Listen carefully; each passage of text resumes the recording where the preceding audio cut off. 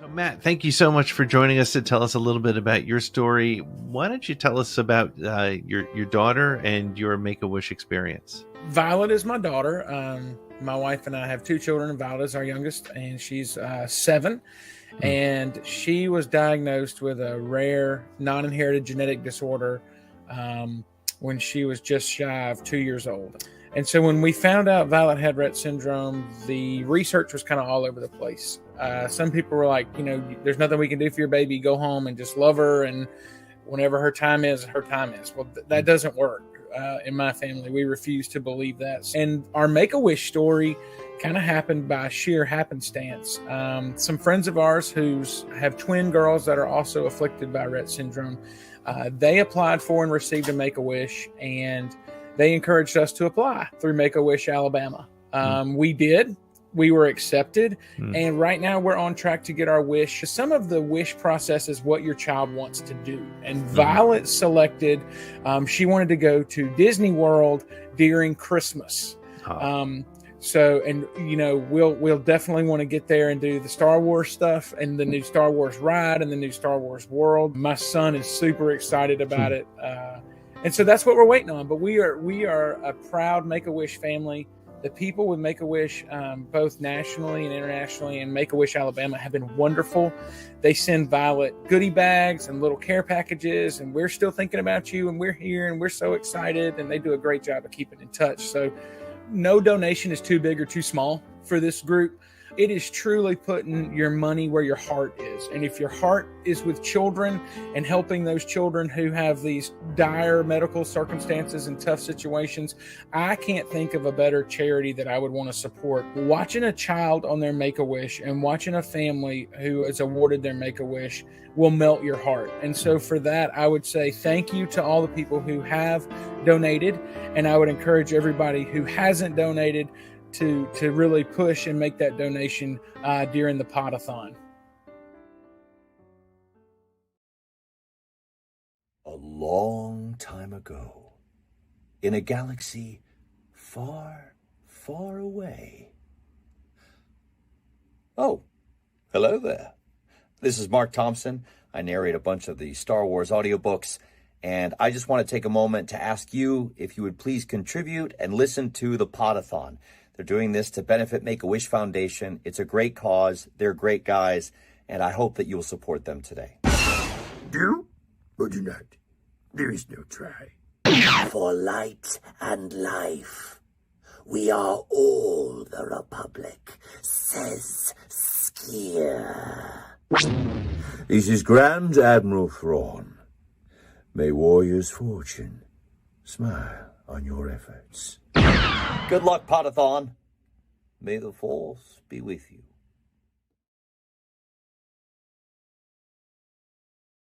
Well, welcome to the 4 o'clock stream. Thank you for those of you who made the jump from one to the other. I know it's not simple, but hey, technology is great, but it's not always perfect, is it, there? Yeah. Scotty, how you doing, buddy? It's dude since 9 a.m. East time for you. You still doing all right? You still hanging? I'm feeling great.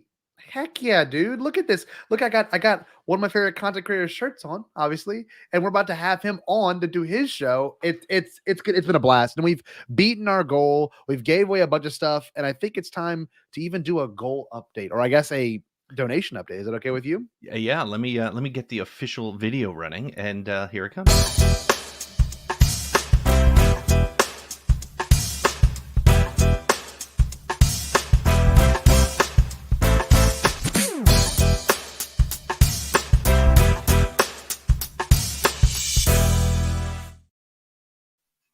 That's a huge number. $6,504. Amazing. People, I can't even look. Me and Scotty, if you've been with us all day, you know that we started a couple weeks ago at 1,500 as a goal. Then we went to 2,000. Then today's goal was going to be 4,000, but we already were over 3. We went to 5. Then we hit 5, and now we're at 6,500. Thank you so much. We're now shooting for 7. I think we can get there by the end of the day. We still have a bunch of time left. Let's talk about the rest of that day real quick before we bring on our good friends here. We have It's funny. This day has been phenomenal so far, and then I look at this and I'm like, it just keeps getting better. It's like Beetlejuice. I've seen The Exorcist 67 times, and it just keeps getting funnier. But this show just keeps getting better and better and better. The coffee is also kicking in, which you can tell. We have Star Wars Explained doing a Book of Boba Fett improv in just a couple minutes. I can't wait for that. Imperial Senate podcast is bringing a game with them as well at 5. Then look, you just got an hour masterclass in High Republic with Claudia Gray. Yes. You're going to get Charles Soule at 6 for High Republic 102. And you get Blue Bantha Milk. We're doing an AI script with them. My goodness, that's going to be a blast. And then Ann Convery, also known as Mrs. Dave Filoni, but a writer in her own right. She's joining us. She gave a tremendous donation, and she's donating her time and some autographs from her and her husband. We're going to talk to her at 8 p.m. East, 5 West. Then at 9, I have Matt Martin from the Lucasfilm Story Group, which is going to be a blast. And then we're going to give away a whole bunch of stuff. We're going to give away things like, I don't know, this thing, a Boba Fett throne. We're going to give away signed and limited edition prints. We're going to give away a Lucasfilm package that they generously donated. We are going to give away books. We're going to give away something from Regal Robot. I haven't even mentioned them today, but they have given us a restraining bolt, which I'm telling you, when you see this thing, you're going to be looking for R2 because it clearly fell off him. Bro Axiom's giving away comic book variant covers. And of course, the grand prize is a signed limited sketch from Mr. Filoni himself, signed and shipped directly from Mr. Filoni himself. So This is what I believe the kids today call off the hook. I don't know if they still say that. What the hell? No, they say they don't. No cap, fam. They say no cap, fam. Okay. But that being said, in terms of donations, every $5 gets you a chance to get a raffle. And this whole next show, this whole next segment is based directly on donations and how you can shape the story of this conversation. Shall we raffle something off before we get started? So real quick, let's get that done. Here we go. Hi. What's your name? I'm Lucky. In my experience, there's no such thing as luck. Looks like you're having a good day. I'm a lucky guy. We'll let the fate decide, huh?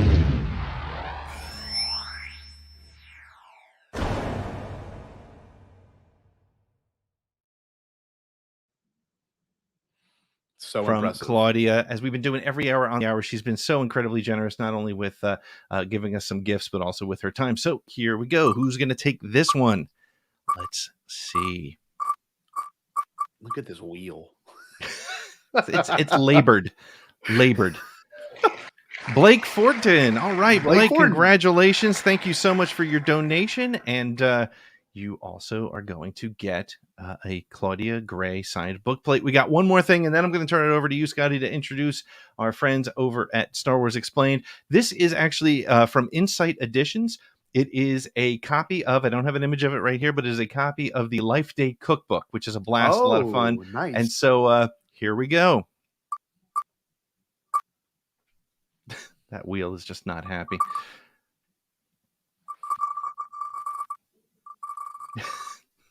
It's just going to keep going. The winner is JD Sleesman again. You know, I don't feel bad about JD winning twice because, first of all, he supported us for quite some time. Plus, he also donated a fairly substantial donation. So thank you very much for that. In the meantime, Scotty, shall we introduce our friends over at the amazing Star Wars Explained show? Well, one of my favorite content creators and a friend of mine. I'm very, very excited. And Pete, get that video queued up. I'm so excited to say this. Get ready for Alex Damon and Molly Damon from Star Wars Explained and their array of guests. And they are going to be taking you on quite a journey.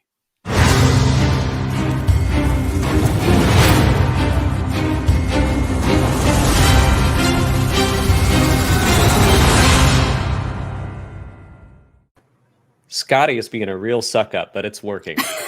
I like it. Hey, everybody. Molly. Hello. How are you? Hi. in the other room. Yeah, I'm great. Okay, so this is all, we're going to try to get to it real fast. This was all Molly's idea. We were trying to decide what to do for Podathon, and she suggested that we do something that we did about 2 years ago with some of these very guests. The Book of Boba Fett is coming out in less than 2 months. We just got the first trailer for it, and I figure, we're Star Wars fans. That's enough to guess the entire plot of the Book of Boba Fett's first season. That's what we're going to do today with our friends from You're Welcome Hollywood, the podcast, and with Lucky Yates, the voice of Dr. Krieger from Archer. They are all Atlanta improvisers from the Great Theater Dad's Garage. Here they are. Welcome, everybody. Hello. Hi. Hello. So, you're all like, we kind of friends. have a reputation as knowing about Star Wars, but you're the real experts. For sure. Oh my God, we're such experts. Yeah. Yeah, so much so that I did not watch the trailer for Book of Boba Fett before. Well, you don't need to, really. Yeah. Oh yeah, I watched it once when it came out. I haven't watched it since it came out. Sleeve stacks are my favorite creatures, so Yeah, they're great. Yeah. They're great. Favorite. Get out of here, Marshall. Will, but you stay, Holly. Basically, what we're going to do is take You're Welcome Hollywood's concept. That's Ruben and Ed's podcast, where they make a pitch to Hollywood based on a title. Well, we have the title. It's the Book of Boba Fett. We have the setup for the story, and now you all will take us from start to finish in about 48 minutes. What's going to happen in the first season? And we're going to be here to help sow chaos. And if you need any questions answered, just throw it to me or Molly. But people in the chat, your donations will affect the story. So if we can get that donation, perfect. Every $5 is going to get I have a random Star Wars soundboard pulled up here. So Roger. We'll just play a sound and you guys will have to react to that, work it into the story. At $10, Molly and I will pull up a random article on Wikipedia, and that could be anything down to people who've worked behind the scenes or just like a random article about chickens I know is in there. Give me that ice cream maker, man. Exactly, yeah. Wilbur Hood could come in. So that's what $10 will get you. $25 is someone's going to have a bad feeling about this, and that just means that something terrible has to happen. The plot has to take a turn. A character has to have a big revelation. At $50, somehow somebody will return. Any character that has died in Star Wars previously, you can resurrect them, and we'll find a way to make it sense. And will we? Yeah, you definitely will. We don't know if it'll make sense, but they'll be back. It better make sense. Well, all you need get them is in there somehow. All you need is a somehow. And at $100, you can kill any character that is currently in the story. Goodbye, Boba Fett. To make the donation, Scotty has requested that you include your screen name or something close to it and how much you donated. And then in the chat, you can say what you want to happen. And Scotty will keep an eye out and pull that up into the story. Does anyone have any questions before I give you like a basic setup of the galaxy? What is Star Wars? Okay, so a long time Is ago this in a the one galaxy with the far, little far wizard away. boy? Yes. That is true, yeah. It's a space wizard boy. Even cooler than the earthbound wizard boy. A world where space wizards are just constantly ruining regular people's lives. Yes. Exactly that. They're such a nuisance. But hey, at the start of this, we have no space wizards. Yeah, you're a space wizard. Well, that we know of. I think I've talked enough. I'm ready to go. So here's just a quick setup for you guys to get started. 5 years after Return of the Jedi, Boba Fett has survived the Sarlacc pit. He's recovered his armor. Now he and Fennec Shand return to Jabba's palace on Tatooine to carve out their own slice of the galaxy's underworld. Take it away. So, quick question. Okay. One question. Who is Fennec Shand? Okay, Fennec Shand is a bounty hunter. Okay. She was saved by Boba Fett in season 1 of The Mandalorian. She was shot and left in the desert. Okay, Boba yes. Fett turned up. Got and then it. she was in season 2. Yeah, there you go. She was, Got it. Remember her. She Okay, was shot just by didn't know her that name. cool guy who was sitting in Han's booth. So obviously the first thing that I'm happens Han's booth. is we see the Disney Plus logo and Right. Lucasfilm. Of right? course. And then the sparkly helmets and droid faces. Yeah, and now and we see that the logo that they've recurrent at this point. So instead of Star Wars top and bottom, it just says Star Wars. Yeah, as it's all one big word. long word, but they kept the R long at the tail, so it's just really weird to read. Spider-Man does swing in through the scene just because they own it. You gotta use it.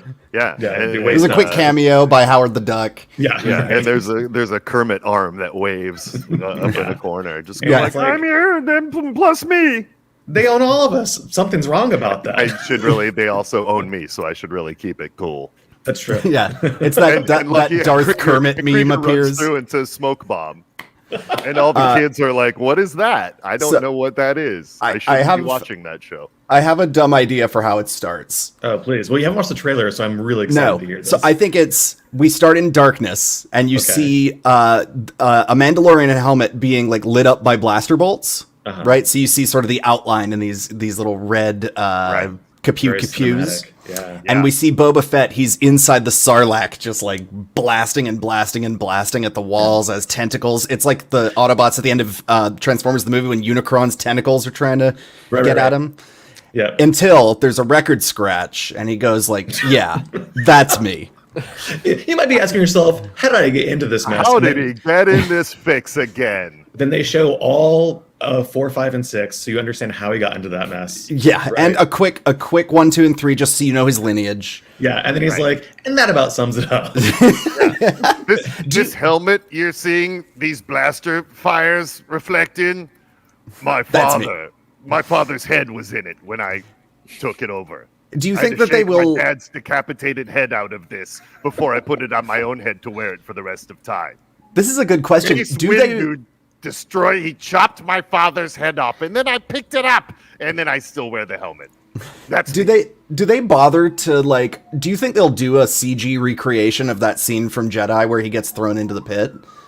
Like, are they going to try and reshoot that? I think it's funny because now is the time, Ed. There's no time for questions. We're putting it in. It's in right here. Okay, so there's a quick CGI recreation where they do the thing where it's like they put everybody back in. It's really weird because they put like the old Leia's CG head on Return of the Jedi Leia in the bikini. Yeah, and it's very confusing. Right. There is a sign above the Sarlacc pit that says "Not Dune," in case anyone gets confused. Like it's not the same thing at all. Hey kids, it's not Dune. It's not Dune. Desert planets aren't everything. And I think we go from like him fighting out of the Sarlacc pit. Rough and irritating, and it gets everywhere.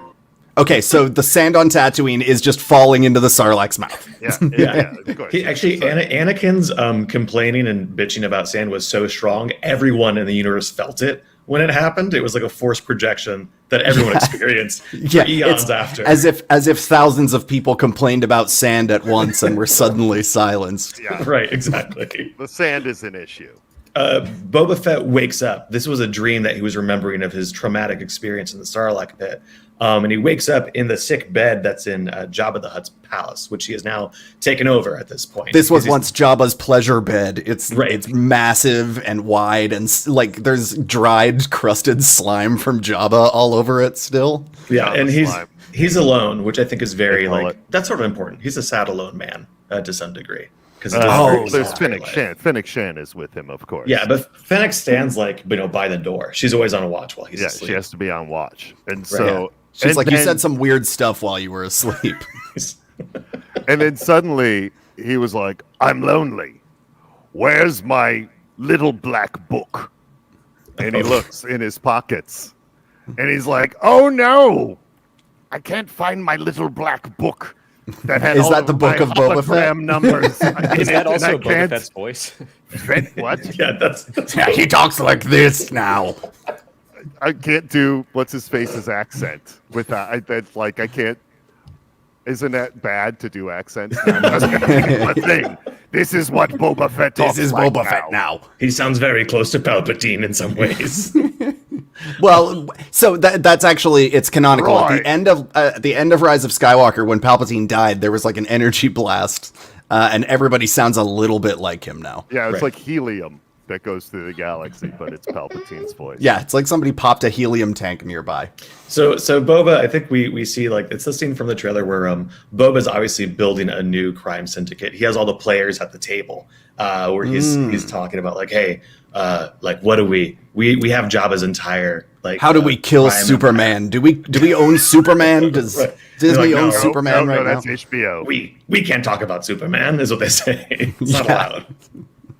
And so we've got like all the major. This is one of those moments where I think like we see characters who aren't dead, because like the Star Wars universe, no matter how much new stuff they try to put in, they have to keep reminding you of like all your old faves. So like a bunch of existing, still alive bounty hunters and stuff are at the table. Right, and we've got and they're all like fussing, and we got this like really cool twist moment because someone just donated for it. As they're all kind of squabbling about what to do, suddenly someone walks in, and it's weird because they're still in like the very obvious orange Rebel Alliance pilot outfit, and it's Biggs Darklighter, and he's like, "Who is Biggs Darklighter?" Oh no. Biggs Darklighter died in the very first Star Wars movie. Or did he? And he's or like, hey, did he? No matter what you do, you're gonna need an ace pilot. And Biggs So he's just a Darklighter random is the X-wing best pilot. He's like a Jack Porkins type. No, he's not a random X-wing pilot. He's like the X-wing he's pilot. Luke's every reason for being. Biggs. How have I never heard the name Biggs Darklighter before? Biggs was the father figure Luke never had. Uncle Owen was too much of a drag, and so he went down to Tashi Station to hang out with Biggs and the gang. And Biggs has a cool mustache, which is the most important part of his character. And a Canadian accent. Yeah. Okay, so the very important Biggs Darklighter is here now. Oh, don't be glib about it. It's happening. They felt the need to kill him off in the first movie. He wasn't that important. Anyway. Boba draws on him and he goes, I thought you were dead before I even thought I was dead. And he's Biggs like, goes, not me, Biggs Darklighter, the important boy.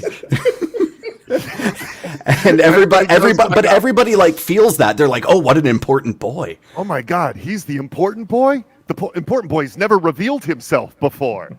That's right. And that's like his code name. Yeah. His code name is Important Boy. He's been running spice all over the galaxy as Molly, do you want to do a random page, or do you want me to do it? Yeah, so the random Wikipedia page brought me to Star Viper Mark II. I think that's a ship. Oh yeah, and that's when Perfect, and Biggs is like, step it's out outside. front. Look at what I got. Star Viper X2 parked out front. He takes out his key fob and like boop, boop, turns off the security on it. Yeah, he's like, I leased this thing.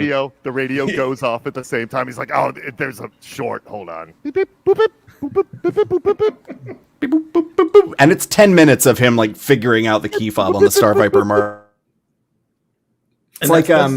It's like you know how people in Hollywood will like lease a fancy new car just to go to a party? That's basically what he did. Like this isn't his car. Right. He's just messing around with it. I think that's where Biggs and Boba had this conversation about like, hey, we're gonna have to like kind of go to all of Jabba's old clients, and like some of them we'll keep, but some of them are really bad dudes, and we have this book of bad dudes to go after now from all Jabba's client list that we can take out and make this galaxy a better place. So now we've got 2 books of Boba Fett. The first book being Boba Fett's Gallery of Dames, and the second being Jabba the Hutt's client list. It should be called the Books of Boba Fett, because the bookshelf of Boba Fett. 2 of many books. The IKEA Billy bookcase of Boba Fett. Including the book he's writing with that opening narration that's going to wrap this whole thing up. It's a Boba has. book. He has a diary that it's like, today, Biggs Darklighter came back. Who knew? No, important boy has returned. My book of books. Anyway, I think we got another random Wikipedia page. Oh and, yes, I got spy cam. So there is a spy cam, just a small hollow camera spying on floating by one of those on like a little robot body, like on Hoth, like exactly. Yeah. So, but who's behind that? Right. Who knows? It's to be seen later. There's no telling who's behind. Or do we do the thing where you go from the spy cam and then you cut to a bank of monitors showing what we're watching? And we who's watching? We see one arm and we're like, whoa, they're teasing a villain we don't know. But that arm belongs to Wedge, who's also around. I was going to say, is it Dr. Claw from Inspector Gadget? Does Disney own that now? I don't know. Does Disney own Inspector Gadget? I don't think so. I'm going to say no. Okay. I'm going to go say no, Ed. In my head, it's Dr. Claw. They didn't see the value in it.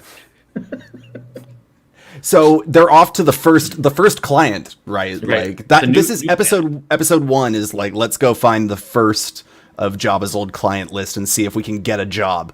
Yeah. off of him. Right. Because Boba's got to start bountying. That's like his whole thing. Yeah, and they're like, and also running a drug empire, but bountying first. Drugs after the bountying. Yeah. Like to celebrate the bountying. He's got to get his stock pile. They're like, who's our He's like, I'm out. Oh, I'm dry. Don't have I'm out of books. And also space drugs. I need space they call drugs. it.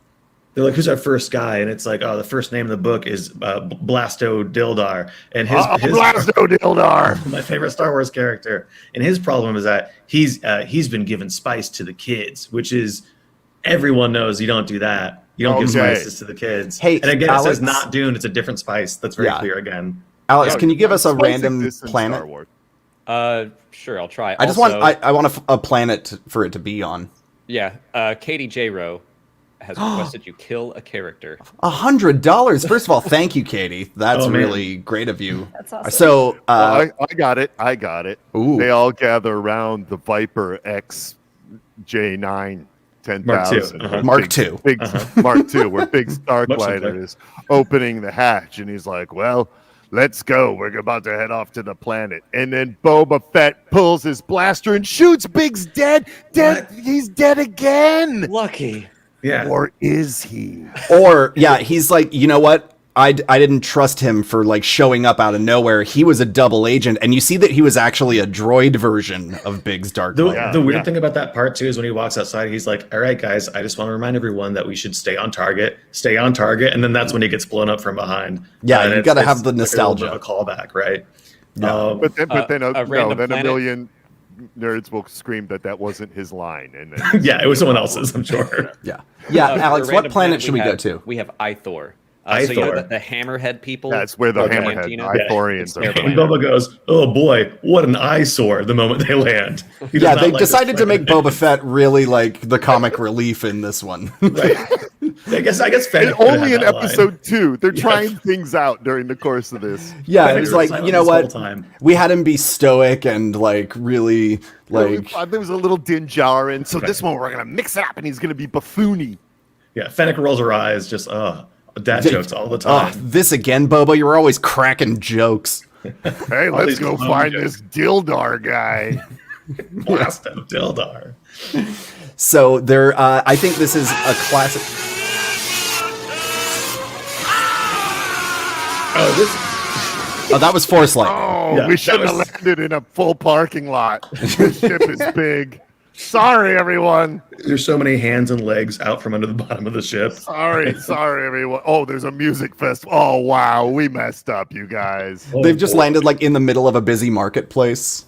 Boy, they are gonna write a book about me one day. I'm Boba Fett.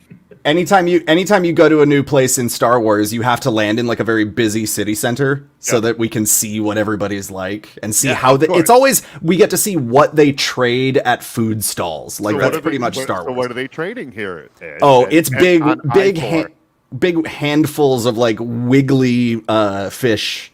Oh, but and goop berries. What's the love local, a goopberry tart. Oh yeah, it's like nature's gushers. There's somebody selling fresh gum flargs right on a spit. Glumflarg, fresh glumflargs for sale. Freshly squeezed. We'll squeeze them right for you.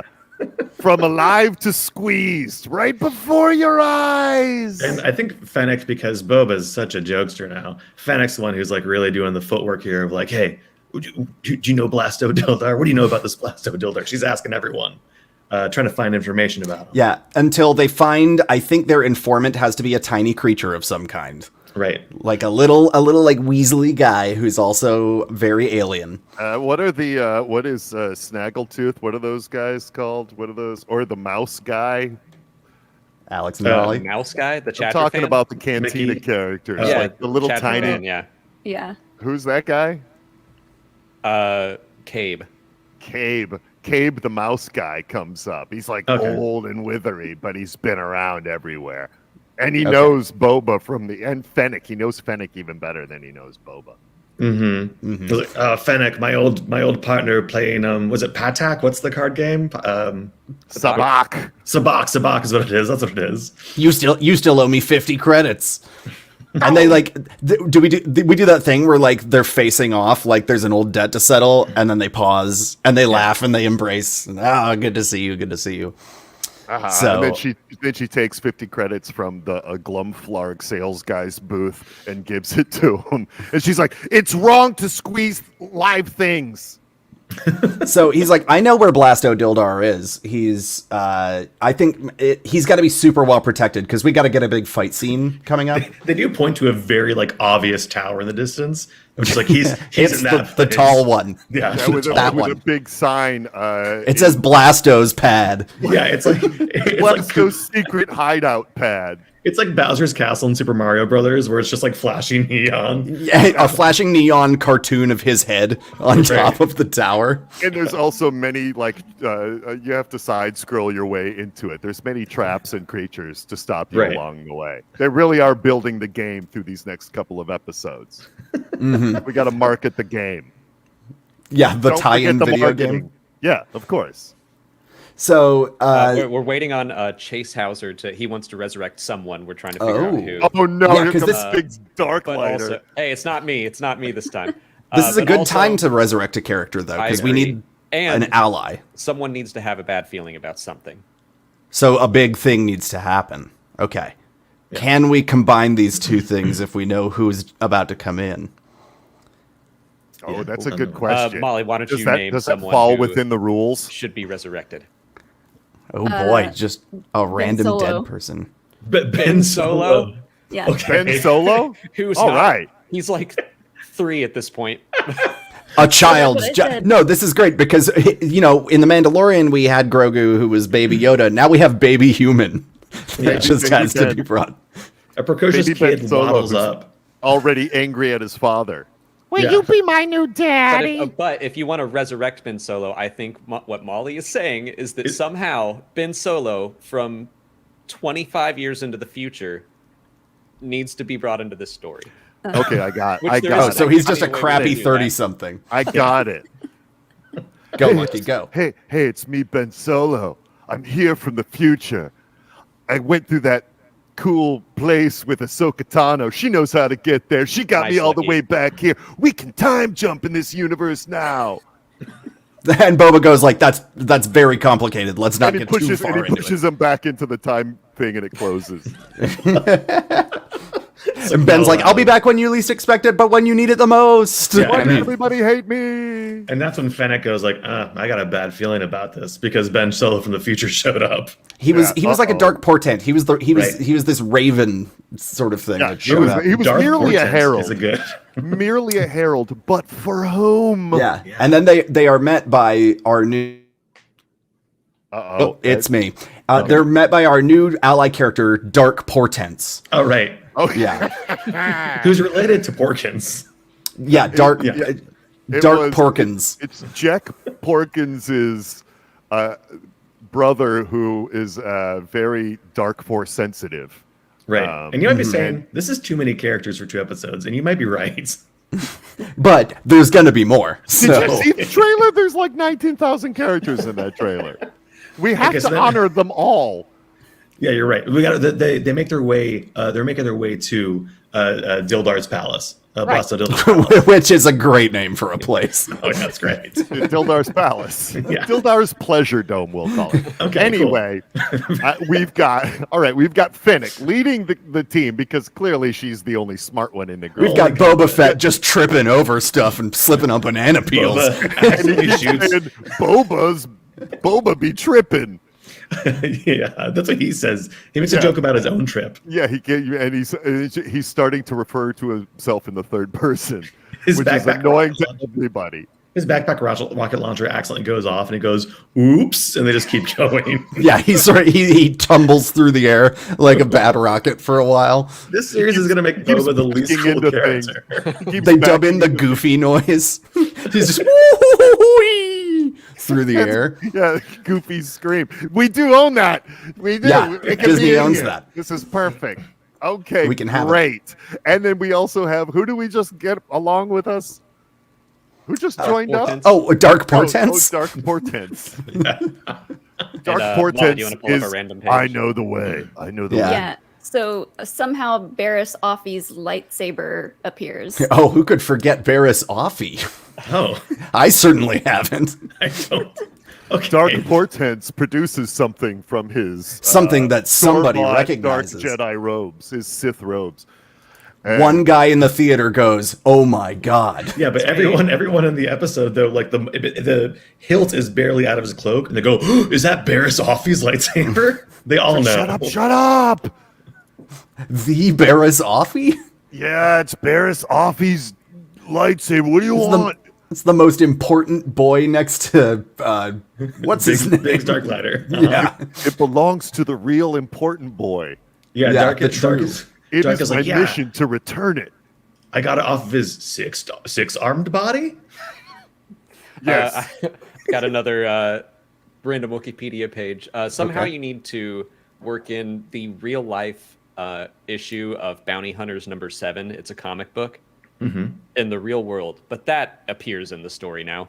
Okay, cool. There's a used bookstore in the marketplace. This is yet another book of Boba Fett, where Boba, he sees his own picture on the cover. It's like Biff finding the sports almanac. He's just like, something. The answers will be within. And he goes, "Ooh, the future!" And he goes inside the store and grabs it off the rack. And he backs up against the wall to read it, to open it up to read it. But then his jetpack goes off inside. Oh, man. And he slams up into the ceiling, bonking his head, and he passes out. He comes to Fennec. He's like in an alley. This bookstore is on fire now. It's gone. Yeah. He's burnt it down. And he gives a good old...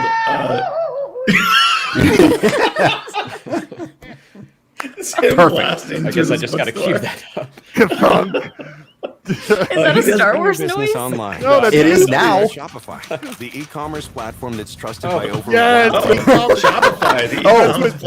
That classic Star Wars sound. As he's coming to, he sees an e-commerce commercial. He's like, I don't know what that is. Maybe I should monetize my bounty hunting online.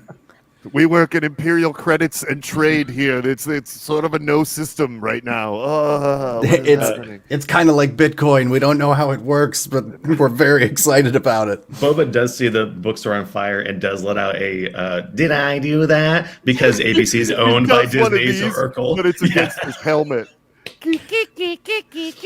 So That's how he got disbent. They've got all their stuff and they're approaching Dildar's Pleasure Dome. And there's 7 bounty hunters posted up on the parapets around the thing. Yes. Right. Yes. And there is a bunch of girders and scaffolding leading its way up that he has to climb. And up at the top there's a Rancor. At the top there's a Rancor throwing barrels of spice, of flaming spice. And Dildar is up there at the top. Blasto Dildar is just up at the top with a space margarita, watching it.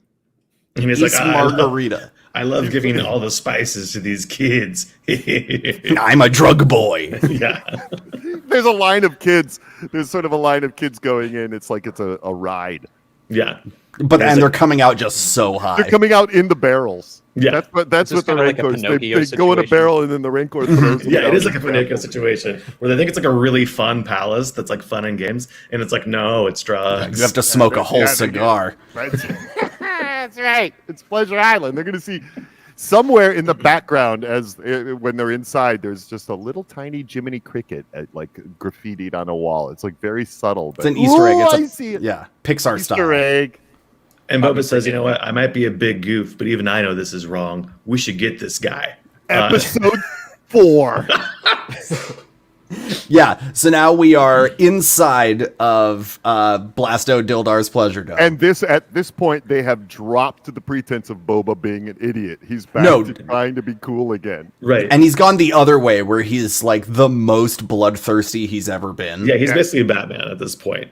Right. He's out for justice. He's cut the T part out of the Mandalorian helmet so you can see his mouth.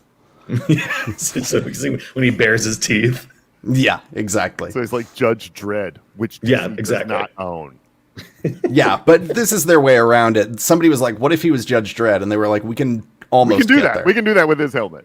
Yeah, he's not a true Mandalorian. It does not matter to him. So, he doesn't care. So Boba's in there just slaughtering fools. Like he's got his Mandalorian arm blades. And he's dropping bounty hunters, and he's picking up flaming barrels of teenagers, and he's throwing them. It's a means to an end, is all he says. Yeah. Their lives were already ruined. They were on space drugs. There's a quick PSA about like, if you or somebody you know is suffering from addiction, please call this number. That's right. Just they have to cover their bases when you say like, let's kill these spice teens. Legally, it's in there, and we still have become rabid zombie monsters. Oh yeah, they're bad. They're bad news. And we still have Fennec, Dark Portents. We got a $50 Cabe is donation. still there. What does that mean? It's another resurrection coming. Oh my God. And swinging in from the rafters to save the day in this battle. Boba's like fighting his way up, and he's almost at the top. And whoa, here comes something. Did they give who they want resurrected? Not yet. Okay, a shadowy figure save that. Yeah, they're swoops in from the top of the rafters, kicks the Rancor that was throwing the barrels, and it falls down off of the pleasure dome, and it splats on the ground. Bad for the Rancor because like he kind of holds his face like ow when it happens. Rancors have never done anything wrong in Star Wars. They've just been imprisoned. It falls on a line of non-drugged up teenagers waiting to get inside, and it kills them all. And they're like, they were still trying to get in there. They were about to ruin their lives. They had intent to use. They still had their souls. The Rancor's body like blocks the entrance though, so we have no more kids coming in. Yes, you can't have it. The Rancor's like means to permanently blocked it up because you cannot cut Rancor skin and bone. Okay, it says Molly gets to choose. Who is our savior? It's Palpatine. Oh no! Of course it's Emperor. So he comes in, he goes, "Hey, sorry for the last thing. Hey, my bad. I'm here to try and set the cosmic scales straight a little bit, you know." Listen, there's like 18 of me and other clones running around the universe right now. Yeah, it's like that was right now. One of them is hooked up to a weird thing with a stadium full of creeps. That's not the route I'm taking. I'm good saving the day, Palpatine. I just like that. Yeah, he's like it's kind of I got 20 years of doing nothing, so it's kind of like a Rumspringer. Why do cool good things instead of bad stuff? Yeah, I'm trying it out. Maybe I just want to return to the dark side. And he starts blasting Blasto Dildar with Force Lightning until he's stunned and on the ground. And Boba's got him up by the lapels. Stop giving drugs to kids. Also hire us. He smacks him around, and then Blasto's like, "What do you want? Anything you need, Boba Fett? What? Just stop." Oh yeah, he's like, "You're in our pocket now, right, Blasto? You work for us." Yeah, it's like we've got more. It's like, do you know the names in this book? And he's like, wait, who are these? It's a wrong book. Here, wait. And he sorry, these are just some cool ladies that I know. I'm very forgiving. And then he's like, I know many of them. He's like, you're gonna help us take them all down. Oh my God! It's great. Jane Dalton just donated $200. Is this a Jane Dalton? Is this a Kill Bill scenario now? Like we're gonna go down the list of clients and just wipe them out? Either wipe them out or they join and you build an army. Okay, I like that because the idea of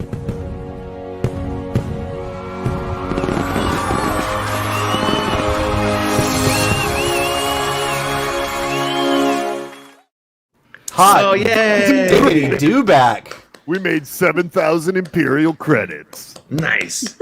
Look at that. Well, now Jane Dalton, I think you can ask us to do anything for $200. Oh my God. Well, keep it cool, man. We are on. We can get kicked offline. So I love this. Like we've set up just like it's time to murder, all the way down the client list. Redeem. Yeah. I think we definitely will. Like there'll be, so if we're going through the rest of the season, it's right? Join Us or Die, right? Yeah. He's creating a Join Us or Die gang that's going to ultimately run a bookshop. Right. The coolest bookshop on Tatooine. He's going to turn Jabba's palace into the coolest bookshop on Tatooine. He's gonna turn it into, what's that British sitcom with the bookshop? It's the Mighty Boosh guys. Oh, I don't know. Ah, crap! I can't remember what it's called. He's gonna turn into like a Boba and Nobles, basically. It's like Boba and Nobles. Yeah, really easy. And then, at this moment, Oh, for a second, I thought they were at a Flaming Lips concert. this is when you hear. If I hear this music, the next sound I want to hear is. Yeah, right. And we see one a red blade comes out, and a second red blade comes out, and we know it's only one person. And this is still going. Yeah, so Darth Maul does appear at this moment. We're resurrecting him just for fun. Oh no, he's still kicking around right Oh man! Wait a second, and then Greedo from another corner. Hey Greedo, you thought I was dead? I was wearing bulletproof vest. Suckers! Oh yeah, I've been laying low this whole time. Luckily, Dark Portents whips out Barriss Offee's lightsaber. Yeah. And starts fighting with Darth Maul and Greedo, who's killed immediately in this fight. But he's not a Jedi. He can't defend himself. He also never changed vests, so it still has the bullet damage from Han. So it's compromised, and the lightsaber just goes right through him, and he dies. He's slowly reaching for his gun to pull it the entire time. Just He never can't, gets he can't to it. handle it with his dingly, rubbery fingers. And it's funny because he gets killed right in the middle of, like, he looks at the camera and he says, like, I just want to set the record straight on what happened in the cantina that one time. And then he gets killed. Right. But then Palpatine turns and he goes, Darth Maul, how many times have I told you?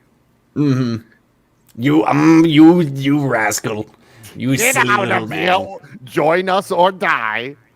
Yeah. Okay, we're bringing Jar Jar back, even though he's not dead. We'll just bring him into the story. This is great. I'm all about this. We're assembling our party of dudes who are going to go save the universe. That is the number one name. So we have this motley crew of people walking back to the ship, and at this point we flash. There's a little montage of them in different planets and them shaking things down and beating guys up, and we got to speed things along because now there's a gang and they're down to the penultimate person. Yeah, we're missing that X factor. Who's the one person? We've got our demolitions expert. We've got our lockpicking guy.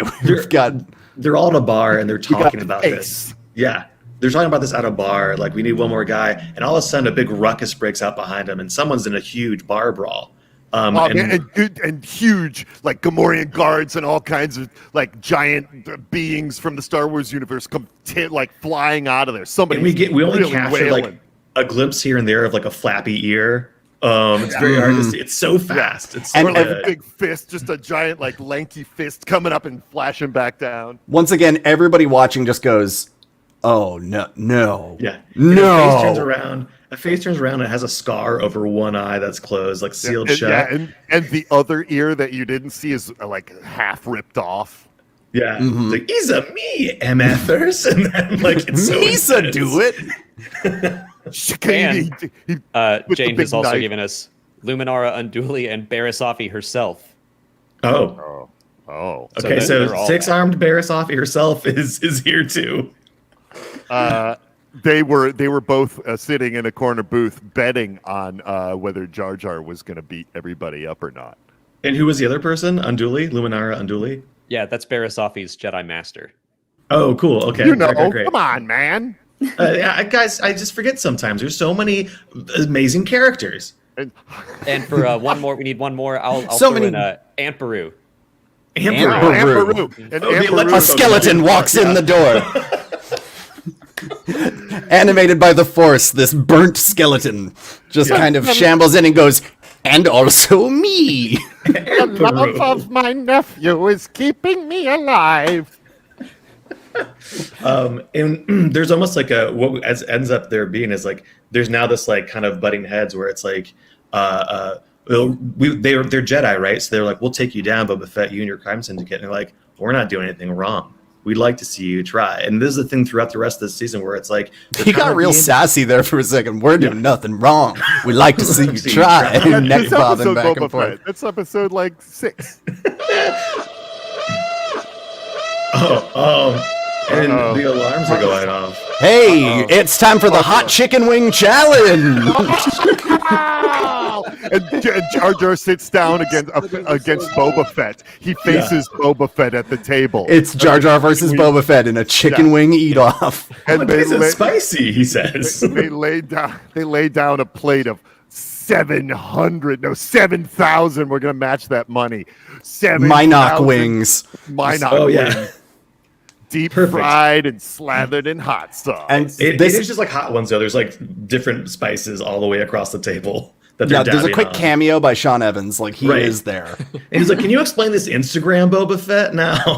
Yeah, and then he gets like, killed. I can't. I don't remember that. I was messed up that night. And Boba Fett is like hurriedly eating, and is like sweating, and he's not going well. And Jar Jar's sitting there, and he's out of one corner of his mouth smoking a death stick, with the other corner, that giant tongue of his is just bringing up Mynock wings and gulping them down. Man, it doesn't mean anything to that guy. He's so badass. And that's how Jar Jar like.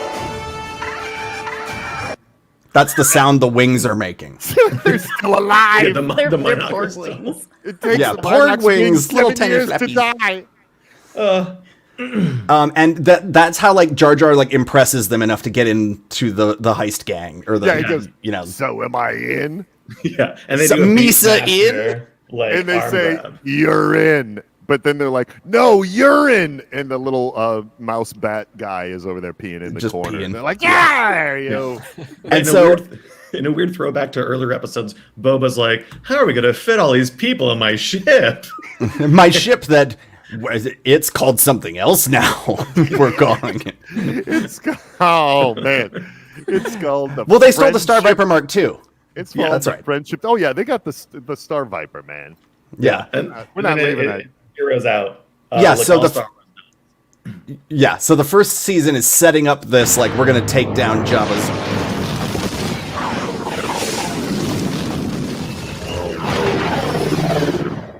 and then somebody just stole my ship. Yeah. Somebody just stole the bad word one.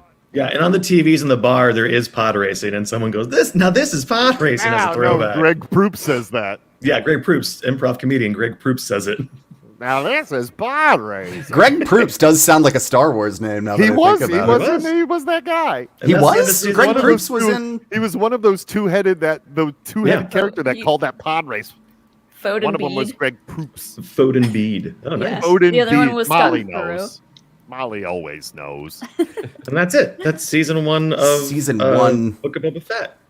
And then 2. season 2 is going to get intense. The Jar Jar paradox. My Season God. 2. We've got a roughed up Jar Jar Binks who is a Mynock wing eating champion. Dude, Yeah. Bad Boy Jar Jar would be so great. Like if they brought him back super That's gritty, good. like Silver Yeah, Age like- Batman. Yeah, he's been through it all. He's like, he was just an idiot, the teenager back then. Like, oh man, He's got the same pants on, but they are Jinkos now. They're real bad boy energy. Yeah, he got really into listening to like Korn. Yeah, Mudvayne, super into it. corn. He's got like a Korn Slipknot t-shirt and God, he's cool now. yeah, he's a really cool guy. But he's got a dark secret Yeah, that and we that's will it. find out about in season 2. Get excited Of for course. season 2, everybody. Sorry, we You spoiled gotta season 1 tease for them all of you along. guys. Well, we'll get season 2 after the next season of Mandalorian, and then this one will Right. come around. Yeah, so in 2029 you'll At find some out. point. Yeah. When the What heat death of happened. the universe is upon us, we'll find out. As soon as we Yeah. figure out how to digitally do all of the actors' voices so that you can't tell the difference, and then we can start de-aging and then just tell them. And then all we to don't go have away. jobs anymore. Right. Oh Basically. yeah. Yeah. So the basic gist I got here was that it's about Boba Fett forming a gang to eventually run a bookstore, a gang of several characters we thought were long dead, and some characters that are resurrected only to die again immediately. Well, you we can also only book have- the actors for a day. you Right, know, yeah. like- Yeah. It's You just a can't Disney get big Plus names. budget here. You know what I'm going to and say? I think 50% of that is going to be accurate. I mean, I think there are some things in here. The tiny informant, I think that's very possible. Blasto Dildar just feels like a Star Yeah. Wars name waiting to happen. Also, like, yeah, like you can't afford what is it? To not have Biggs Blasto Dildar Biggs in your important story. boy for more than a day. The important boy is out there somewhere. Me You and Ed see are gonna this have robot words. to do his own bidding. I'm gonna have to go and like look up that Wikipedia because like I'm sure I know who that character is, but I never knew he had a name. Yeah, Got a Biggs and Wedge. mustache. Like in the original cut of Star Wars. I'm You Googling see him once, right now. You see him, they he's hug. genuinely my favorite character in Star Wars. He and Luke hug at the X-Wing fighter, and they're like, yeah, you're going to do it. You look great. And then he gets killed in the battle, and then Luke looks really sad. And it's just like, why is Luke so sad about that one Oh, time? this and then guy. you learn later, they're like, oh my God, there's these scenes with him. I recognize him. He has bartender energy. Yes, he does. He has zaddy mustache bartender energy for sure. I have a full shrine to his character. I have like all of his merch back there. I love Big. They made merch. And Of course, dude. He's a very important character. And that's true. That's I a guess. perfect segue just to remind people for the Podathon later. From 7 to 8, I will be part of the Bantha versus Death Star attack as written by an artificial intelligence, where I will be playing Biggs Darklighter, important boy of all time. Yeah, make sure that you keep that title. Important boy. Important boy of the galaxy. Yeah. I will keep that for Biggs. Fun fact: almost every Final Fantasy game has a Biggs and a Wedge character in it. Yeah, and they usually die. And Amheim, Bosk has not appeared yet. You gotta save stuff for season 3. Yeah. Come on. Yeah, that man. comes out in 2050. Yeah, Bosk is going to be Come at on, the you can't end just of throw season Bosk 2. right in there. Bosk will be the Luke Skywalker moment at the end of season 2. Yeah, exactly. Yeah. You need it. And then Zuckuss is going to be a bad guy. Mm. He'll never Just- get Zuckuss. Every bounty hunter MC Chris has ever written a song about. I do like in chat, Rick Villanueva saying, we're the new story group. Hey, if we can make it this good, not trying, imagine how good it could be if we did try. Yeah, give us 2 hours. Yeah. and money. Come on, Lucas. wait. I think we got 3 minutes left. I want to make sure you guys all have enough time to plug everything. So let everyone know about Dad's Garage, your podcasts, etc. Yeah, we all work at Dad's Garage Theater Company here in Atlanta, Georgia. If you are local, come check us out. If you're not, fly here, I guess. We've got some stuff online. You can go check that out. But yeah, and you can listen to our podcast, You're Welcome Hollywood. Yeah, we haven't updated we're in a hiatus right now, but there's like over 100 episodes that you can check out in the back catalog. And how does that work, fellas? People suggest things to you? Yeah, it's kind of similar to what we did today. We get a title from our audience, and then we do whatever that movie sounds like, whatever we think it sounds like. Kind of the same thing that we did today. So if you like this, you'll probably like that, but less Star Wars. So And if you're here just for Star Wars, never mind. Yeah, and we've had Lucky Yates on several times. Yes, so we I love going You on can find that show. those. It's great. And of course, watch Archer on the Hulu. It's available on Hulu.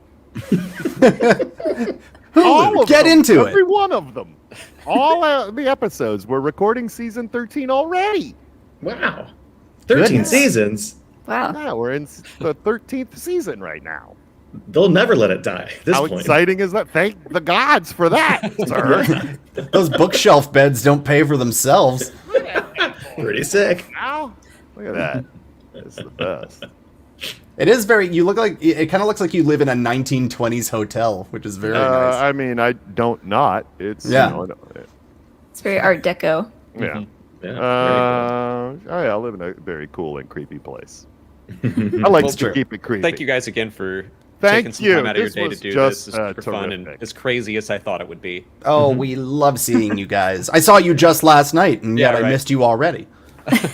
I was genuinely Ed taught me something about Sarlacc last night that I didn't know. So Well, you handed me a diagram of one, and I read it. and I was like, oh, I didn't know that. It came from your mouth, so I think it counts. From the mouths of babes. Anyway, you're Come. taking over my channel. Sweet babe. Facts about Sarlacc. I would love to do a video where I get to have a video on your YouTube channel and just say something about Star Wars. And anger Just everyone. riff. Yeah. Oh, it's easy. You can say everything completely right. They'll still be mad. It's a video that's just like, I don't care about Biggs Darklighter. Oh, no. Yeah, right. no, and I'm just in the back tied up. That's actually pretty great. You guys can have Biggs Wars. Well, Biggs we crossed that 7,000 mark. So Yay. thank you all for your help doing that as well. Thank you everyone for your donations. And it's right at 5 o'clock on the dot. So I think it's time to pass it back to Scotty and Pete. We will.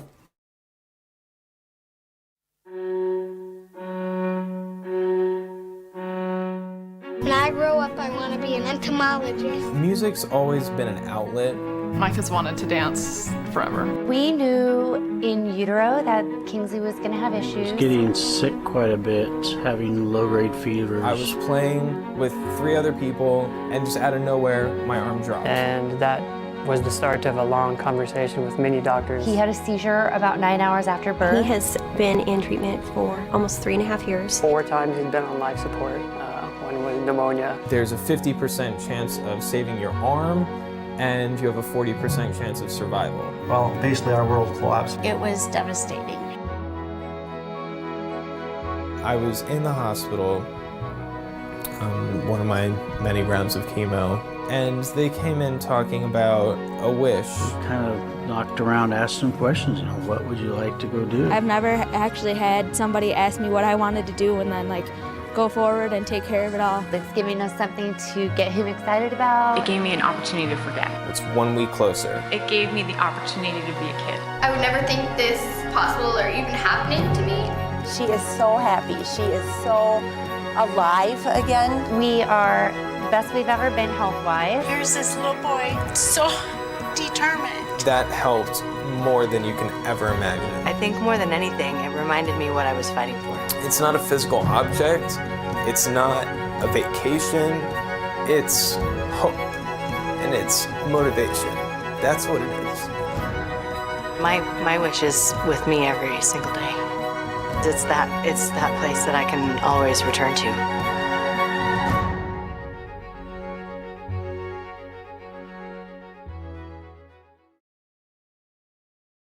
Hey, this is Alden from Octo Radio. And I'm Tori from the Mandatory and Creed. And today we are reaching out from our corner of the galaxy to encourage you to make a donation to the Podathon, which is benefiting Make-A-Wish. Granting wishes for kids worldwide is the kind of hopeful gesture that Star Wars is all about. We are so grateful to be part of such an amazing community that gives back. Visit the links below to donate. This is the way. And may the Force be with you, always.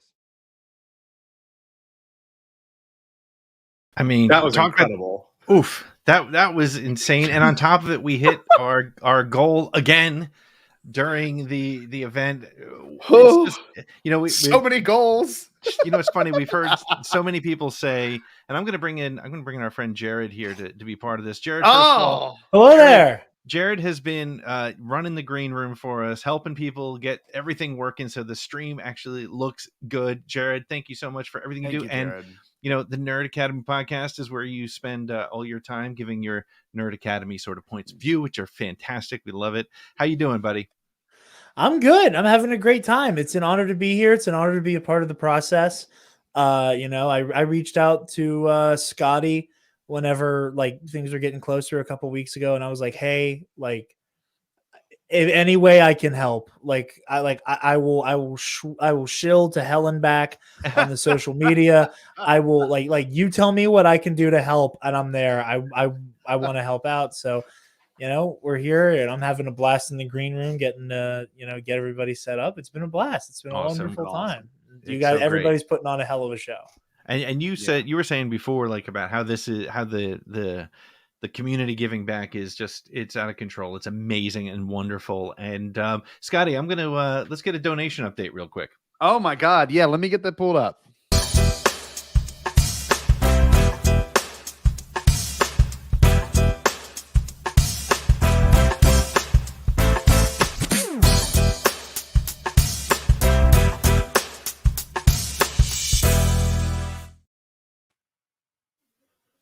$7,099.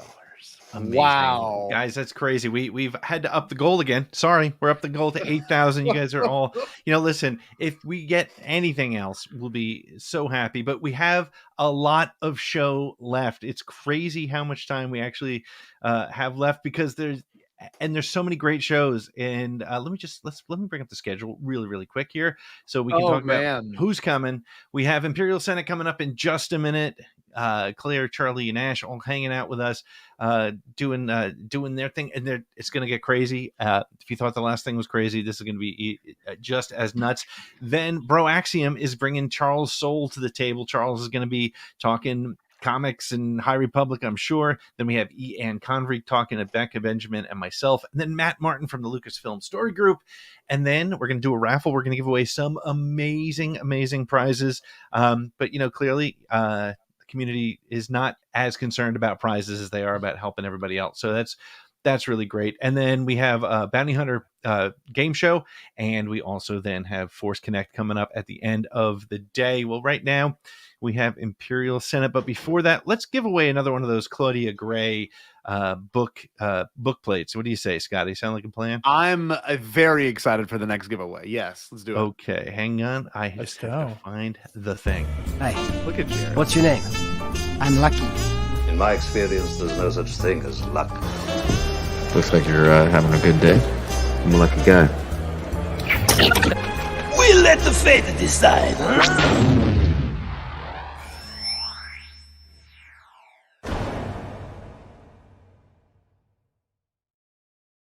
Let's hit the old spinner here and see who wins the next Claudia Gray autograph plate. Very exciting stuff. The wheel is getting very tired, and that's good. I want the wheel to break by the end of the day, and it just very well it just might. Who do we have? JD again. Wait. I'm gonna respin it because JD's already getting one of these, and if he's got an issue, true. He can call me. He can give me a call. But we're gonna do it just one more time, just in case. Yes. He's a good guy. He'll get it. Let's see. I'll send him something from my collection if he needs it. Of course, if you've seen his collection, he doesn't need anything. Let's see what we got here. Watching the wheel just groan into a spin is getting funnier and funnier. James McCall, there we go. James, congratulations. Thank you so much for being a part of our Podathon and for bringing your donation and helping us remember, go. every $5 is a entry into this. So if you donate $50, you get about 10 entries. So very exciting stuff. Very exciting stuff. Awesome. But we do the other giveaway? I thought you just want to do a book plate right now. I didn't let you want to do something else. I could do something else. I could do how about a signed Claudia Gray book? Oh, how does that sound? I like how it. How does that strike you? Huh? All right. Let me pull that up. Hang on one second. It's just not as entertaining without the music, but I had it right here, so I'm just gonna bring it back. Okay, so here we go. Here's a winner of Claudia Gray's Into the Dark, signed. A little bit bigger than a book plate. So let's see. What do we got? Who is it? This is groaning. And it's Wheel of Pain. Amazing. Lorenzo Tortorella. Excellent. So excellent. So I'm going to step myself. Congratulations, Lawrence Tortellini. This is from the Cam Ray creepypasta, I think is yes. But we are now very lucky and excited to welcome the Imperial Senate podcast for what promises to be more madcap tomfoolery and fun and Star Wars excitement. Don't forget to donate. Hit that QR code in the corner. Just because we have blown away the number doesn't mean we can't go even further and have even more fun and bring more to children who need it more than anything else. That's what this is all about. That's why we're here. And thank you all so much for hanging out with us. Jared, thank you for all your work today, man. We will definitely be we'll bring you back a little bit later. Thank you. I'm gonna be here. I was just gonna say my girlfriend just got here, so I'm about to tear up some Pizza Hut while I'm nice. It's go time. All right, man. Peace.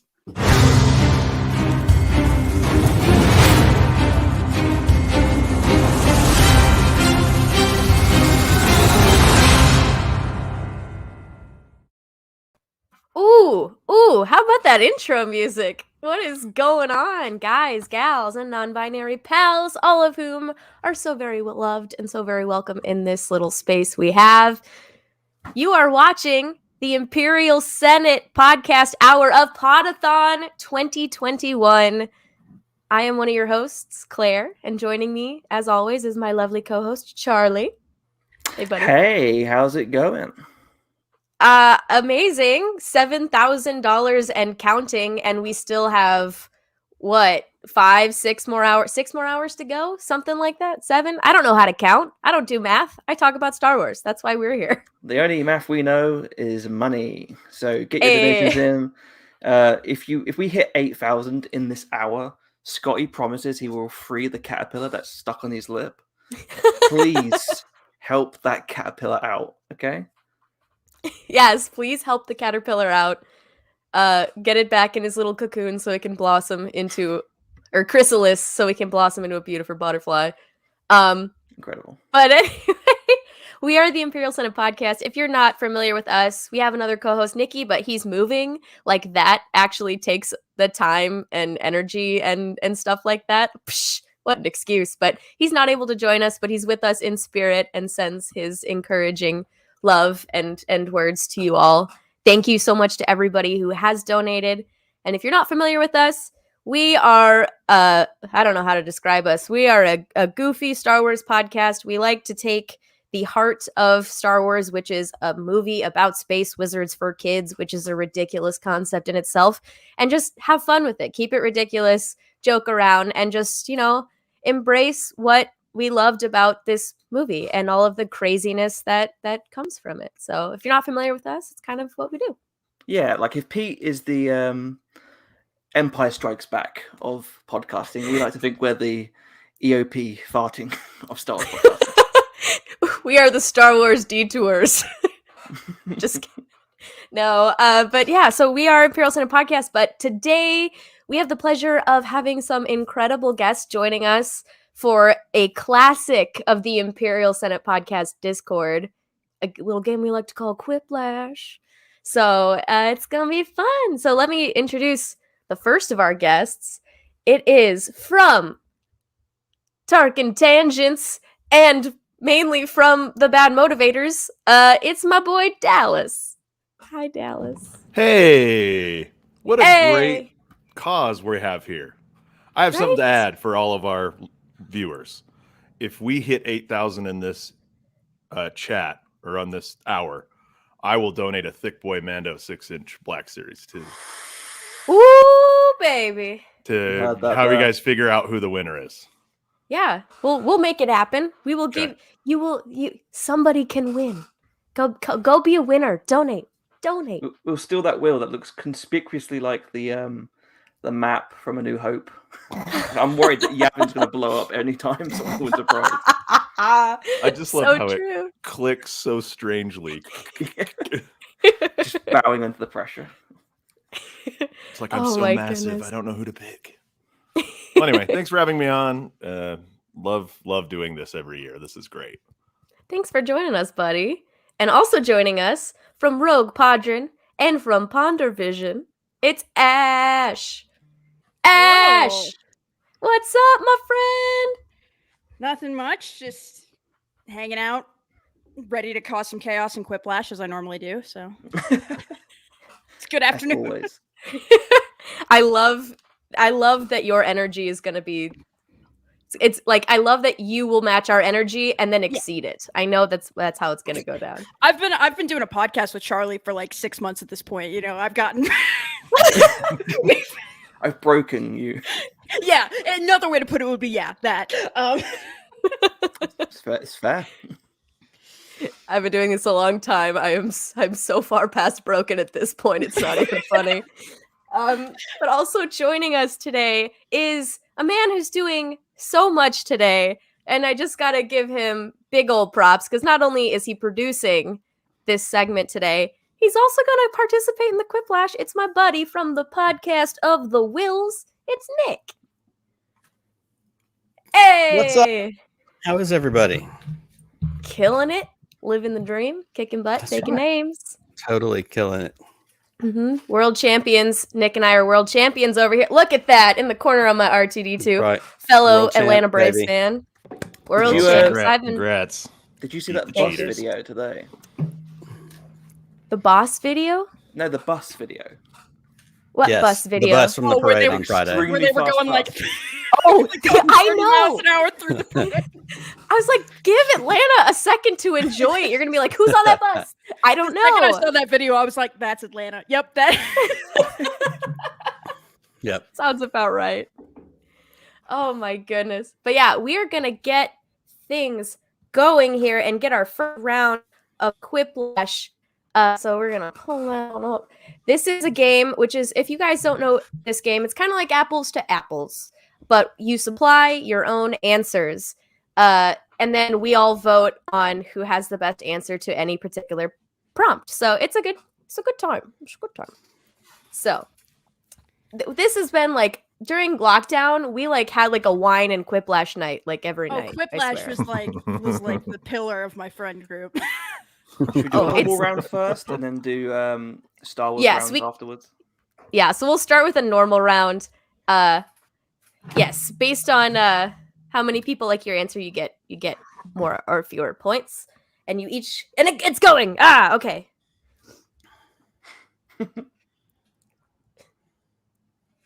Oh Lord.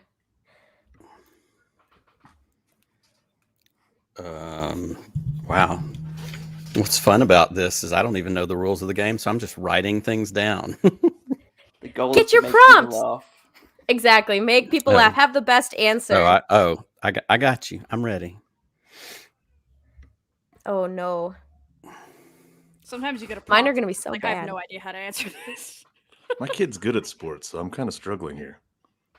Your kid's good at. Oh, you're giving us hints Hey, to got which one you're achievements, answering. Claire, well done.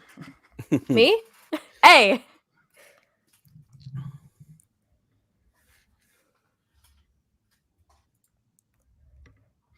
Also, feel free It's to really join, bad. If you're watching, like you can join the audience and vote if you'd like to as well. Yeah, so if you go to jackbox.tv audience members and type in that code in the upper right-hand corner, you can vote on which one of us has the best answers. You can help contribute to that, which is pretty exciting.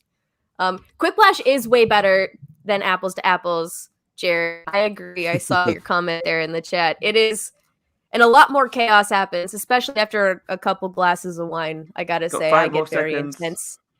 It just occurred to me that I put a Star Wars answer in, even though this isn't just because it was the natural instinctive. Oh, I suck. Same. I didn't. I did the same thing. Only John putting in Star Goodman Wars answers. So- this is a good one.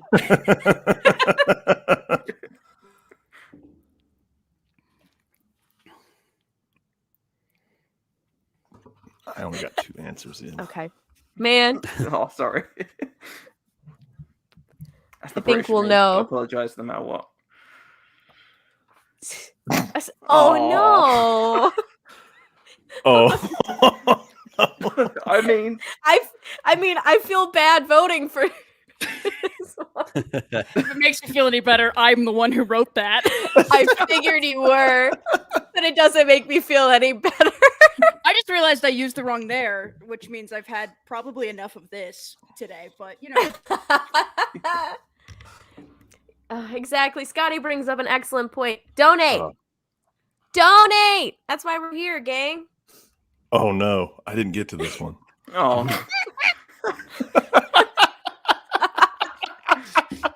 What is a stormtrooper raid if not a giant toaster? Oh no. I'm so sad. Imperial Yeah. toasters are so precise. They don't ride in single file. Yeah. You deserve that, Claire. Thank you. Sorry. Accidental Star Wars answers. It's just how today is gonna go, I think. I'm gonna get some people hate me for my next one. Oh no, what have you done? Oh, okay. I didn't get this one. Oh, I was really worried then. Oh. I don't know which one. They're both good. Oh no. These And are that probably both should have really said good. Jar Jar as Pennywise, but I might have been in a hurry. Is Avazon the one that gets their hand chopped off, or is that Ponda Baba? Yeah, or Ponda Baba, right? Ponda Yeah. Baba, yeah. Do you guys remember? I think it was Celebration Orlando. Do you remember the oven mitt? That's the severed Ponda Baba hand. You remember that? I own one of those, and I will never use it because it is just the funniest thing that I've ever seen. It's just, yeah. Oh, I didn't get my answer in. Oh, thank God. Perfect score.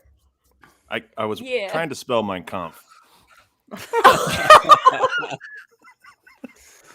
Jeez. Great. Jeez. Lucky it didn't show up there. Come on. This one, Claire. All right. Now we can do Star Wars. I'm in the answers. groove now. All right. Point values are doubled. So we're answering. I know this is like the really exciting part of the thing where we stop talking for a minute. Really great video content, I'm sure, for all of you. Makes for perfect video. So we're saying all answers have to be Star Wars or just whatever? Whatever. I say this round, whatever. Next round, we'll go Star Wars. Okay. We'll go all Star Wars. Oh, I did Star Wars. Well, I mean, either way. Well, that works too. I'm going all Star Wars. Okay, that works All right, too. we'll do Star Wars. Yeah, okay.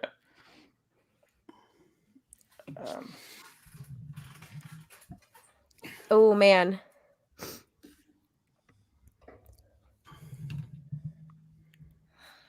Oh, Lord. Oh, shoot. I misspelled it. We've had another $50 come in. 71.74. Everybody. Somebody wants that thick boy Mando. Somebody wants that thick boy Mando. That thick boy. he is a pretty thick boy. He thick. With multiple C's. Mm-hmm. He's three thick C. with like 17 C's, you know. Oh, he could be 17. I see that. Just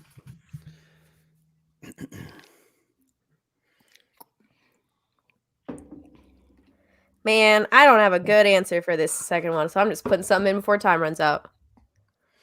Yeah, neither do I. That was a rush answer then. Man. If we have the same one, it's going to be great because I just want to see how bad that one is. That's how you know that you've been podcasting together a long enough time, you know? That exact same answer. Actually, that's not true. Every single time I podcast with you, Charlie, I never know what to expect, and it's been 2-3 years. I can double that sentiment. Yeah. Oh. Every time I podcast with Charlie, he drops some new interesting fact about the Marvel Universe to me, and I just kind of sit there gobsmacked for a couple of minutes. Yeah, well, you're the one that revealed to me that Ant-Man is a creep, Charlie, and I hated that you did that. Hey. One of the Ant-Men. One of the Ant-Men is a creep. Oh, someone nailed that one. Man, this is a no-brainer. This is gonna be one's gonna get no votes. This is a good round. This is a question that's going to break down along age lines. Yeah, probably. Oh, there we go. Man, as predicted. Look at that. Oh goodness. EU is a good one as well. EU is a good one. It is. But I just hate Toro. As much as I love it, I just some of you didn't grow up in the 90s, and it shows. Yeah. What makes hot dogs taste so good? Wow. Bet you won't guess which one I struggled on. What gave it away? Rick, you're right. Get your crispy there you go, Rick. Skywalker Rick. hot dogs today. Oh no. Oh my goodness. Yep. No doubt. Absolutely. I love that we have people that in the chat as well. Thank you guys for voting on and having fun with us on the Quiplash, because it's so much more fun and it ups the stakes. I will win. Actually, I probably won't, but you know, it's cool. Oh my God. I missed an O. It's Lincoln. The Lincoln PC-16. Oh my goodness. That's so go good. for death sticks. Feels like it's the Star Wars. Did you like writing of it? Also, special shout out to Tori, who you saw on the segment that transitioned into here of the Mandatorian, because for Halloween, she and her boyfriend were Obi-Wan Kenobi and Sleaze Bagano. She was Sleaze Bagano, and I died. I died. It was just killing me. They're both really delicious. Oh. I only want Vader's bath if it's served to be by Vinay. That's what I will never forget watching Rogue One for the first time. And somebody, when it gets to the scene where Vader's in like the weird, presumably Bacta tube, a child behind me going, gross! Just so loud in the theater. Hey, I like to Claire. Uh-huh. Pete just had a good point. We're going to have new folks tuning in as we go along. Every little bit, will you kind of re-explain just, the brief version of what we're doing, what we're playing? Absolutely. Just so we can bring some new folks along as they're joining us. Yes, exactly. So this is Quiplash. It's apples to apples, but you create your own answers and the whole cast, not just one judge, votes on it. So there is a little code up in the top right-hand corner. Go to jackbox.tv, type in that code, and you as an audience member can also vote on who's the best answer. So, And we're doing Star Wars answers as well. So yes, Star Wars themed answers. Absolutely. Ooh. Thank you. Oh man.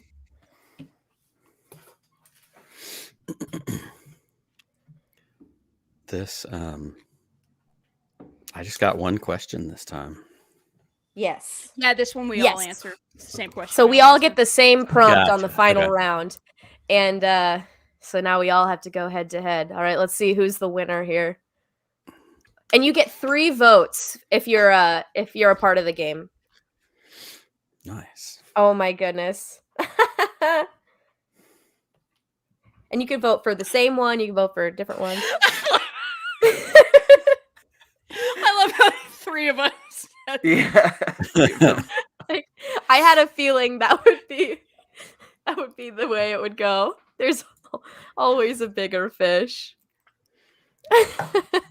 We'll also be doing a new game. I think a new game each time. So, would it restart the same code, or would it be just the same one? I think it should be the same, right? I think it should be the same one. Okay. As long as if not, you don't we'll let restart the entire room, it should be the same code.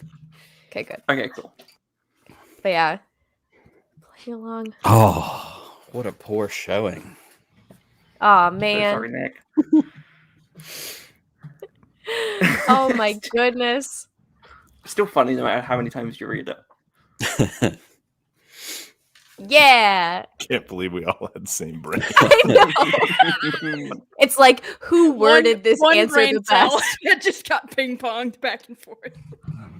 Thank you, audience.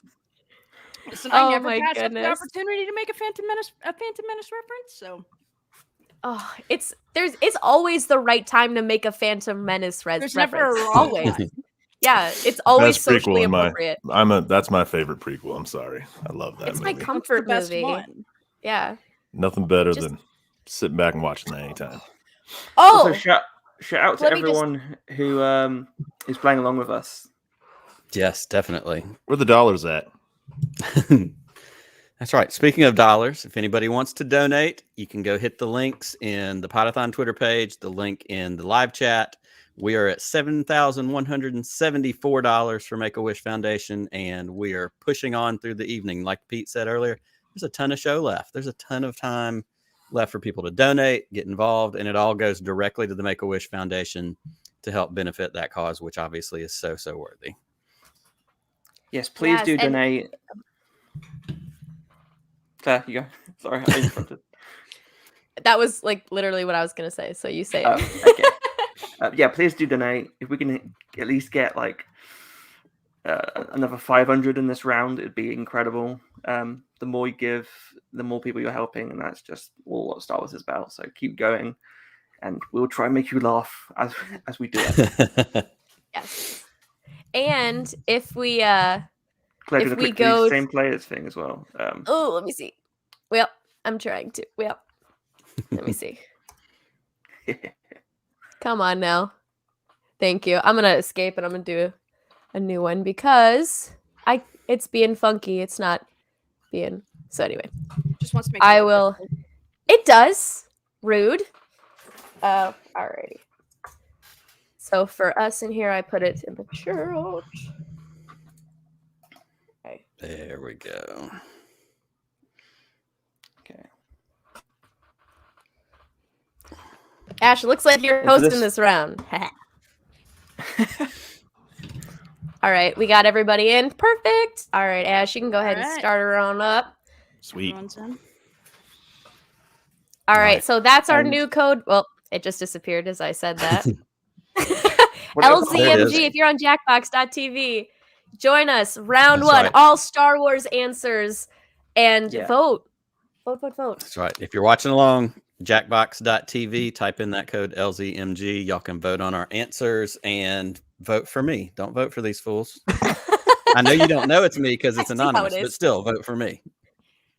He's gonna like have it Use give the away force like and just You're allowed to shill here. It's fine. you're allowed to shill Ooh, here. This is a shill pro shill zone. Oh man, this is gonna be difficult.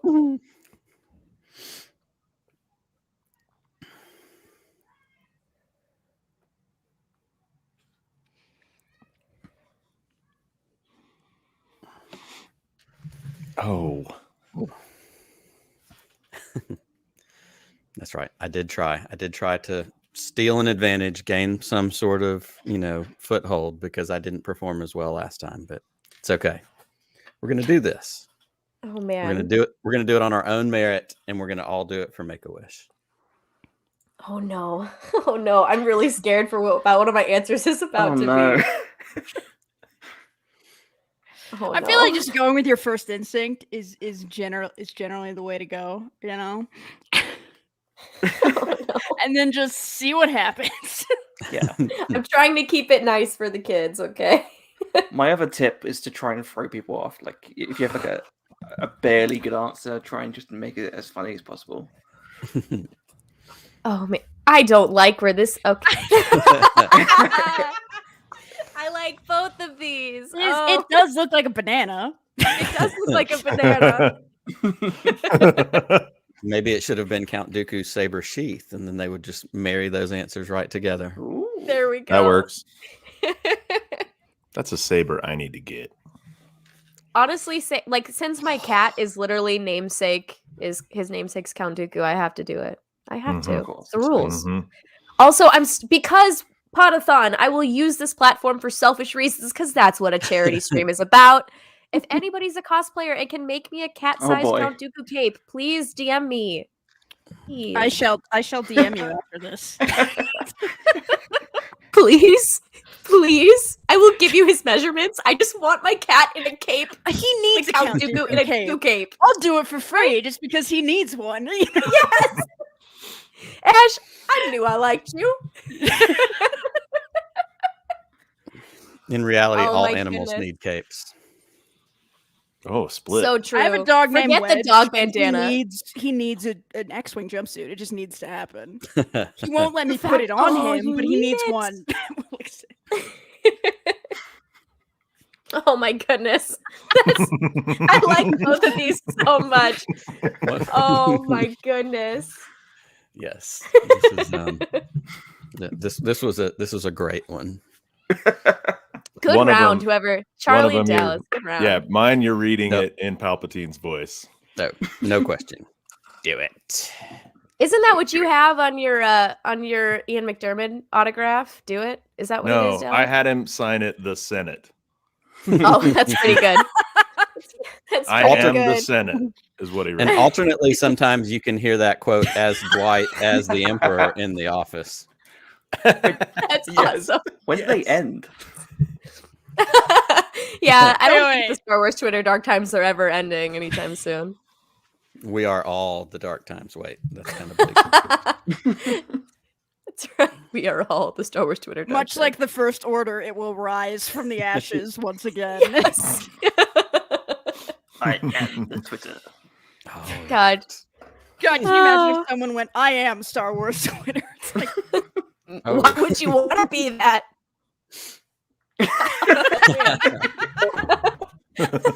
same energy going. Both. got some dueling M's going on here.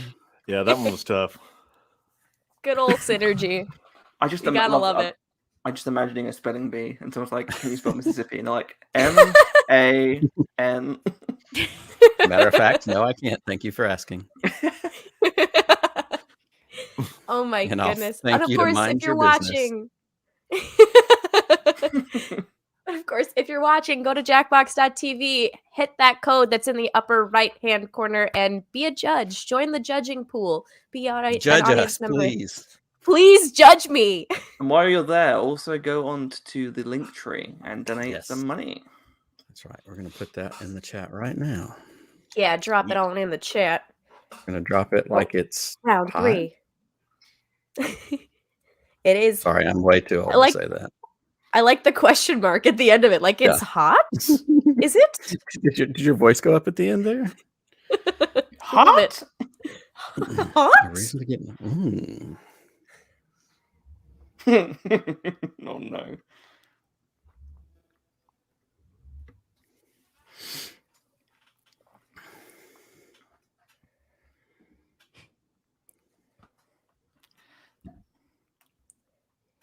Oh man. Okay, those are good ones. I feel better about that.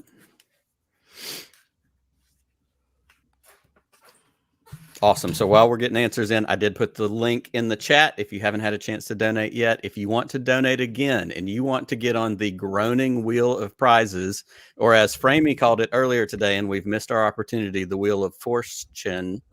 Here's the thing with that wheel, and it cracks me up, and every single person has made a comment about it. It's electronic, it's digital, it's inside of a computer. There's no reason in the world why it should groan and be slow based on the sheer volume of names in it, but it is. Like, there are so many entries and so many people have donated, and that wheel is like struggling to get by, and I'm totally here for it. So let's be like what's her name, the Dragon Queen. Let's break the wheel. Let's actually make that wheel regret it ever lived by donating. Let's break the wheel. Was the worst description of that I could possibly do. This is a good round. This is a good round. Also, Rick in the chat has a very good point. I also miss Dallas hugs. Dallas Wood, for the record, gives the best hugs. Oh, thanks, top-notch guys. hugs. Yeah, Dallas gives top-notch hugs. So next time we're in person, hopefully in a time where this isn't a problem, so we can hug each other. Go hug Dallas Wood. I'll give you a hug. recommend I it. love hugging people. I love hugs. Oh man, here we go. Oh no. That's supposed to be post odor 66. Oh no. Claire is just like aggressively celebrating the dead child gnome instead of the monkey lizard. Nope, that was me. So I can take one guess who's still a little bitter about that scene in Mando. What gave it away? Yeah. My second answer isn't as good as that one. Damn. Yeah. Well. Well, there's obviously only one answer here. You don't.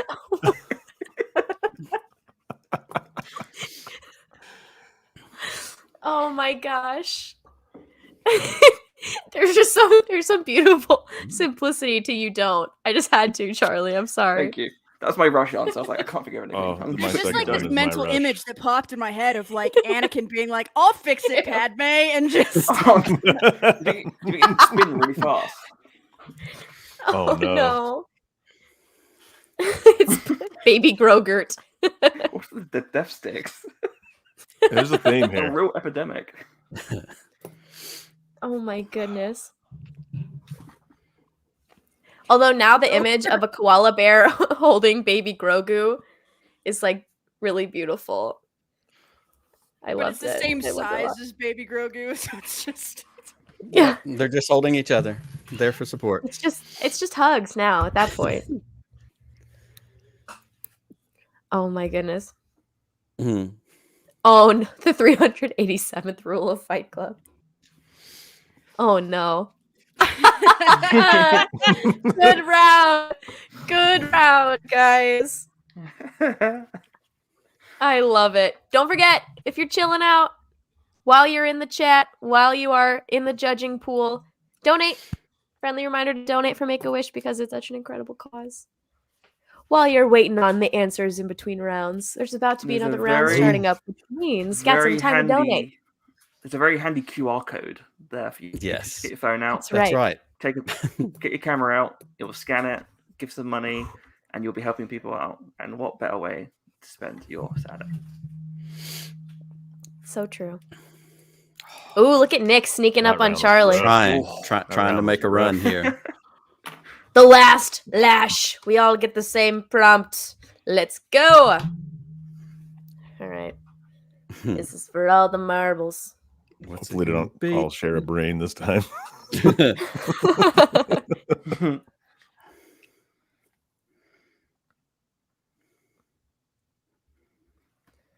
All right.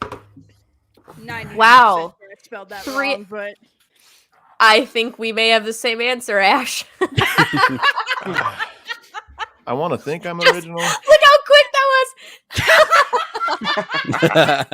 was. Claire, mayhaps did we? If you call your kids the Wookiee nuts. Oh my goodness. That's pretty good. I like That's the brain connections here are strong. synergy. This is what happens when you do a podcast with Charlie for too long. Yes. I like how My this. fault now. I love how this just keeps coming back to being Charlie's fault. It's Yeah. always it was Charlie's it was fault. Charlie all along. I mean, to be fair, it was. usually is. Dun, dun, dun.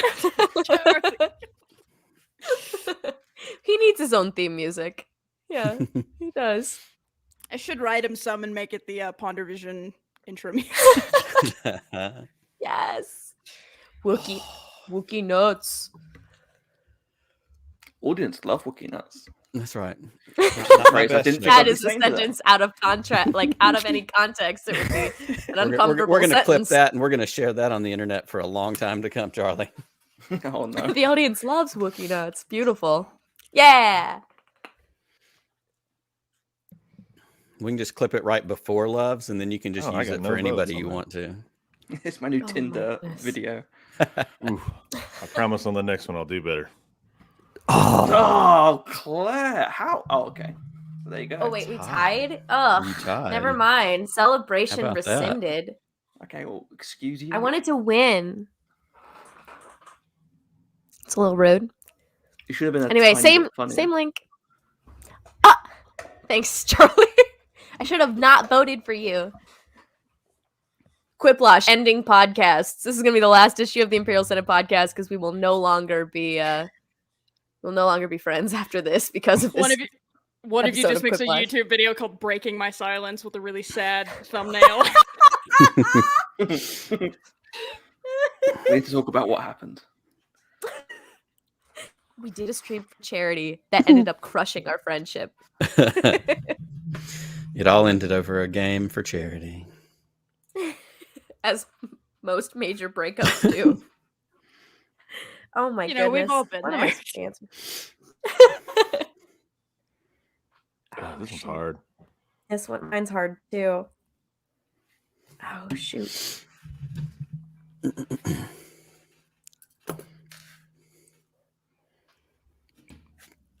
Okay. I got through that one quickly. I feel like I didn't have to think too hard about it. Ooh.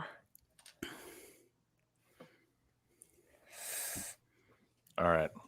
The second one was easier than the first. Oh man. None of mine are very good, but that's okay. That's okay. My second Also, one's thank you okay. so much, everybody. Yeah, Yes, thank you for okay. joining. Don't forget, if you're watching, you can join the audience. And if your votes actually mean more than our votes altogether, so don't forget to join in. And don't forget to donate some money. Ooh. I like both of these, to be honest with you. Yeah, They're both they're cute. both great. One is just, I think, honest, and the other one, I love the questioning. Thanks, Charlie. The question mark really sells it. It does. And I They go to almost fish? wrote the same thing. So Oh, goodness gracious. Man, it's been too long since we played Quiplash on the Imperial Senate, so We need to it's do- we're gonna nice do to it go more. back to We'll do our it roots. more. Yeah, we'll do it there soon. Oh, Oh somebody chose violence. yeah, they did. Actually, Two everyone chose somebodies violence. chose If we're being violence. serious. no! My goodness. Rude. Did Claire get the salacious drum statue? Which one? Not anymore. I have no, not anymore. I'm sorry, Claire. The opportunity was just too good. I'm over it. It's cool. We're fine. We're fine. We're fine here. Oh, how's We're all everybody? fine. How are you? Oh boy. Situation normal. Situation normal. How are On the you? Imperial Senate podcast, the situation is never normal. Let's be real. I still enough. maintain that that's the best line That's in the Star best Wars. one. I'm sorry. Everything's fine here. Situation normal. How are you? Yeah, I was gonna say. Oh, thank you. One audience vote. I'm sorry, Claire, but a heart Kyber is brilliant. It Mark Kuiper's really great. Oh, Ooh, look kiss at your you mouth. and your quiplash. Look at you. Oh. Okay. Yeah. There's... Oh no. No. I'm scared. Which one should I vote for? It's terrible. They're both the same thing. Oh man. What you're supposed to do, you're supposed to buy the Wookiee porn, but hide it in the pod race and monthly. Under the There seat, we go. you know. There you go. Exactly. Or maybe Wookiee porn is just a Wookiee driving a pod racer. Yeah, probably. There we go. Oh my goodness. Oh, yeah. I love the phrasing again. Did Chris Ryans write one of these? You know, those Oh, dang man. spiders from Mando. Seriously. That's your official name, I think, on the data pack. Yeah, that's right. In the visual Put that dictionary. in. Yeah. The Wikipedia entry, those dang spiders from Mando. I have a Oh my friend goodness. who's Plasto Tildar. I would say borderline very obsessed with knobby white spiders, which I think is what those Yes. things are called, and mentioned it years before they showed up on screen about how much he liked knobby white spiders. And when that episode of Mando came out, he just sent me all caps. Knobby white spiders! Straight validation. Absolutely. I woke up in the middle of the night to watch that episode, like when it dropped at 2 a.m. Central And all of Time. a sudden you and wished then it I was tried to go daytime. back to sleep. Yes. And I had spider nightmares until I woke up again. I'm like, ugh, ugh, ugh. Oh, man.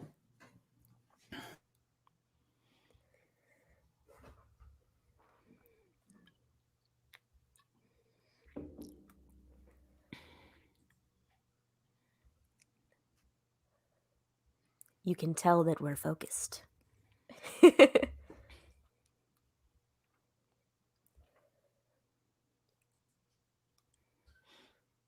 Spelling.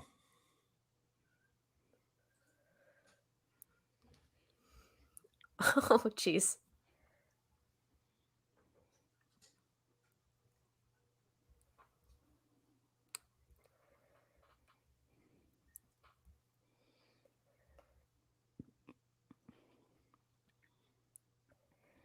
I'm going all in on the darkness now. Why not? It's the last round. Going all in on the darkness? Why? Why you gotta be that way, Charlie? the Yeah, last this will game. probably be the last game based on timing, and we'll have a little time to chat at the end. But dang, be sure to donate if you're not Please do. already. Before Charlie gets you too sad to donate with his answers, go donate. Oh God. Oh, no. Oh, God. Oh no. I wonder who wrote the second answer. No kidding, right? Huh. We've all Let's been see.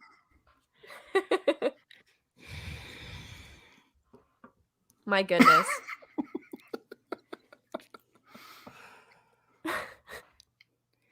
But a My Wampa goodness. Cave nursery complete with severed Luke Skywalker hand.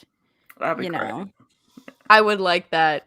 But the asteroid hospital's great because you got two kids. Just get it for the 2 for 1. Oh my goodness. I'm sorry. It's got the same energy. That is. Oh my god. Oh, I've got 3 pancakes. Terrible.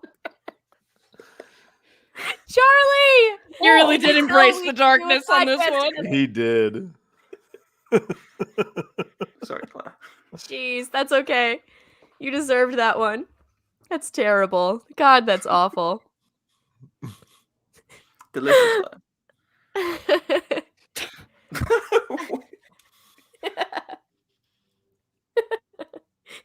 That second one is so random. It's I had to vote for it. It's so random. Is it a Yes, hat there's- made I out did of a too. bantha, or is it like a bantha shaped hat? Shaped That's the like a important yeah. thing. That's what I need to know. I need to know. Oh my goodness. I just want to know. So post your fan art of Bantha hats, and I'll donate $100 right now. Oh my goodness. Here we go. Oh my gosh. Stormtrooper. Well, the good thing about Stormtrooper meat is that 1, you get a lovely bit of dinner. 2, you get a free drum set. Yep. And you know how and you can cook it inside the helmet. Oh yeah. Stormtrooper sous vide. I never want to hear that phrase ever again in my life. Oh, the eyebrows. I love it.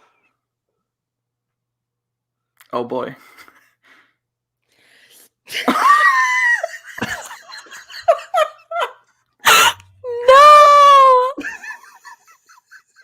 I thought I was the dark one this time. I went super dark. I'm sorry. Holy. Holy. Oh my goodness. It always comes my back to gosh. killing younglings. It's just the most absurd thing in all of Star Wars. Oh my And god. every time I see that scene, I laugh out loud with a little bit of a tear. It's so funny. I don't know why. I just morbidly enjoy that scene. It's really just the Master Skywalker. What's wrong? Everywhere. What we going to do? Don't worry about it. Don't worry about it. Like exactly in the shell. You crack open the armor and eat the meat inside the trooper. Do you cook them in the shell? Is that how you cook Stormtrooper? Well, It's just like that scene in Temple of Doom when they're having that gross dinner, and you just put they just put a whole Stormtrooper on the table, and you just peel the shell off and take a bite. Oh my goodness. Oh gosh.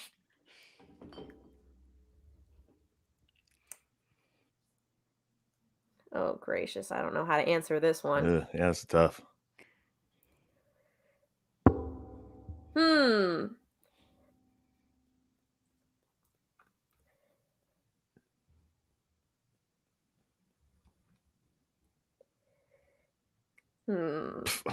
My answer's lame.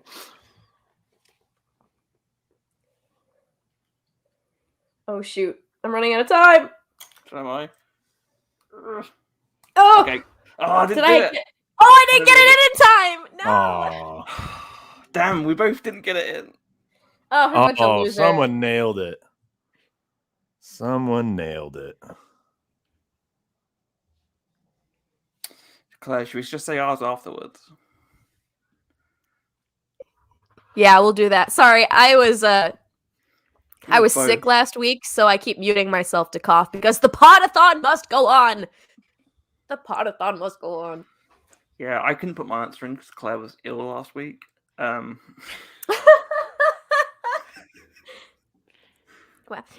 Oh my goodness. Excuses.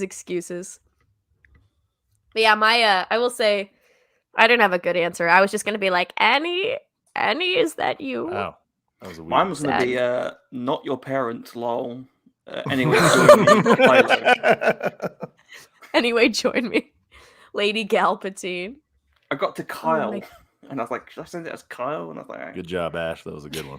that was a good one. I gave you all my votes, Ash. I love that answer. Oh man. What a round. And the winner is not me. Not me. Not me. I'm a big old What? smelly Yes, you. loser this time around. No way. Wow. Hey, look at you. Hey. Well done, good sir. And thank you, everybody who's been playing along, who's been in the chat, and who's been voting on answers, who's been donating all day. Like, special thanks to Bombadcast and to Around the Galaxy for inviting us on in the first place. We love that you included us in this super amazing experience. And thank you, of course, to our amazing, amazing guests, Nick, Dallas, and Ash, for joining Thank in. Thank you. It's been so much fun. I love Quiplash. You're always welcome. Just hit me up if y'all ever want to play Quiplash. I know it's gonna be. I would love to do it. And donate if you haven't donated and you have the means. Absolutely, Make-A-Wish is an incredible foundation. It's bringing when darkness rises, it's the light to meet it, and it has made such a huge difference in so many lives of so many families with children with some pretty serious illnesses. So we do appreciate everybody who's helped donate and helped us raise that bar. Let's hit the 8,000 goal and keep going. We have so much time. We have so much time. So go donate and go. For every $5 you donate, you get entered in the prize wheel. So go and do it. So before we have a few more minutes, before we wrap up, why don't everybody just share where you're from and what you do and where they can find you? Who wants to go? Ash, where are you from? What can you do and where can we find you? I am from Rogue Podron, which is a Star Wars book club podcast. It's if you're looking for serious Star Wars book discussions, I would recommend that you don't listen to Rogue Podron. But we talk about lots of things. Right now, we're currently going through Star Wars Visions and going through that. And we have the wonderful Meg, who's one of our co-hosts, giving us a very in-depth look into Visions, and it's wonderful. And she knows all about anime and Japanese culture and all sorts of stuff. It's really good. And I'm also on a show with Charlie called Ponder Vision, where we talk about stuff in the MCU. And I think the next thing we're going to talk about is Hawkeye, I think. So yeah, and we've talked about pretty much all of the Disney Plus shows, and we just did What If and all that. So it's a lot of fun. Dallas, where can we find you? Who are you? What do you do? I am one of 3 jokers on a podcast called The Bad Motivators. And we pretty much talk about being Star Wars fans with like our kids, and like, you know, we encourage like Star Wars parent stuff. Like, we talk a lot of pop culture because there's not been a lot of Star Wars stuff to talk about the last little bit. So you'll hear us talk about Disney Plus stuff and music and Taco Bell and King of the Hill. And Lots of Taco Bell and King of the Hill lately, guys. Yeah, lately, guys. We've been hitting that hard, and we make fun of each other. And we have a Patreon that I do a show on, and Claire's on all the time. It's called Tarkin Tangents, where we just get drunk and talk anything. It's great. It's a great time always. But yeah, and you can find me on Twitter at Tarkin Tangents. And Nick, thank you for being both a guest and for producing this shindig, wearing many hats today. Where can the good people find you? Oh no, he muted. We find you muted, unfortunately. I did that to myself. This is how good of a producer I am. Many hats. Podcast of the Wills. We are a podcast that treats Star Wars like a sacred text. So most of the time, as I like to say, it's like having Bible study, but instead of the Bible, we're using Star Wars. So we take the movies, we break them down into sections, and we just talk about it and nerd out and pull all the different themes and that kind of stuff out of it. So you can find us on any of the different social medias at Wills Pod. And yeah, that's it. Heck yeah. And Charlie, I guess you plug your stuff, because I guess I haven't asked you yet. Other than what we do. I'm the co-host of the Imperial Senate podcast. Of course, check us out on at ImpSenate and Imperial Senate Podcast on Instagram. All the information is found on the website, imperialsenatepodcast.com. Everything we do, you can find there. And if you want to find out more about my own shows and where you can find me on Twitter, all you have to do is go to the link tree for the Podathon and donate money. And I will, if you give me, well, you can't DM me, but if you donate some money, I will somehow find out who you are and give you my information. But you have to donate the money to find out. Otherwise, you can't know where I am. Okay. And then, of course, you can find us on the Imperial Senate podcast. You can find me on Twitter and Instagram at cstribs. And you can catch me personally on Broaxium. I'm a part of the Shootin' the Poodoo crew, and I cover Dr. Afra for Broaxium, which we may have some exciting stuff coming up soon. So look on the feeds, and they will be coming up next with an awesome interview with Charles Soule. My goodness, so exciting. So thank you guys, and may the force be with you. Hey, boys and girls, it's your friend Rick Villanueva from the soon-to-return Jam Transmissions podcast, here to remind you of why we're all here. to help make wishes come true. And you can do that by donating just a few dollars to the Make-A-Wish Foundation, which, again, this whole Podathon is all about. I hope everybody's enjoying all the content that's being provided so far. And I, for one, I know I'm looking forward to the Blue Bantha Milk Death Star read-through with some of our favorite Star Wars friends. So once again, hit the links. Make sure you're donating just a couple of dollars because every little bit helps. And I will see you all soon. I'll be in your ears when Jam Transmissions returns. This is Hello Greedo. I hope you are all enjoying the show so far. I wish I could be there live today. I'm urging the listeners, the viewers right now to make a donation to make a wish. No matter how small, no matter how big, every little bit helps. And hey, maybe you can even pick up one of those snazzy t-shirts. Good on Scotty and Pete for making this happen. Have some fun, and I'll see you soon. Gotta love it. Oh man, gotta. I honestly, I gotta say, I don't know exactly what was happening, but it was funny as hell that last hour. I enjoyed it. Look, I love seeing Charlie and Claire hanging out. That's what means the most to me. And Charlie sounds real funny. I don't know where he's from, but he doesn't sound like an American. He's not from Louisiana or Alabama. I'm pretty sure. No, he's not. I'm not an expert on that sort of thing, but I don't think he is. Hey, listen, we are now at the what time is it now? 6 o'clock. There are literally 6 hours left in this thing, folks. That's 6 so hours. wild. I don't know how. I've got my major large coffee here. I'm ready to keep going. It's going to switch over. You changed your shirt. That's pretty cool. Well, I'm wearing the same stuff all day. It's yeah. I'm getting a little. Yeah. So did you. Funny. You changed your shirt too. I change it every segment. If you go back and look, it's an Easter egg. Every segment it changes. That's going to be like a trivia question coming up. Well, hey, Scotty, let's take a look at where we stand as far as donations at this point. Let me hit the thing that does the stuff.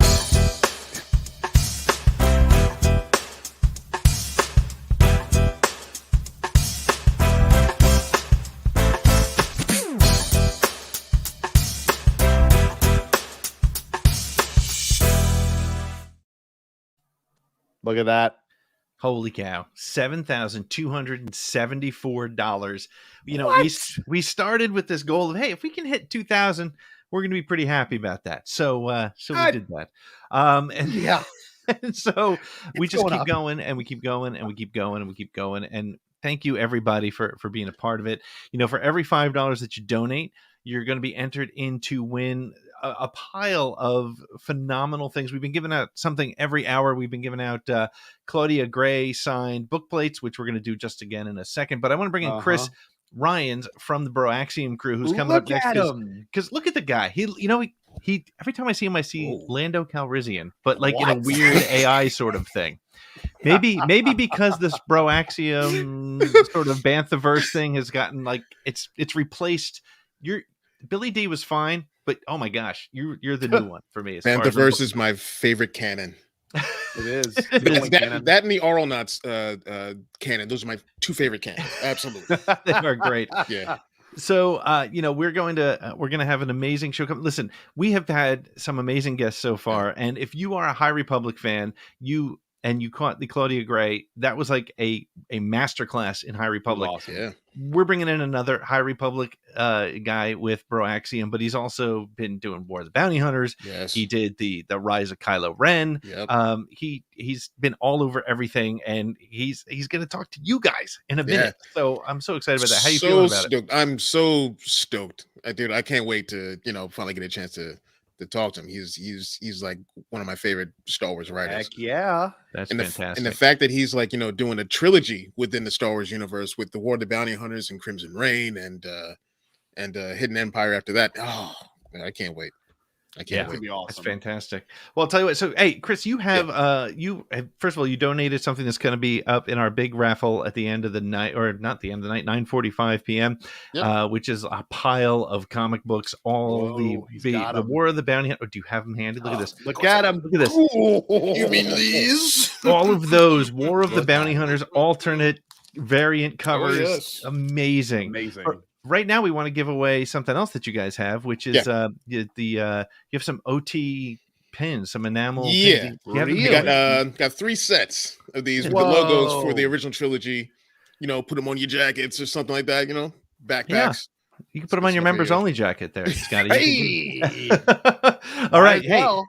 Hey, let's bring up that wheel and see who wins them. Hold on a second. Hey, what's your name? I'm lucky. In my experience, there's no such thing as luck. Looks like you're having a good day. I'm a lucky guy. We'll let the fate decide.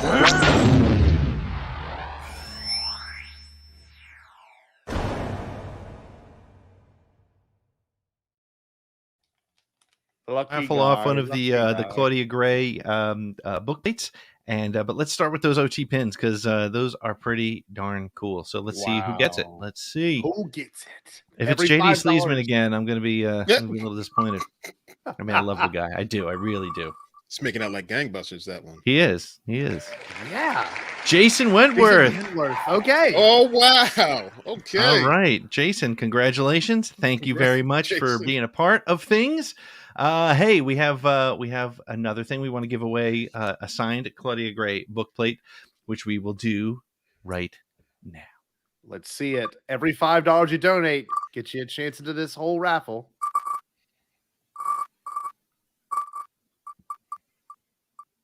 Who's it gonna be? Brian Fennessy. Now wait a second. Okay, he won the Bombad shirt before. See, you know, that's the great thing. You enter in and you have multiple chances to win.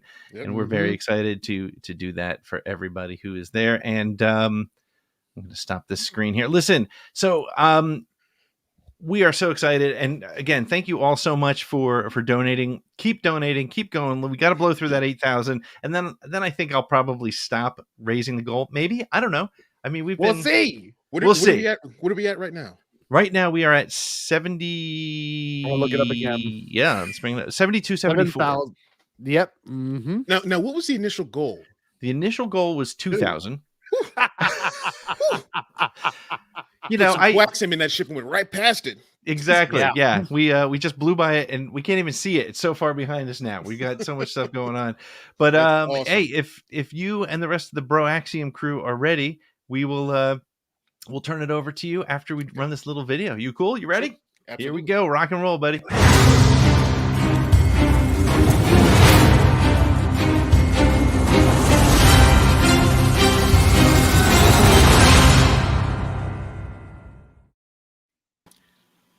Hey, now what's going on, Star Wars fam? It's your bro host, Chris Rhines, and we are here for the Bro Axiom Covert. That's where everyone around the Bro Axiom network comes together, and we're going to have ourselves a nice little conversation. And with me is our bro host, Ben, from the Star Bros podcast. What's going on? My bro host, Jackson, from Shooting the Poodoo. And Force Connect. Hey, it's going, guys. Chris, Ben, hello, everyone out there on Podathon 2021 time. That's right. It's great to see you all, Star Wars fam. Thank you for joining us today. We are excited that you're here with us and that you're helping us support a good cause. And we're really excited to bring you today's show. This is huge for us. We're about to speak with one of the premier Star Wars wordsmiths that's in the galaxy of Star Wars today. But before we introduce him, we want to remind everyone the purpose of today's event to raise funds for the Make-A-Wish Foundation. It's all about giving back, and Bro Axiom is really proud to be a part of this. Please donate. We know that we've reached our goal, but that's not good enough for us. We're going to kick that goal up. We're going to keep on kicking it up higher and higher until the end of the night. So don't hesitate. Donate. There are some really amazing raffle prizes still available. The big raffle is actually coming up at 9:45, so buy as many tickets as you can. $5 donation gets you one ticket. So buy a bunch and help out an amazing cause, the Make-A-Wish Foundation. Thank you so much. And our guest has had instant Star Wars classics such as Darth Vader, Dark Lord of the Sith, Lando, which is one of my favorites. He's on the current run of Star Wars. He's done Light of the Jedi for the High Republic. And right now, he's got a trilogy going on within the Star Wars universe. First, we had War of the Bounty Hunters. Now we're about to get into Crimson Reign and Hidden Empire. Let's bring him out, guys. It's such an honor to have him with us. Charles Soule. Charles. Hey guys, yes, doing? I'm Thank just a circle on the screen. But You look fantastic, sir. Thank you. I'm happy to be here, but I have been sick for the past 3 days, and so I feel and look like hell. I'm literally drinking a hot toddy right now to try and make sure my voice holds up through this. But I didn't want to miss it, and so I hope you'll forgive me for just being voice only this time. Absolutely. Well, and this actually helps with the mystery. There is a particular viewer of several of our shows that we always kind of suspect it might be you and using a pseudonym. So if you want to out yourself as Blazecap. Yeah. No, I'm not Blazecap, although I will say that I have watched some of your shows before. Like honestly, when I'm no stranger to looking at reviews of my own work, and you guys generally tend to be pretty complimentary. So that's always, on a Wednesday, something's out, I'll take a look at it. So I'm not Blazecap, but I have watched the show. Hey, I'm like, he watches the show. Right. Honestly, Chris, I believe him. I think, Well, I mean, listen, that is a mystery gone. All right. So months ago, before War of the Bounty Hunters started, Blazecap had predicted that it was going to be Kira, that is going to be the character that is going to be the big reveal. And as soon as he said that, we were like, yeah, that's Charles Soule. Well, here's how you know it's not, because I don't if I was gonna, I don't put spoilers up for my own work. Like, what would be the, Right.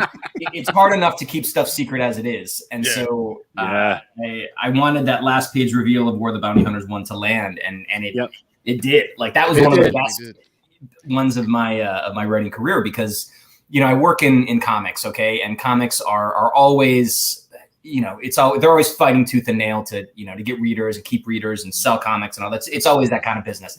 And so the marketing people, who are amazing, at Marvel and Star Wars, whatever, they love to spoil anything that's going to get people to buy books, because an extra 1,000 copies here, an extra 100,000 copies, whatever, like, that stuff counts, and it's the way that the comics keep going. So when I started doing this, one of the things that was like firm from the very beginning is we have to keep Kira secret. We have to, I will do whatever you want to write around, like, all of it, to make sure that part works. And the great thing was that the reason they sort of agreed to do it was partly because they understood, but also because the core concept of the story, even without Kira, was strong enough that they're like, we can sell it on Boba Fett. And then the idea that there was this whole second layer of what the story actually was great. But the thing that was hard about that, if you'll permit me to go on for a second, is that when you're writing when you're selling comics, right? If you're Marvel Comics, the way you sell them is you basically give these little summaries of the issues about 3 months ahead to all the comic shops, so they know how many they're going to order. And so in order to write those little previews, paragraphs about the issue, I had to write around them all the way through War of the Bounty Hunters 4 without mentioning Kira or Crimson Dawn once. And not just me, all of the other writers involved with this had to do that too. So we all kept the secret on purpose so that when that landed, the fandom would have a nice surprise. So it really worked, and it was fun. Let me tell you, I work for a comic shop, so I get the comics like a day early. Right. So I as soon as I get out the box, I don't do anything else. I read the comics before anything else. I got to that part and I was like, I can't say a word too much. And I know too much. I know too much, because that just blew my mind. Right. And I was so happy, because when I went into watching Solo for the first time, Lando was like the one I was like, that's the guy I want to see, and that's the one who I'm more focused on. I came out of that movie so fascinated with Kira and her character and where she could be going. And I'm so glad that that she is back, in the comics, and it was a fantastic story.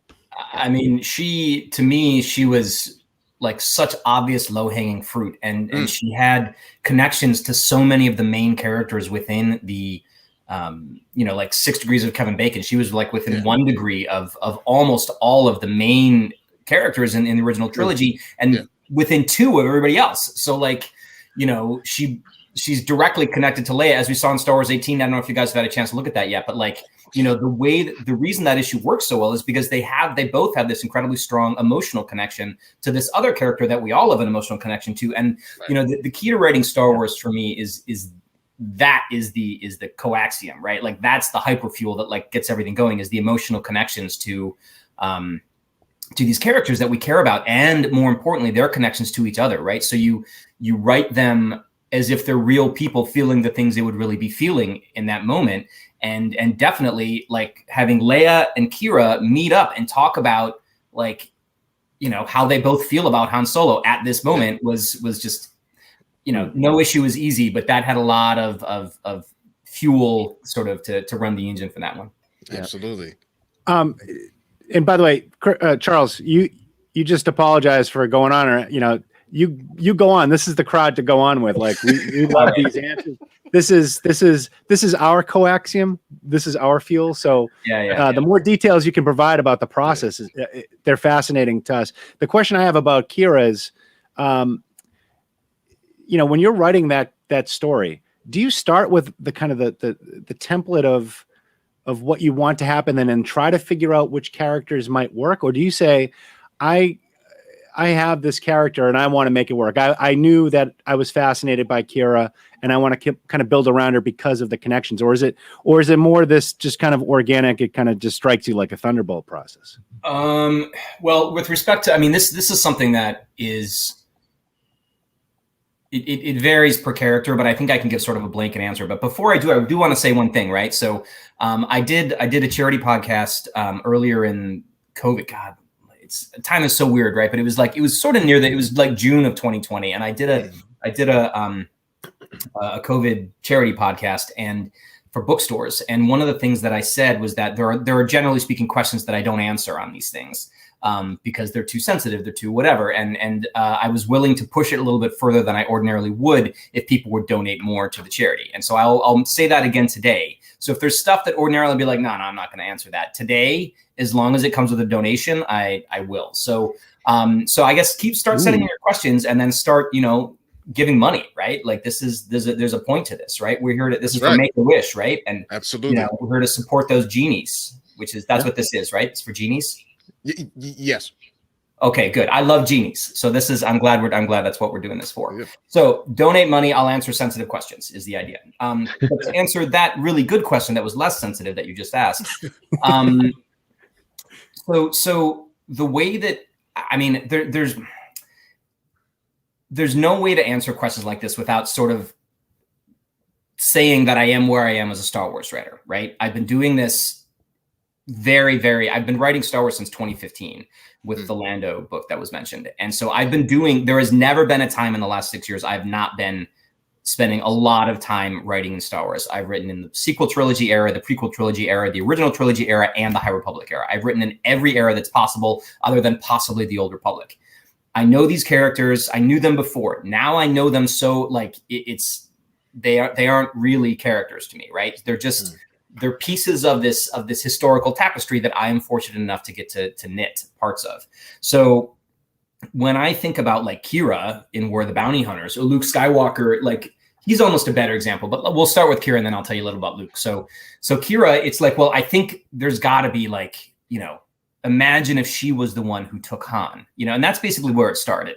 Like, what if she was the one who did this? Like, there's going to be a trillion stories that come out of this. Like, I didn't know what was going to happen in Star Wars 18. I didn't know what was going to happen in Star Wars 17, where Lando kind of connects with L3 again. I had no idea any of those things were going to happen in the beginning of writing this. But then you're just like, but I know there's gold there, and I will find it because it's just what I do, and like my Star Wars muse has never let me down. The characters are there for me. I know what they're going to do. And then it's almost, I am making choices, but they're making choices too. And it's just kind of like, if I were to say anything that is sort of the key to my work being well received in Star Wars, it's that exact thing. Like and not always, right? I'm sure I screw up sometimes, but generally speaking, if I'm writing Kira or Luke Skywalker or Leia doing something, you're like, yeah, that's what they would do. So, and it's simple, but subtle. And if you get it right, people just, everybody wants to feel like they're still watching the movies, right? Everybody wants to feel like this is real, like this is what these people would actually be doing, and that's what I try to do, whether it's Kylo Ren or Avar Kriss, So, but with respect to Luke specifically, like he has this journey to go on between Empire and Return of the Jedi. I'm writing the Star Wars flagship series for Marvel now, which covers the time period between Empire Strikes Back and Return of the Jedi.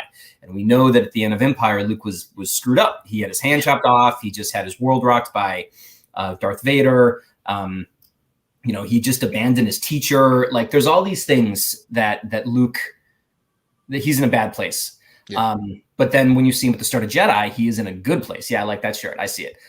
He's in a good place. He is strong and confident. He's wearing that incredible outfit that we all know, the black outfit. He's got a new lightsaber he's built. He's learned how to do all these things that we did not see him. He clearly could not do them at the end of Empire. So there was space for him to move. And for me, it's about, I've written a lot of it already, like in terms of what I wanted Luke to go through. And so it was really about him processing his trauma, deciding if he, like, learning about what being a Jedi actually was, because he doesn't know anything about it really. At the, like, Yoda has probably told him some things, but not a lot is my feeling. And so Luke, and certainly he only has the perspectives of Obi-Wan and Obi-Wan, Darth Vader and Yoda in terms of what a Jedi is. And so Luke, needed, to my mind, to go out and do some homework. He's like a kid going off to college. Like, all he's really heard from is his parents at this point, and now he's got to do other things and learn other things and see other things. And then it was important to me that he makes the decision himself to continue being a Jedi, as opposed to just because, like, Obi-Wan and Yoda told him he had to. And so all of those things were churning around within my mind when I was thinking about writing Luke's, his Jedi journey is what I call it.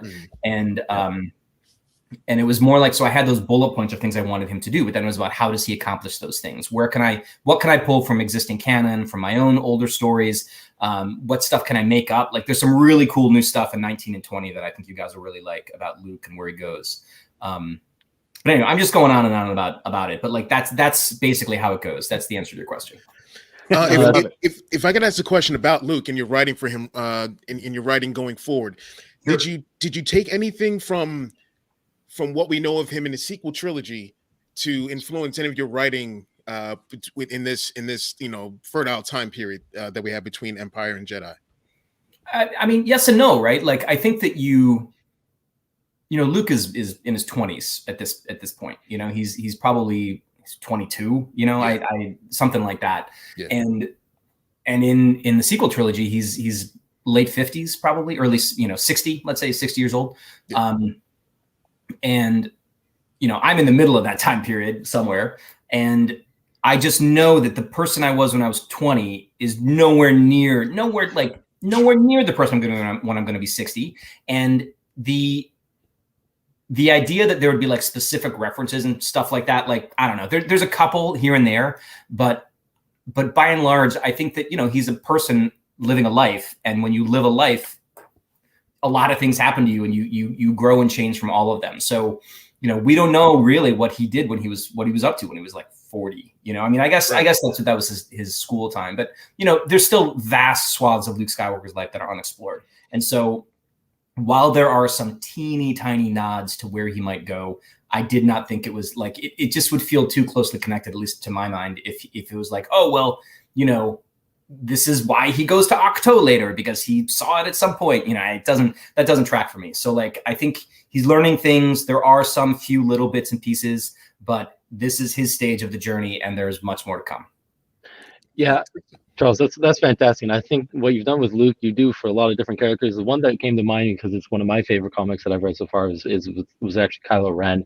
And I think you made some great, some big choices in there where you see him, the moment that we get in the film, which is, Luke and him having the confrontation they do in his hut while he's sleeping, all the way up until he becomes Kylo Ren. And there were some big decisions in there. And I think one of them that stood out for me was like, he didn't destroy the Jedi Temple. Like, that was a big revelation to me. And there was this like slow descent from that moment until he did go into the dark side. And then you have this great montage of like everyone feeling that around his life. So like, can you walk us through how you make some of these big decisions around like the story that maybe we have a different story in our head when we watch the movies, but then when we get them on these pages, it's completely different. Well, I saw. I mean, I've gone sort of on record in a lot of other, not that many. I've talked about this a couple of times, but I see Star Wars as, it echoes things like Greek myth, right? So there, and Greek myth or Greek drama often was like really tragic. You know, like the things. If I see it almost as, you know, there's the gods or fate or destiny grab you, and you have these moments where you. The fate of the galaxy in this case is really, you know, it's in your hands, and you are the instrument of a significantly higher power, and you are then you execute it basically for the good or ill of trillions and trillions of other people. In this case, since it's Star Wars, the entire galaxy. And so, but the problem with that is that and this was something that was true in the, you know, those myths too. Anyone who kind of gets tapped on the shoulder to be like an agent of the gods or an agent of the fates gets screwed. Like their lives are essentially destroyed by it. And if you look at the paths that people in Star Wars take, there are very, very few happy endings for these characters. They almost never get happy endings. And you know, I get it. It's drama, right? I mean, there's a reason that was the structure of Greek drama, right? It's drama. That's kind of what you want. But that's kind of how I see it, right? I think the Force is something that is acting for what it has. It has a goal that is, generally speaking, the balance and betterment of all life in the galaxy. But if you're on an individual level and it like sweeps you up, maybe not so great. And I think there are different times when that manifests more strongly than others. Like when the galaxy is way out of whack, it's when you kind of have to watch out if the Force calls you. Because if you're Darth Vader, if you're Luke Skywalker, you know, like it's rough. If you're Leia, right? If you're Han Solo, if you're Chewbacca, it's rough. But if you're in, say, like the High Republic, where things are more stable and there is more balance, probably, it's not as big a deal to be closely connected to the Force, like we see with the High Republic Jedi. So anyway, that's just my sense of it. But in Rise of Kylo Ren, it was very important to me to illustrate that idea. Like Kylo Ren Ben Solo really is a tragedy. Okay. And so if you're going to write that story, it's got to be like, oh my God, there were so many opportunities for this to go a different way. So many chances for him to be okay.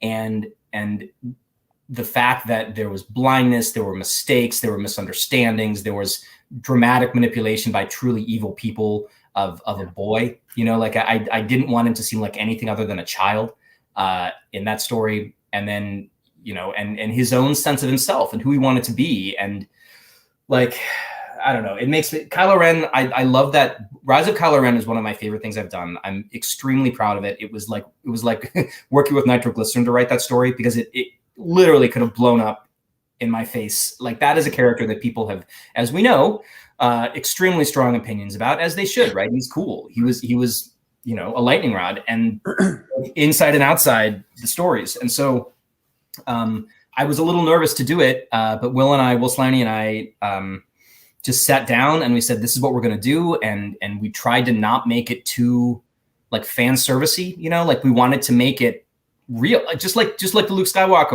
or the High Republic or any of those people. Like, it should be real. It should feel like this is a real kid going through this horrible thing, and how is he going to get out of it? And you're rooting for him, right? You want this to work. Like, he doesn't, I'm sure you picked up on this, but he doesn't kill anybody until the very, very end. Right. And he does everything he can to avoid it. He uses all of his skill to avoid killing anybody. And then at the end, he's just like, well, you know what? I tried and I failed. And he blames himself for that, even though he shouldn't blame himself, which is, again, just layers and layers of tragedy. So, well, as someone whose first Funko Pop that he ever bought was Kylo Ren, and loved the character, I mean, it was one of the best that I've read so far. So I think he knocked it out of the park. I'm glad you liked it. Thank you. So we have a question from one of our Patreon patrons. This is Rick Villanueva's son, Isaac, who has a question, and this goes along with the Kylo Ren book. It's why did the Knights of Ren turn so quickly and bowed to Kylo after Ren was vanquished? Right. Well, the way that it's sort of two things, right? I think the Knights of Ren they're not exactly, like they're bullies, I guess is a way to say it, right? So they are people who like to be the baddest guys in the room, but they also don't want to die and don't want to be like murdered. And I think up until that moment, Ren was the baddest guy in the room by far. Like, and you'll see more of him in Crimson Reign and other stuff. Like Ren and the Knights are a very significant force. Okay, like they're the real deal. But I think of them like a motorcycle gang. You know, like they are definitely something you do not want to tangle with. But their whole deal is sort of respecting force and strength. And you know, if you look what the ending of Kylo Ren 4, Res of Kylo Ren 4, is supposed to be a demonstration of, you know, holy shit, this guy, you cannot mess with Kylo Ren, you know, with Ben Solo. If you try, like, our choice is really, you know, we bow to him or he cuts our heads off. Like there wasn't, and as we saw, you know, in episode 9, that's exactly what happens when they actually went up against him. And he was Ben Solo there, but nevertheless. So my feeling is they just were like, you know, this is, he's going to keep things going for us. We're still going to be the Knights of Ren. We'll still do cool stuff. We'll still, like, you know, murder people and steal things. So, you know, Ren's gone. Long live Kylo Ren. That's kind of how I saw it. If I could jump in with a question. So, you know, we just talked a little bit about somebody, kind of a lightning rod, dark side character. And, you know, one of the earliest characters that you wrote that was, you know, affiliated with the dark side was Lord Momin. Yeah. At least with Lando and that possessed helmet, and then on into the Vader series. Fascinating character, really interesting to me. You know, if you look at Snoke, Palpatine, Vader, some of the other, you know, Sith lords and that have been portrayed in comics, they're after power, but it's kind of a nebulous concept of power. It's not really specific.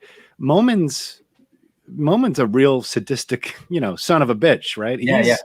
He's on a different level.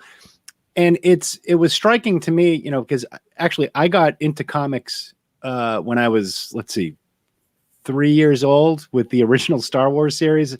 That was the first comic that my parents picked up, issue number 7. I think Jackson was the next issue, so that's where I got my name. But I took a little bit of a hiatus, but actually your several series brought me back into the comics and Star Wars collecting and whatnot.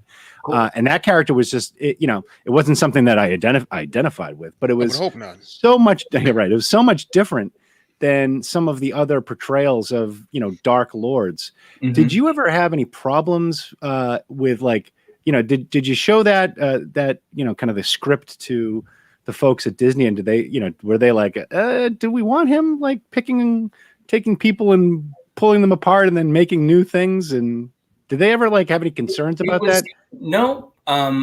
The thing that has been like extraordinary about my journey through Star Wars creativity, and telling stories is that they've like come to trust me, which is an like unbelievable thing. Like this is, I think you can make arguments about different mythologies and their potency within the sort of overall pop cultural landscape. But Star Wars has got to be in the top, right? In the top 3, you know, it's even hard to argue that it's not number 1. And if you're arguing that it's not, then you're starting to get into things like Christianity, you know, like it's a deeply understood, accepted, and you know, beloved mythology. And so the idea that my work in it has enabled me to tell stories where I'm not free to do whatever the hell I want, right? But the thing that's nice is that my instincts seem to align with a Star Wars overall kind of aesthetic or storytelling or vibe in a way that just sort of works, you know. And whether it's so what is Crimson Dawn going to be like in this time period versus, you know, let's make up a Sith Lord who's from, you know, some unspecified time in the past, who is a super cruel artist who plays with the norms of what a Sith Lord is, you know. Like I definitely present ideas to them. It's not like I just do whatever I want and then they say yay or nay. Like we talk about things ahead of time. But if there I can say things like, look, I know this, like, I get it. I know this is giving you guys hives a little bit, but I think this could be really good. Let me give it a shot. If it doesn't work, believe me, I'll change it. But they're, instead of, you know, so they're open to that in a way that's really, really nice. And so, you know, things like the Kira trilogy is another good example, because there's a lot in it that is very expansive. I mean, this is a story that, I mean, you guys haven't seen Crimson Reign Run 1 yet. I keep forgetting what's out and what's not. You've seen the end of Where the Bounty Hunters 5. So you've seen that Kira clearly has some crazy plan that involves a lot of crazy people. And they released a preview of Crimson Reign 1. So I don't know if you guys have seen like the first few pages of that. Chris is going to Google right now. I can see. Yeah. Get it to me, Chris. So within that, she starts to explain kind of what she's doing and why she would need these people. But it's a huge, like, you know, it's not like, oh, she's going to go to a little planet and set up like a, you know, like a spice processing facility. It's a huge play. It's like a play that involves, as big as War of the Bounty Hunters was in terms of all of the different people that were involved with it, this is equally large. The scale of it gets bigger and bigger. And so by the end of it, it's basically, you're seeing, you know, a huge movie. And it's in comics, obviously, but it's like this gigantic film of what maybe was happening in between. And I think that the idea that I'm able to tell that story with my incredible collaborators, the fact that we have the trust of the Star Wars brain trust to let us do it is amazing. It makes me happy every time I think about it. And that's part of the question that I wanted to ask was, when it comes to story ideas, is it mostly like you and Ethan Sachs and Alyssa Wong? Do you guys like come up with ideas and then present them, or to Disney or Mr. Siglain, or do they give, you know, is it a lot of the time they give you these story arcs they want to do, and then it's your job to Mr. Siglain. Mr. Siglain is just Mike to me, but at any rate, no, it is. They generally speaking do not present story ideas. It is because, which is good, right? Because we're the, you know, the writers, the storytellers, and so we have this job for a reason, and they bring us in because they think we have a voice that would be useful in Star Wars, and it's, you know, it's you know, Alyssa is exceptionally good at what she does. Alyssa Wong is just phenomenal. Yeah. Ethan is also, like, everybody, Greg Pak, and like even going back to Jason Aaron and Kieran Gillen, and I mean, there's so many that are so good within this zone. You know, I think, you know, Rebecca Roan or Zoraida Cordova, like there's many exceptional storytellers within Star Wars, right? Like, you know, writing, publishing. And then obviously beyond in film and TV, it's the same thing, but it's always the same, right? Like it's a sense of this person has a voice for these characters, a voice for this galaxy, really. It's not just the characters, but a voice for the galaxy, and has a perspective that maybe is something we haven't seen, or something that's going to work really well with the fandom.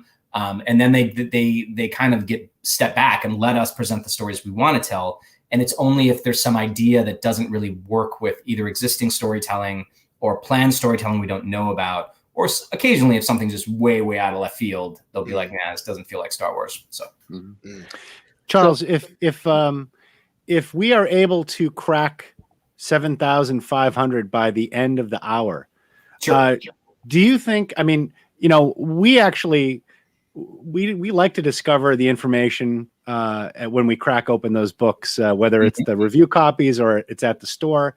But so we don't really need that, but maybe you can, I don't know, throw in a crew, a tough ragtag crew of coaxium smugglers that might happen to look somewhat like us. Like a brotherhood, so to speak, of a brotherhood of smugglers. Yeah, possibly a broaxium, if you will. Let's see. How about? I like that idea, but I think you guys will not be surprised if I tell you that the list of people who I already owe cameos to is extremely long. And while I do support this cause deeply, I think I would have some. You know, I have to handle some of the existing requests first.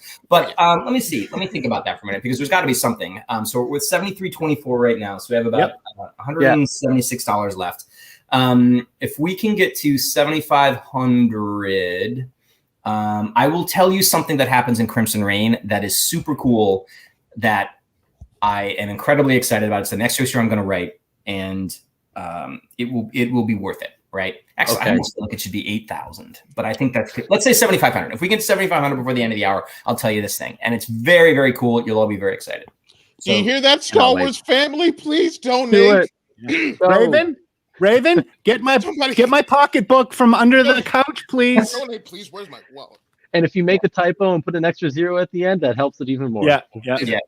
And by the way, if you want to throw us into a one panel and then we'll get killed the next panel, we're okay with that. It's okay. That's often the way it goes. That's usually the way it goes. I almost always kill the cameos immediately. Like they show up, right? It's a ship or it's a stormtrooper or whatever, and then off they go. The exception to that is actually Lord Momin, who is named after a friend of mine, and he is a huge Star Wars fan, and he is very, very thrilled that he just gets to keep popping up and people like him as much as he does, and it's very fun for him. So anyway, if I could say one thing, because I promised I was going to gush just for a little bit in this one, but when I saw what you were doing with Crimson Reign, and I see like all these characters from every bit of your writing, maybe not the High Republic, but every bit of your writing for the Age of Empire prequels and all that, from that, like especially from I think it's Chanath Cha. I could have sworn I saw Chanath Cha. I just want to. She's there. I love that you're bringing all this together. I love that you have carved out your own section, so to speak, of the Star Wars universe. The Souleverse. Yeah. Soul. Yeah, I love it. Sure, the Souleverse. I need that on a T-shirt right now. But I just love that that's happening. And going back to one of your earlier writings, which is probably my, it was like one of my tops, if not my top Star Wars comic, which is the Lando series. One of our patrons is Rick Villanueva has a question about that, and I've been wondering this as well. Because like when I write and when he writes, we have particular voices in our heads for different characters, and we want to know what was the voice you had in your head, if you did, for Lobot. Okay. Writing the Lando series. Yeah. So something that I think anybody who's read a lot of my work knows that I have fondness for certain like B-listers. Maybe, I mean, I don't know. Let's be real, Z-listers, right? So like characters who pop up in the movies and have roles to play, but they're not really, high level. And Lor Santeca is one, and the whole Santeca clan is a big thing I've been building out. But another is for sure Lobot. And I don't even know if I can really tell you why. I just always thought he was cool. I thought that there was, nobody really had done anything with him, and there was a chance to make his backstory more interesting and make Empire Strikes Back, it doesn't need my help to be more interesting. Empire Strikes Back is pretty great on its own. But if there's moments when you look at Lobot and you're like, oh yeah, that dude, oh man, yeah. That seemed like a fun way to go. And so Lobot, I had this idea that Lando, who we always see as a person who is complete, like a loner. And he's a loner basically because nobody trusts him, and he doesn't allow himself to be trusted. He doesn't trust anybody else. And but there's a lot of that's sad, right? That's a lonely, lonely man. And I think that the idea of giving him somebody that he did care about and did care about him and was sort of part of his, his as close to a crew as he ever got was Lobot. As close to a real true friend as he ever got was Lobot. And the idea that his choices, as they inevitably do, cause disaster for that guy is poignant. And so in terms of his voice, I wanted him to be like, if Lando's the big, energetic, yeah, we'll do this totally work out. Lobot's like yeah, man, maybe let's take a second and think about this kind of guy. Like his sort of his voice of reason, who's not opposed to doing crazy stuff, right? Like Lobot's up for it, but it's like, yeah, okay, but remember 3 months ago when you did exactly the same thing and it blew up. Maybe let's do a little smarter this time. They're a good pair. They really work well together. And so when Lobot makes that sacrifice at the end of the Lando miniseries, and the things he says, he's like, look, no one causes these problems but yourself. You are doing this, and you, until you realize that and start making different choices, your life will never change. Until you realize that you are the reason, then you're going to live in the shit forever. And basically that's where Lando stays for like a long time. And we're only just now starting to see this turn in the Star Wars series that I'm writing, because he needs to be different by the time we get to Return of the Jedi. And being able to build all this stuff up over a period of what's, 5 years of his life, where he starts to make a turn from being this kind of selfish jerk to being a hero has been really fun to get to write across, this sort of background element over 6 years of storytelling. It's pretty fun. As far as Z-listers, and you can blink twice if we expect to see Black Squadron back. Blink twice. Well, how would you know? How would you? Well, there you go. There you go. See, we don't want to put you on the spot there, but I mean, those like. Yeah. Well, here's what I can say. Okay, I have something in the works that would bring back a lot of different things that I've done. In particularly in comic storytelling, like a lot of different elements of things that I've done over all of those time periods. I do not know if it'll work out. It has not been greenlit yet, but it could be cool. It would be extraordinarily cool.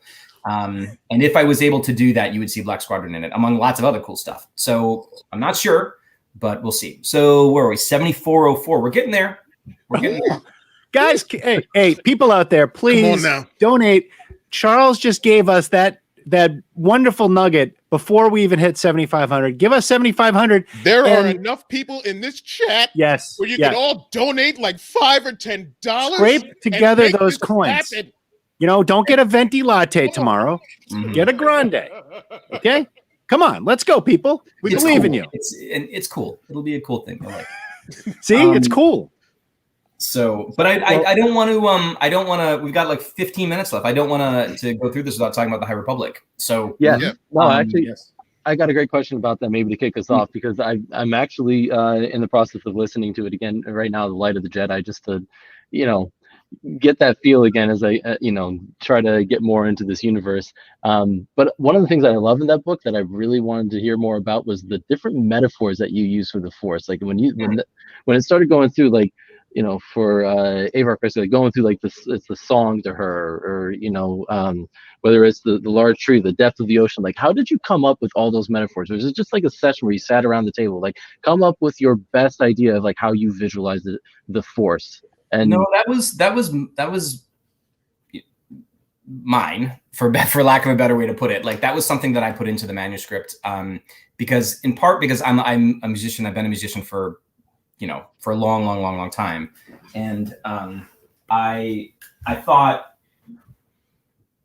like, the way that it sort of came about, is if you have, we've only really seen a mythology or philosophy of the Force from Yoda and Ben. And Ben is obviously Qui-Gon's student, who is Yoda's student. And so the lineage of thinking about what the Force has been kind of one-sided, but if we expand that out into a time when the Jedi are vibrant, and there are many schools of thought, and there are many scholars and many ideas, like there are thousands and thousands of them, which we saw in the prequels to a degree, but those things just didn't really get into this to the same level.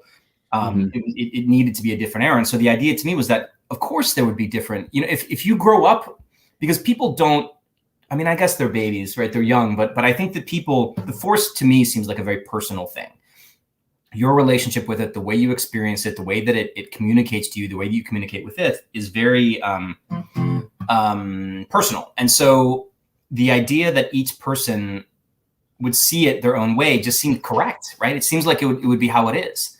And so as far as Avar Kriss being a musician, or, seeing it musically, and Elzar seeing it as an ocean, and all these different things, and Buryaga seeing it as a forest, it just felt right to me, and it felt like it would be inclusive in a way, and expansive, and just right. It's one of those ideas you have, you're just like, this feels right. So that's the story.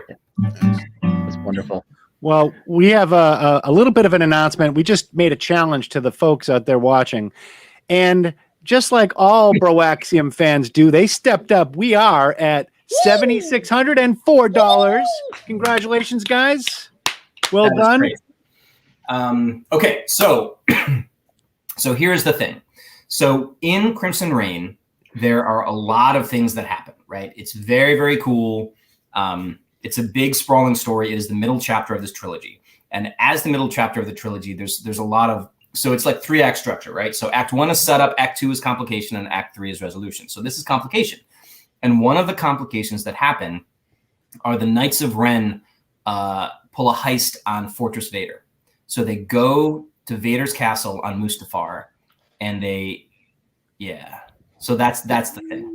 So that happens in the story. It's a whole issue built around that idea, and it's gonna be what you think it is. So one of my favorite things is to watch the reaction of Chris when his mind gets blown. So I hope everyone's just like focusing in right now on that. He's very happy. I'm speechless. So yeah, cool. That one, you know, it's cool because I'm looking at the like the blueprints of the castle. How would you do it? Wow. How would you bring this crew in? Because they can all use the dark side, but they're not all like, they're not Vader. Right. Anyway, that's all I'm going to say about it. We can talk about it, whatever. We can talk about it again later, but like that's going to be good stuff. Thank you for that. I'm already stupid hyped for this series. Same. Now what do we get at 8,000 is going to be the question. How do you top that, right? No, anything for the genies. Anything for the genies. Right. All right, but so High Republic. So Yeah. that has been, I feel very personally connected to the High Republic because it's something that I, along with the other 4 storytellers and Mike Siglain and Story Group and so on, we made it. We built it. And obviously we stood on the shoulders of absolute giants from George Lucas to all of the incredible people who have built Star Wars over the last 4 decades.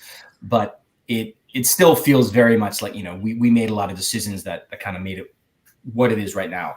So I have to say I have been incredibly heartened by the response to it. I mean, we spent 2 years working on it before any of it came out. And so to have something like that be part of your background creative life for forever, and then have it land and people embrace it the way they have has been just spectacular. I mean, Light of the Jedi was #1 New York Times bestseller. A lot of the other books have been New York Times bestsellers as well. Like it just keeps going and going. And we feel very, blessed is really a word, like about being able to create our own Star Wars epic and have it be embraced this way. So I'm anytime I get a chance to thank people, I do it. So I'm very grateful to anyone who's been reading it and paying attention to it. And there's much more cool stuff to come. So if there's anything you want to ask about, I guess we have 5 minutes left or 10 minutes. Yeah, left. actually, Charles, I've got a question, and it kind of segs to High Republic as well. Do you feel more of a burden or the weight of every creative decision? Do you feel it more when you're dealing with characters that you've kind of created from the ground up, as in, as with the High Republic, or do you feel that with some of the characters that are beloved since the 70s? What's more stressful to you? What do you? Obviously, you feel comfortable now at this point in your career working with Star Wars that you feel like you have everything, all the voices down, but there's got to be some, because you're a fan and because you have loved these characters and feel like they're more than just characters, you must feel a responsibility also to getting them right. What's more burdensome to you? Like, what gives you more stress at night, writing for the older established characters or the High Republic folks?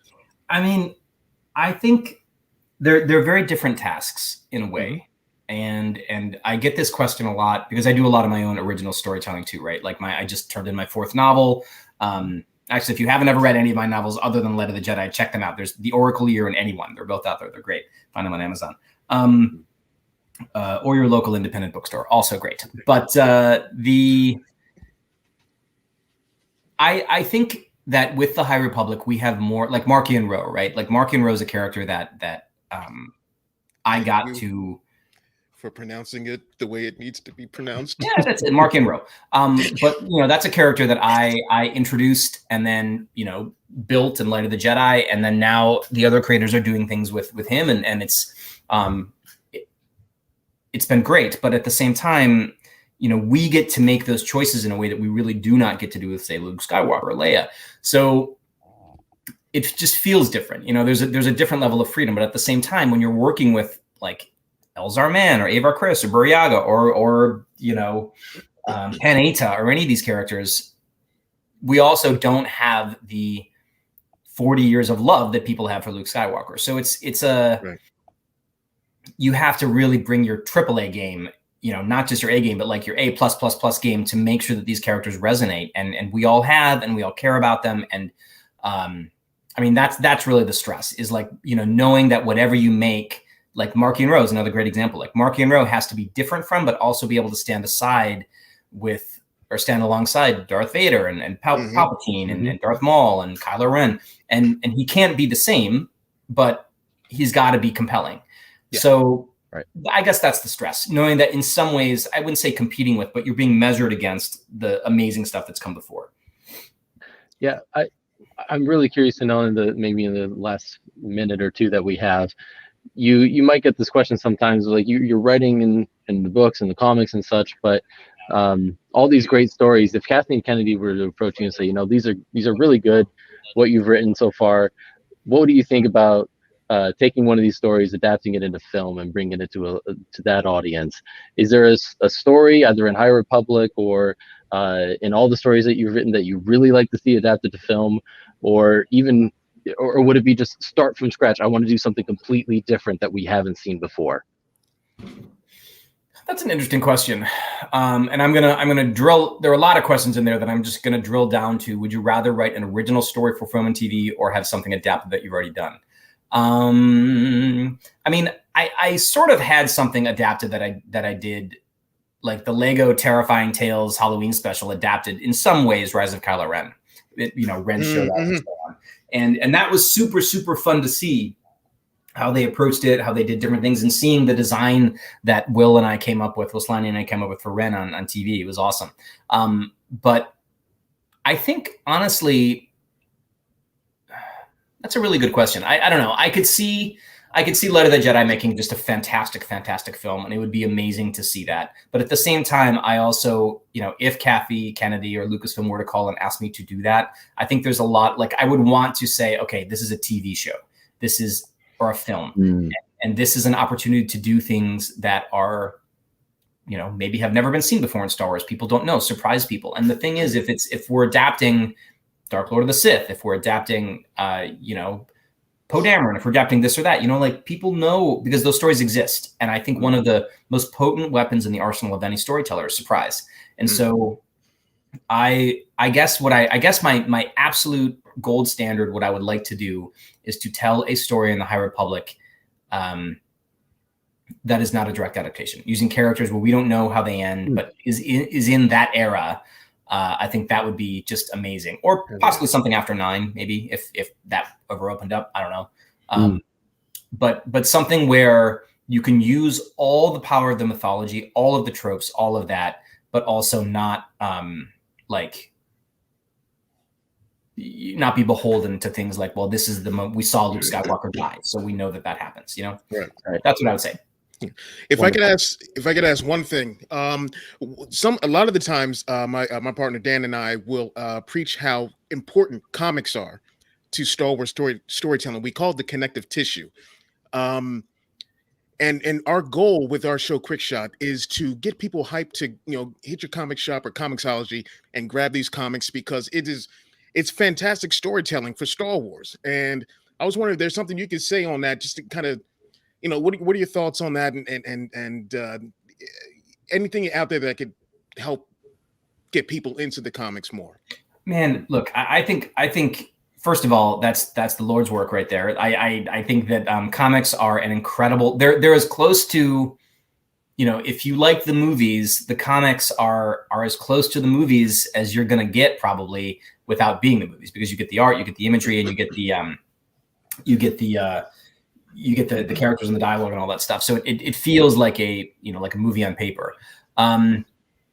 Also, we get to tell the story because within film and TV, like there are so many constraints, not least of all the actors, right? Like because Carrie Fisher, she's not going to be in stuff anymore, unfortunately, sadly. So finding a way to tell stories about Leia comes with a lot of complications. But in comics, you can get those stories, and if you get the right storytellers, they feel exactly like the Leia that you know and love, or Luke. In time periods we didn't get to see him doing amazing stuff, like the comics are being created and had been created since that relaunch in 2014 by some of the very best talent in all of the medium, right? Like some of the best writers and artists in all of comics have been doing the Star Wars comics. They're not like also rans. So when you think about all of these incredible directors and writers and talent that are attached to the films and the TV, it's the same thing in the comics. The comics have the best of this entire medium. So you're excited about Taika Waititi making a Star Wars film, or Rian Johnson, whatever. We have the Taika and the Ryan of comics making the comics. And I'm not talking about myself. I'm talking about the entire crew. So, it's very easy to Google what are the best Star Wars comics that have come out. Just look at those and pick up a couple. And it's, you don't like it, you don't like it. But I think if you don't give it a shot, man, you're missing out. You're just missing out. Yeah, absolutely. Charles, thank you so much for coming and talking to us. This has been an absolute honor and pleasure to have you. It was a pleasure. Thanks for having me. Thank you, Charles. Thank you so much, man.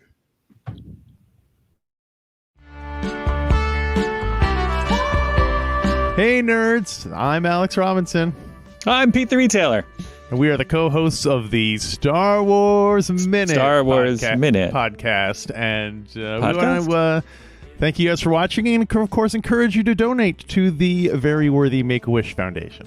Yes, hopefully the Podathon is fulfilling all of your Star Wars needs, and you can transmute. That's not the word I'm looking for, but convert that good feeling into good doing. So you can donate via the links provided to the Make-A-Wish Foundation via this Podathon, and we encourage you to do so. All right, so thanks from us from Star Wars Minute. Star Wars Minute.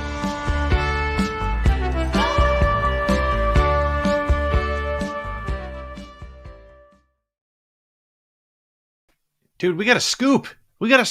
From Crimson Reign. What is going on? Oh man, Charles Soule was. Oh man, what a blessing, man, to listen to him. Between him and Claudia today, it's been like, just. I you know what? I have to admit, I haven't read as much of the High Republic stuff as I should, but I think I got to get on it. I think I got to get on that stuff right away. Hey, listen, we have a really fun thing coming up here. It's I'm just going to bring Matt in to just join us. How you doing, Matt? Matt's like playing with all the different things. He's trying to get all his stuff together. These AI scripts take a ton of work, ton of things. We got Matt and Sean from Blue Bantha Milk. We're not going to do a raffle at the top of this hour just so that we can get to this, because this is going to be a ton of fun. And it's about 420 people in the show, right, Matt? Did I get that right? Yeah. I think we're maxing everything past out. 1,000. We're maxing out the whole thing. So we're really excited. Matt and Sean, thank you so much for doing this. I know it's tomorrow already. I hope tomorrow's a good day. Tomorrow's a great day. Yes, no bad. I can't wait for it. I'm looking forward to it. But hey, during that show, we passed $7,600 on our way to $8,000 for Make-A-Wish. It's insane. It is so great. So I'm going to roll your intro, and then I'm going to step out and let you boys take over if you're ready. Are you ready? How do you feel? Let me just count. How many have we got in here? We got 10 in here. 1, 2, 3, 4, 5, 6, 7, 8, 9, 10. We've got 10. We're ready. Yeah, we're ready. Okay. Well, here we go.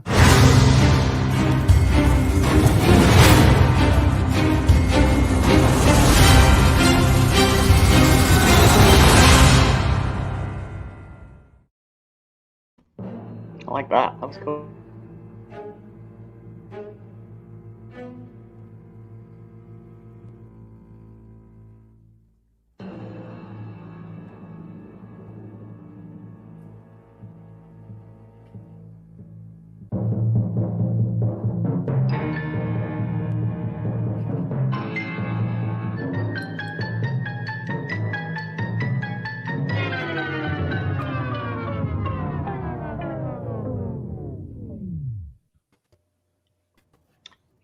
Interior, Rebel Base, the War Room.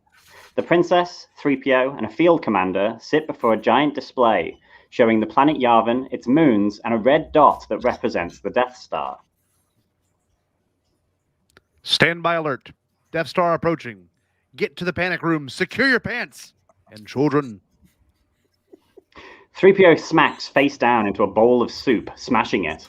He summons the nearby GIMP droids to clean the mess. Finish this job immediately. We must appear motionless. The Imperial fleet is layering on our moons. Exterior, space. The Death Star slowly moves behind the surface of Yavin as many X-Wings flying in formation zoom towards us. Interior, Red Leader starship, cockpit. Red Leader lowers his visor and adjusts his gun sights, looking to each side at his wingmen. She's after Yavin. Move to a safe distance and drop her like in Attack of the Clones. It's very simple. Interior, Biggs' fighter, cockpit. Biggs checks his controls, alert and ready for combat. Shoot them! Send them rocketing into space with a bazooka blast. Interior, Porkins' fighter, cockpit. I've got some eggs. I can fart a plasma grenade and blow a hole through the Death Star. Interior, Wedge's fighter, cockpit. That sounds like something right out of the Random Max.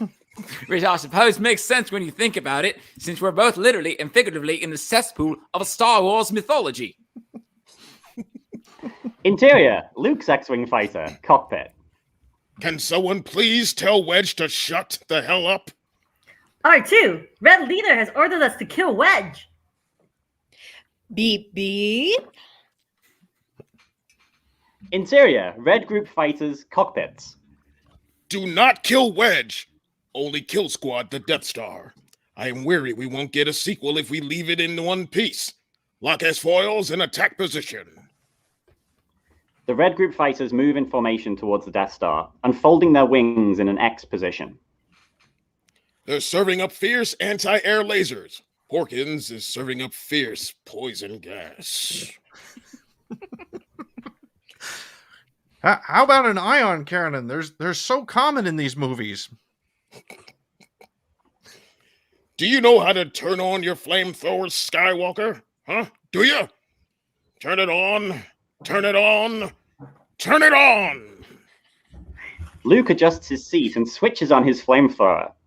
Kick ass, right, guys? Wedge rolls his eyes, frustrated that Luke doesn't seem to have any idea what he's doing.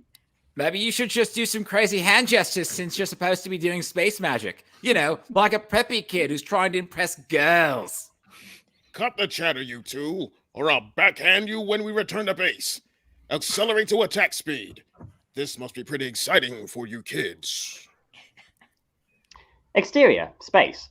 As Y-Wing fighters move in, the awesome size of the gargantuan Imperial fortress is revealed. Interior, Gold Leader's cockpit. Oh, frozen. We're working the shaft now, man. Red Leader, this is Gold Leader. Next phase, attack the Death Star base and score 8.5 million Imperial fatalities. I copy, Gold Leader. Proceed with phase 2 of Operation Twist and Burn. We're working the shaft now. Man, I just can't believe how big and impressive it is. Interior, Red Leader's cockpit. Red Leader looks at his wingmen and claps his hands in joy. Let's blow this Death Star and then we'll turn it into an opera house. Where my Weetlocks at? Instead of an astromech droid, Red Leader has 2 Ewoks operating his X-Wing computer systems. Whoop whoop! Ooh-cha! The X-Wings dive to the Death Star's surface. Interior, Death Star boardroom. Alarms scream. Imperial officers scramble to react to the fighter attack, explosions rocking them. I've never been this scared before. This is really, really scary. I don't want to die. Even the Emperor looks slightly afraid at how easily his monstrous Death Star has been attacked within minutes. They've guessed our weakness, the wretched rebels. Fooling those pipsqueaks should have been easy. But no, Mr. Emperor Hand cannot lose. The Emperor halts his meeting with a Bacta Cola salesman. If you place your order right now, we can deliver by tomorrow, or the next day, or even the next day. Don't touch my nose again, a-hole. And make this deal sound prettier, please. I can't lower my price any further. I don't want to die. I don't want to die. Sorry, gotta go. You two stay here and work out the catering for our launch party. The Emperor abandons his meeting and heads for his escape pod. He bumps his head on an opening door. Interior, Rebel Base. Princess Leia listens to the battle over the intercom. Heavy fire, boss. We're under attack. Yeah, but I don't think you've managed to destroy the main thing we want to destroy yet. I see it. I see it. I'm counting the shots. 20, 27, 28, 29, 200. Exterior, space. As an X-Wing draws level with the Death Star, it crashes into a huge fallen stop sign. Interior, Death Star. The Emperor enters the Death Star's sickbay. I can't believe this is happening. My eyes are glazing over. I can't see the pipsqueaks. They're everywhere. Everybody, look. I'm going to show you how a real emperor should act. The Emperor looks around and realizes he's all alone. He presses a button and a blue force field surrounds him. Peace out, incels. The Emperor presses another button. A slingshot appears and loads him into its sling. Exterior, space. The Emperor is fired out into space, away from the battle. X-Wings continue in their attacks on the Death Star. Interior, Red Group fighters, cockpits. Luke nosedives radically to attack the monstrous fortress. This is Red 5. Have I got friends out there?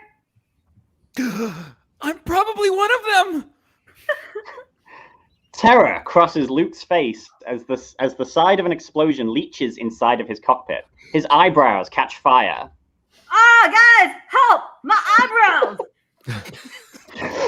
R2 sprays him with water, putting out the fire. Boopy boop boop.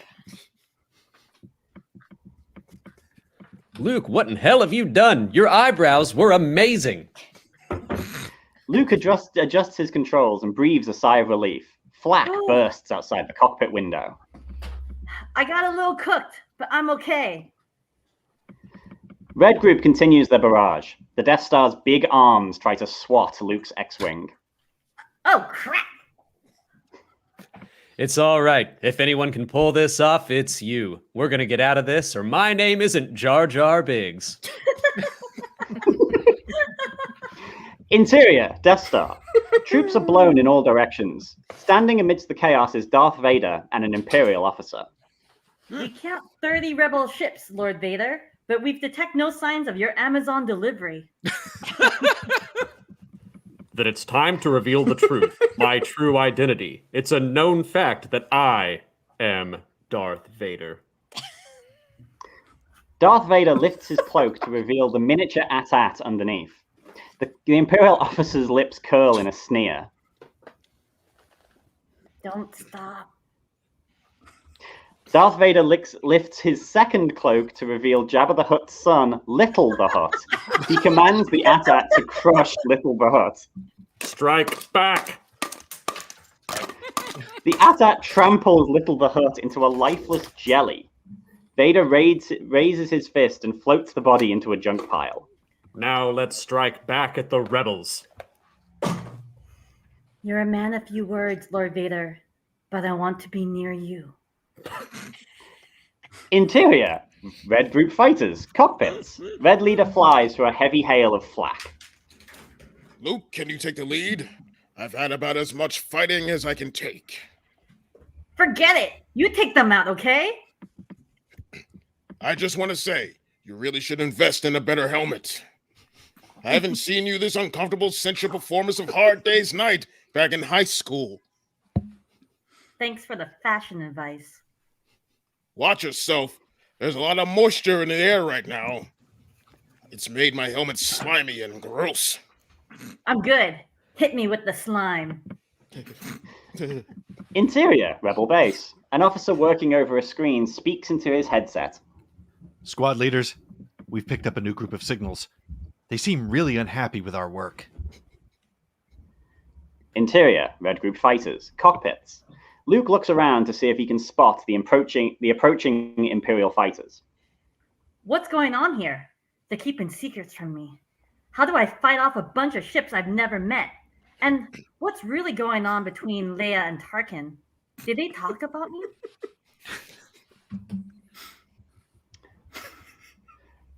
The Death Star's surface sweeps past as Red Leader breaks the sound barrier. He ejects from his cockpit and dashes towards a gunner tower brandishing a large sword. Hey, you can't breathe in space. Yes, I can. I'm a living weapon. I can stand on my toes and inhale and hold it. How do you think I'm such a good belly dancer? Done it again.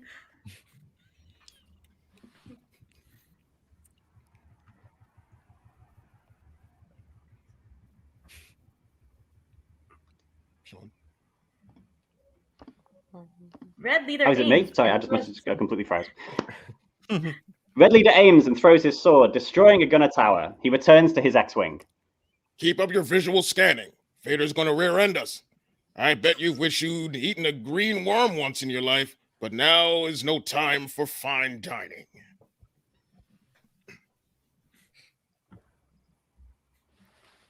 Interior, Rebel Base, bar and grill. The resident Wookiee chef prepares a meal for the princess. Here you go, ma'am. I can also make you a green worm with cream of mushroom soup. I don't have time for fine dining right now. Are you sure? I can set you up with a way to kill your father instead. No, I'll have the green worm with the cream of mushroom soup. Thanks. Exterior, surface of the Death Star. 4 ferocious Imperial TIE ships dive on the rebels. Interior, Red Group Fighters, cockpits. Biggs panics when he discovers a TIE ship on his tail. Why are they picking on me? I didn't learn to fly until this movie.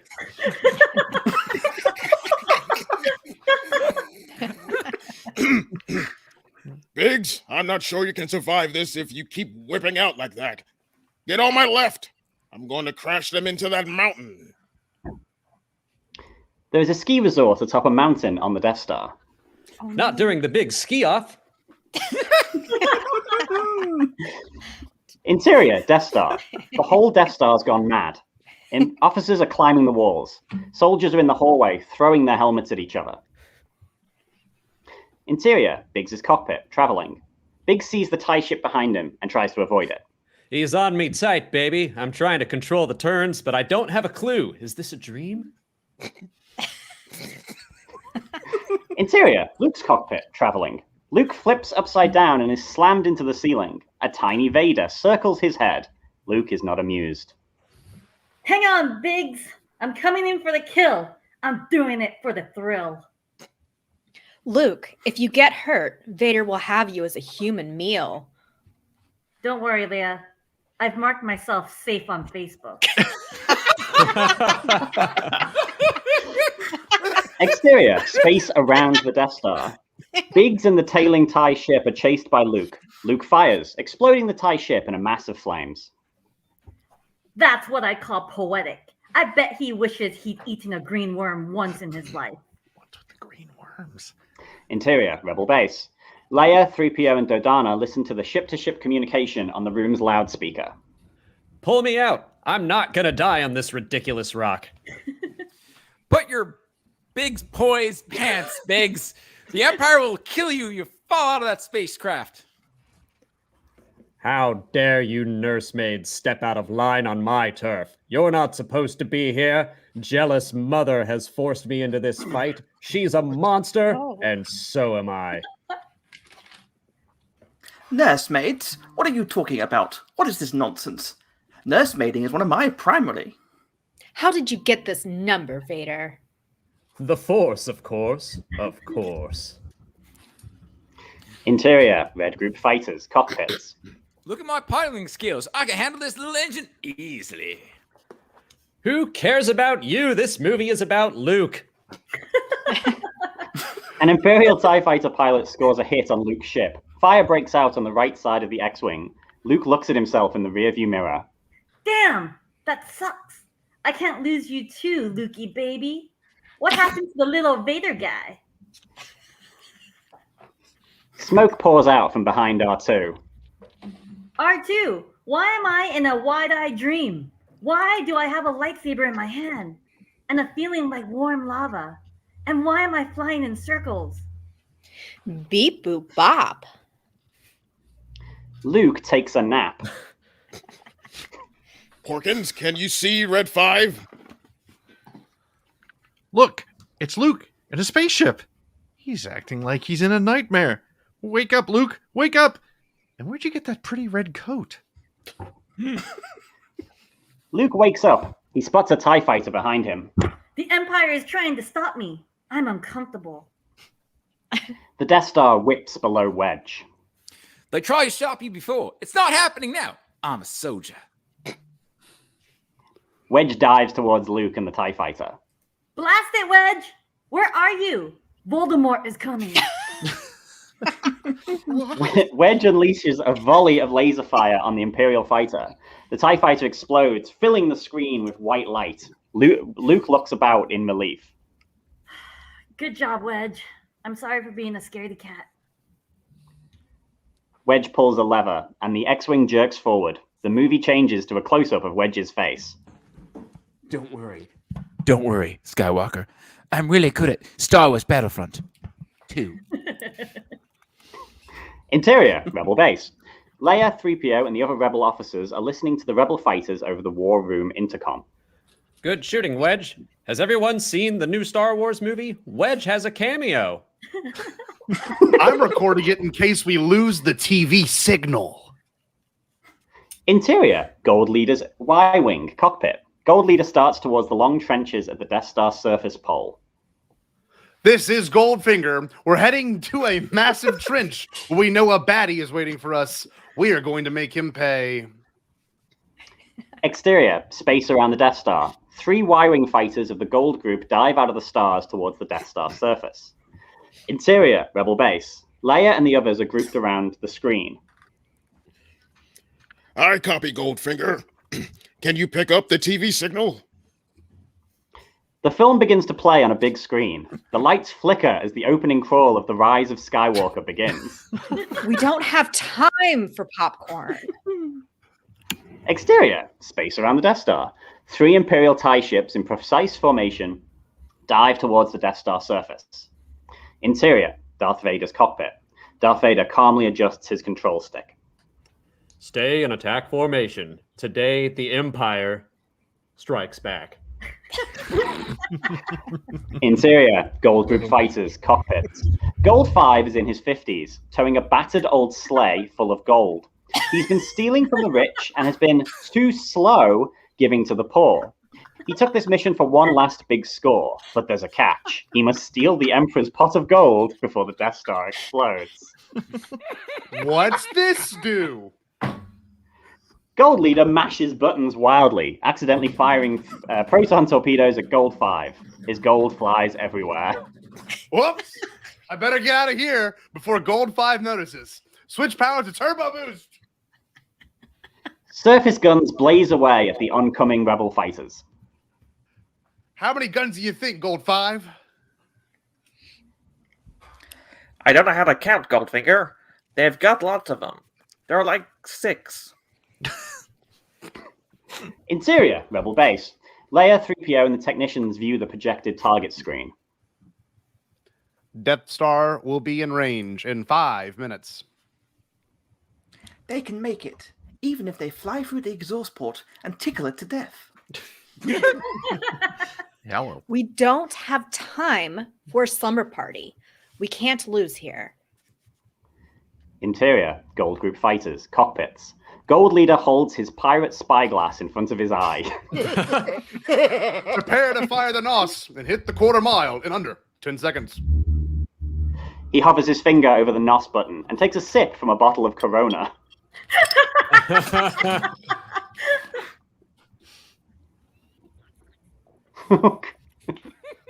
For family.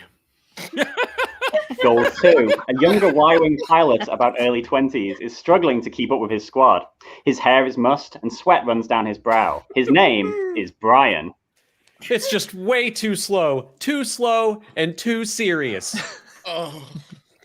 Suddenly, all the laser fire stops. An eerie calm falls over the trench. The guns, they've stopped. I have eyes, you know. No spaceships. Just a Starbucks and wait. There are a couple of ships.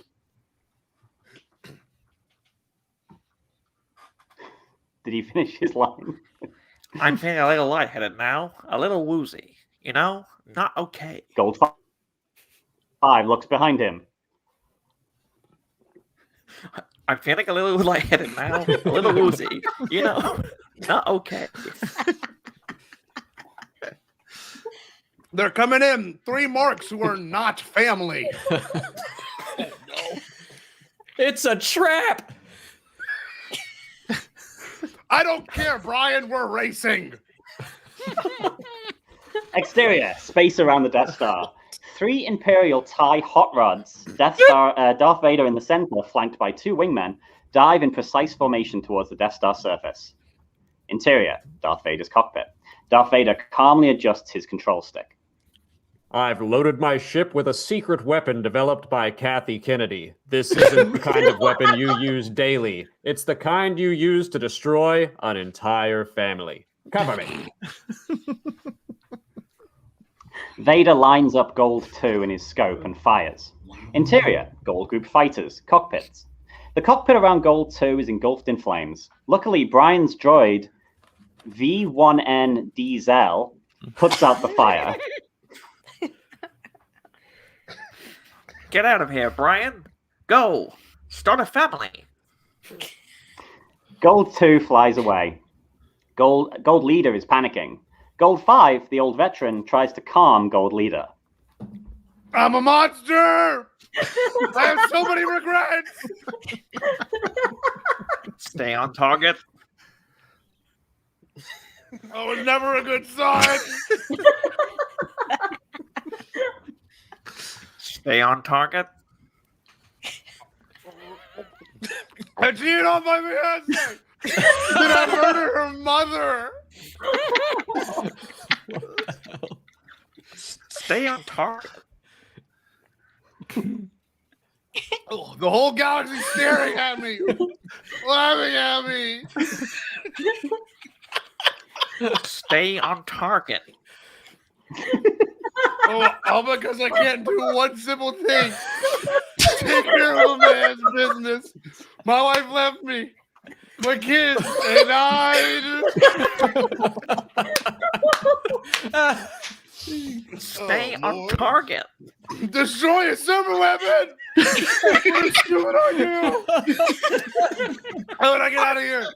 I hunt that Luke Kim. Kill him. Kill him for giving me a new hope. I just want to kill something.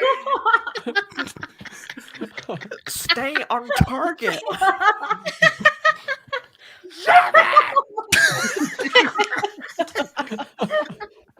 Interior, Darth Vader's cockpit.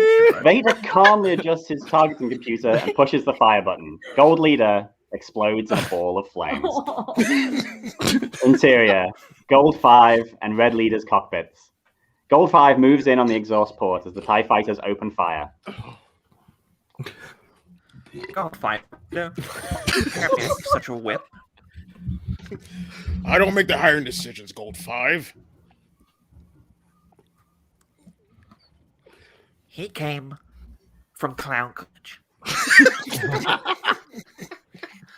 Exterior, surface of the Death Star. Gold 5's engines explode. The life of Gold 5, a veteran of countless campaigns, is extinguished. Interior, Death Star, control room. Grand Moff Tarkin and a chief officer stand in the Death Star's control room. We've analyzed the attack, sir, and it seems they're trying to end the movie. Should I have your ship standing by? Evacuate? No, I don't think so.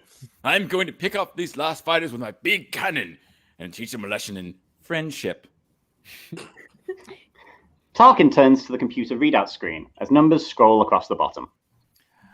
I'll give you a full permission to fire. Fire! But, sir, you can't use your big cannon right now. It's under maintenance. That's not a good excuse. I can have it back working in just a few minutes. Tarkin tears off his uniform, revealing his shiny white tunic underneath. Oh, sir. Tarkin tears off his tunic, revealing his flashy gold-plated robe underneath. Sir, that is very irregular. But I've got to admit, that robe has a certain draw. Tarkin tears off his gold robe, revealing his gold-plated torso, that his chest and arms are just as hairy as his head, revealing that his stomach is even hairier than his chest and arms, revealing that his skin is covered in small, intricately shaped lumps and bumps, implying that he has an unholy amount of body hair, revealing he has unspeakably hairy armpits. Tarkin continues revealing details about his naked body for quite some time, but it is far too X-rated for this stream. Tarkin leaps over the control station. He glides away. Rebel base, 3 minutes in closing, I guess. Interior, Red Group fighters, cockpits. Red Leader looks over at his wingmen. Red Group, rendezvous at Mark Hamill. This is Red 2. Mark Hamill. I don't know. Is it a guy with a lightsaber? Red 3 standing by. Mark Hamill's the son of Anakin Skywalker and Padme Amidala, is he not? Luke, take Reds 2, 3, 24, 88, 1000, 12 again, 4, and 6. Wait for my signal to start your run. Oh, right. What's the code for I'm a little busy? What's your problem, Luke? Well, it's just, in this kind of situation, I'm usually being followed by a black-suited spaceman with a red stick and a voice from outer space. Do you mean my mommy? No.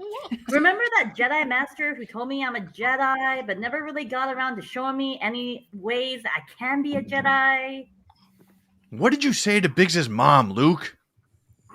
I said, you should stop asking me if I'm a Jedi or not. It's none of your damn business.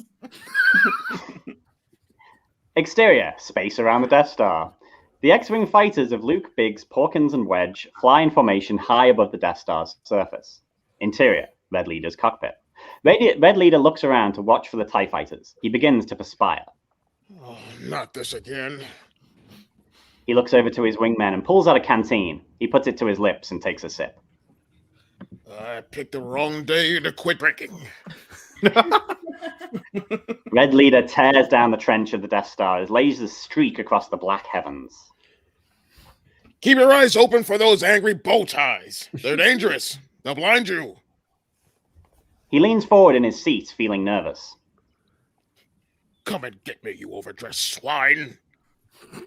Interior, Red Group fighters, cockpits. 3 X-Wing fighters travel swiftly down the Death Star trench. There's too much pressure. This has been the longest night of my life. I shouldn't even be alive still. Red 5, can you see me? I can't see you, Porkins. All I see is endless darkness and death. Can you see dead people? All the time. Flying around like regular people. Tough crowd. Luke looks down at the Death Star surface below. I see them, Porkins. Just don't tell them if they're friend or foe. I like guessing games. Porkins looks up and sees the Imperial fighters. They're closing in too fast. Faster than I can count them. 1, 2. I lost count again. I'm gonna blow. Porkins, don't blow. Porkin, hold on to the baby. I'm holding on to the baby. Eject. But I like holding the baby. Pull up. But the big boys are coming to tie me up. Oh. Blow that TIE fighter with your bees hole. But look, I'm still in control. Look, I'll go straight into DEFCON and I...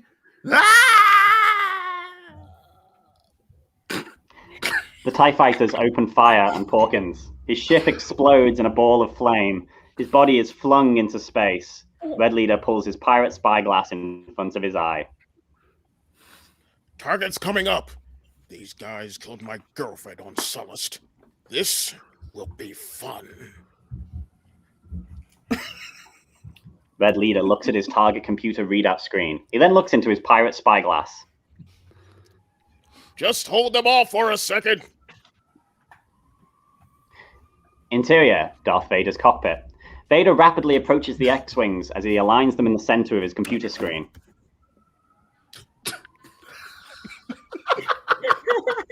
I love this job. I love it. I love it. I love it. Interior, Red 10 and Red Leader's cockpits. Red 10 works his controls furiously, trying to cover Red Leader from Vader's fighter. You better watch it, Red Man, unless you want to go to Dead Town.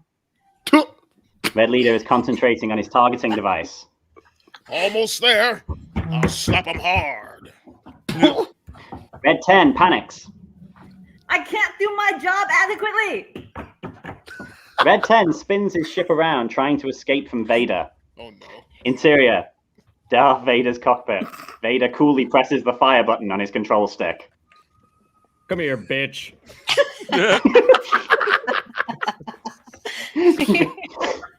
Interior, Red 10's cockpit. Darth Vader's well-aimed laser fire strikes Red 10's ship. Red 10's ship explodes. I'm sorry, Papa. Interior, Red Leader's cockpit. Red Leader lines up the target in his crosshairs and fires. It's away! Exterior, surface of the Death Star. A Rancor is launched out of Red Leader's cannons. It flies down the trench towards the target. Interior, Death Star. A wall explodes. An Imperial officer is flung to the floor by an angry Rancor. Stormtroopers are smashed to pulp. Interior, Rebel base. Leia and the others stare at the computer screen. It's a chart-busting hit. Interior, Red Leader's cockpit. Red Leader looks back at the receding Death Star. Tiny explosions are visible in the distance. Negative. It didn't eat the target. It just ate some soldiers and maybe some fruits and berries. What is happening? What is... Interior Death Star. After several hundred seconds of no action, we cut to the Death Star. The Rancor uses a stormtrooper to barricade itself in a staff kitchen. Interior, Red Leader's cockpit. Red Leader, I've spotted you. I'll see you soon. A wary Red Leader looks about nervously as his ship thuds. I just died, didn't I? Interior, Luke's X-Wing fighter, cockpit. Luke looks excitedly towards Red Leader's X-Wing. No, you're looking great. Exterior, space around the Death Star. Vader shoots Red Leader's ship. Red Leader screams as he buys it, creating a tremendous explosion far below. Interior, Death Star kitchen. The Rancor senses through the Force that his handler, Red Leader, is a new citizen of Dead Town. He dusts himself off, determined to avenge his friend. Interior, Death Star. Grand Moff Tarkin casts a sinister eye around the room. His officers, however, are cheerful. Tarkin looks up to see a Rancor charging into the command center. Hey, you! Scum of the galaxy. Are you busy? A beast is trying to get in here. Several officers try to push the Rancor out of the room. Let's take care of this quickly now. The officers surround the Rancor. Tarkin snaps his fingers, and the lead officer shoots the Rancor with his laser pistol. The Rancor falls. Grand Moff Tarkin, full of pride, scoops a mouthful of green Rancor blood into his mouth.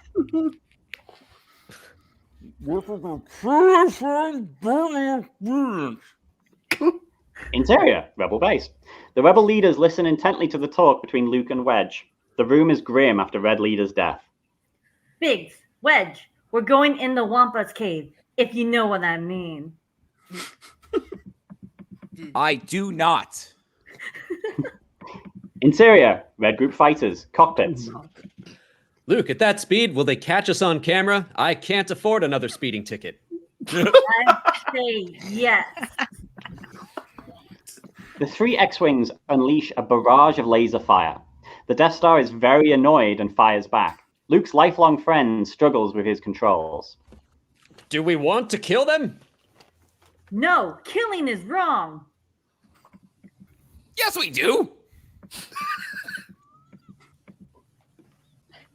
Flak and laser bolts flash outside Wedge's cockpit window. Watch yourself. Increase your speed. Aim for the hole. Stay in school. Is now the right time for this conversation? Nah, it's fine. Just remember, I'm better than you at everything.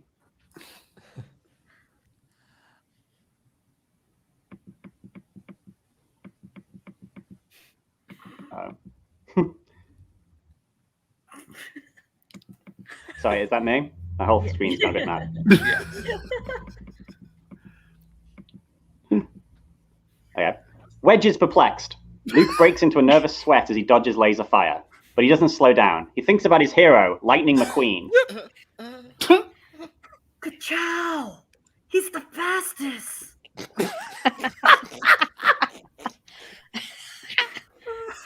Yep. Interior, Darth Vader's cockpit. Vader fires and scores a direct hit on Wedge. Interior, Wedge's cockpit. Wedge wheels as Vader fires again, breaking his windshield. I'm gonna die! I'm gonna hyperventilate! Where are you going? I'm gonna pass out and be dead! Who said you can die? He did! That one! Wedge points at Darth Vader's TIE fighter. Yeah, sorry, I'm completely gone. I will kill you with my laser gun. Yeah, we back? Interior, Luke's X-Wing fighter, cockpit. Wedge, Yeah. you're absolutely useless back there. Call a cab and go home to bed. Sorry!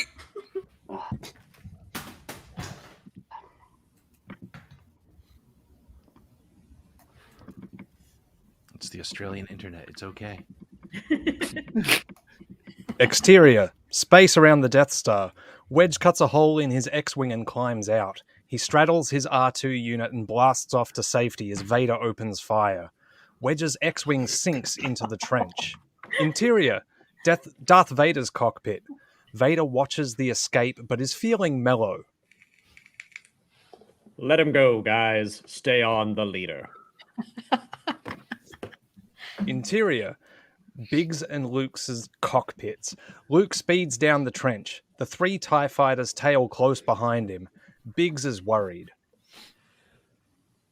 Hurry, Luke! Help me out! Wedge, I must help Wedge get to safety. Wedge went home. Stay with me and keep me alive. Come on, let's go help my best friend Wedge. No, I'm your lifelong friend. Cover my left. Exterior, space around the Death Star. Vader and his wingmen race through the Death Star trench. Biggs weaves erratically as Vader gains on his left. Interior, Biggs' cockpit. Biggs sees the TIE fighter behind him. Luke! Interior, Darth Vader's cockpit. Vader squeezes the fire button on his controls. Interior, Biggs' cockpit. Oh, wait, I've got an emergency eject button right here. Biggs' cockpit explodes around him. Biggs is dead. Interior, Luke's X-Wing cockpit. Luke is stunned. His eyes are watering, but he doesn't blink. He stares blankly into space. I miss Wedge, my oldest friend. Luke's ship streaks through the trench of the Death Star. Interior, Death Star, control room. Grand Moff Tarkin eyes the projected target screen keenly.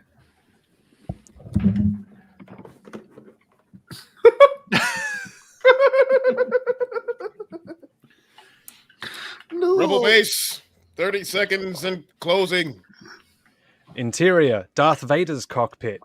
Vader takes aim on Luke and talks to the wingmen. I'm on the leader. Interior, Rebel base.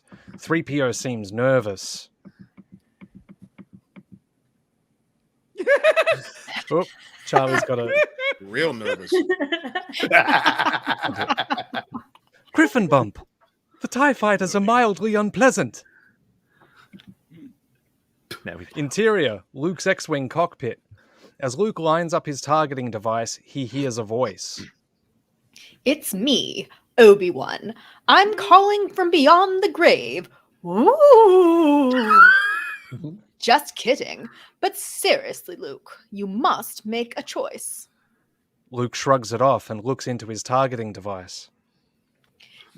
Don't be annoying about it, Luke. Be strong. You can do this. I'm here for you. Sort of. You could just be going mad. A grim determination sweeps across Luke's face as he closes his eyes and starts to mumble Ben's training to himself. Interior, Darth Vader's cockpit. The Force is tickling this one. If he lets it, he could destroy me. Go on. Destroy me. I dare you. Interior, Luke's X-Wing cockpit. Luke flies at full tilt toward the yellow targets on the targeting device. He hears Ben's voice again. Luke, I'm not gone. I'm just a ghost. Go for it. You're the greatest Jedi of all time. Trust me. Luke's hand reaches for the control panel and presses the button. The targeting device moves away. Interior, Rebel base. Leia and the others stand watching the projected screen. His computer's off. Luke, what the hell did you do that for? Don't you know how much those things cost? We are on a tight budget. Interior, Luke's X-Wing cockpit. Luke looks at the Death Star surface streaking by. It's easy. I'm just gonna blow up the Death Star with my effortless charm. Interior, Rebel base. Leia turns to the others. We're dead. Exterior, Luke's X-Wing fighter. R2-D2 turns his head from side to side, still beeping in astonishment. Beep, beep, beep? Exterior, Luke's X-Wing fighter. A large burst of Vader's laser fire engulfs R2. The arms go limp on the smoking little droid as he makes a high-pitched sound. Son of a beep! Interior, Luke's X-Wing fighter, cockpit. Luke looks frantically at the smoke billowing from R2. No! Not R2! R2's beeping sounds die out. Interior, Rebel base. 3PO begins to cry.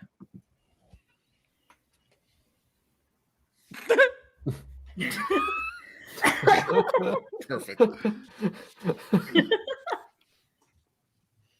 Oh, Charlie, you're muted. He's muted. That's how sad he is. He doesn't want anyone to hear it. He lost his voice. Charlie, unmute. All right. Redo.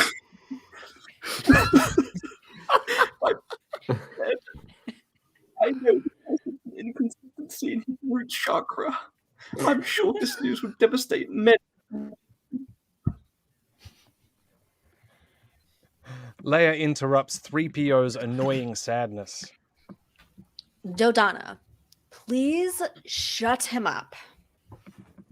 Dodonna switches 3PO off.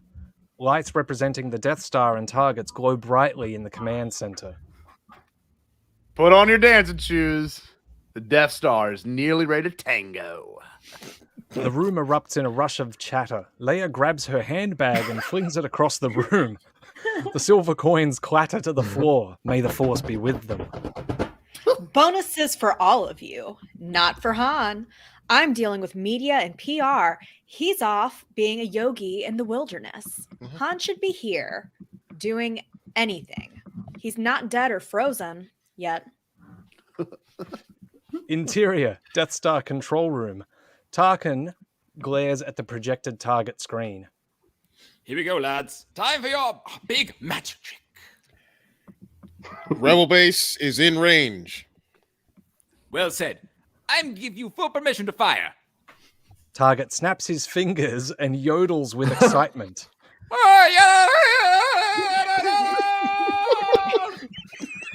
What?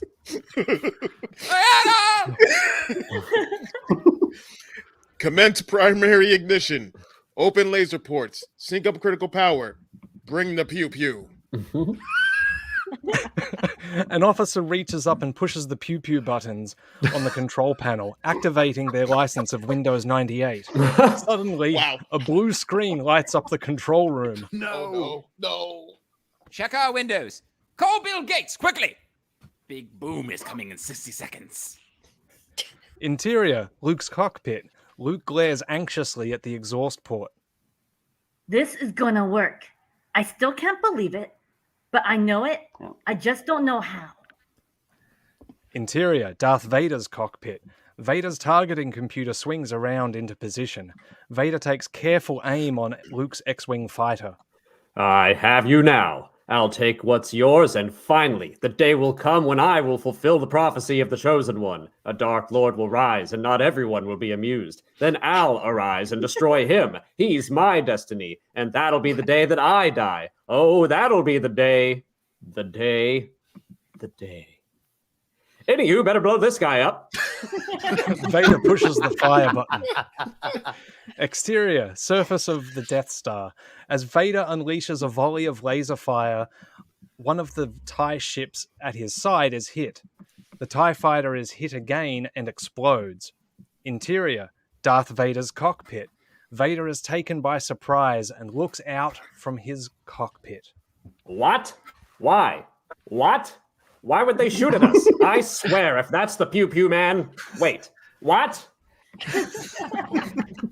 Interior, Millennium Falcon cockpit. Han and Chewbacca watch through the porthole. Excuse me, Darth Vader, but I could have a moment alone with your daughter.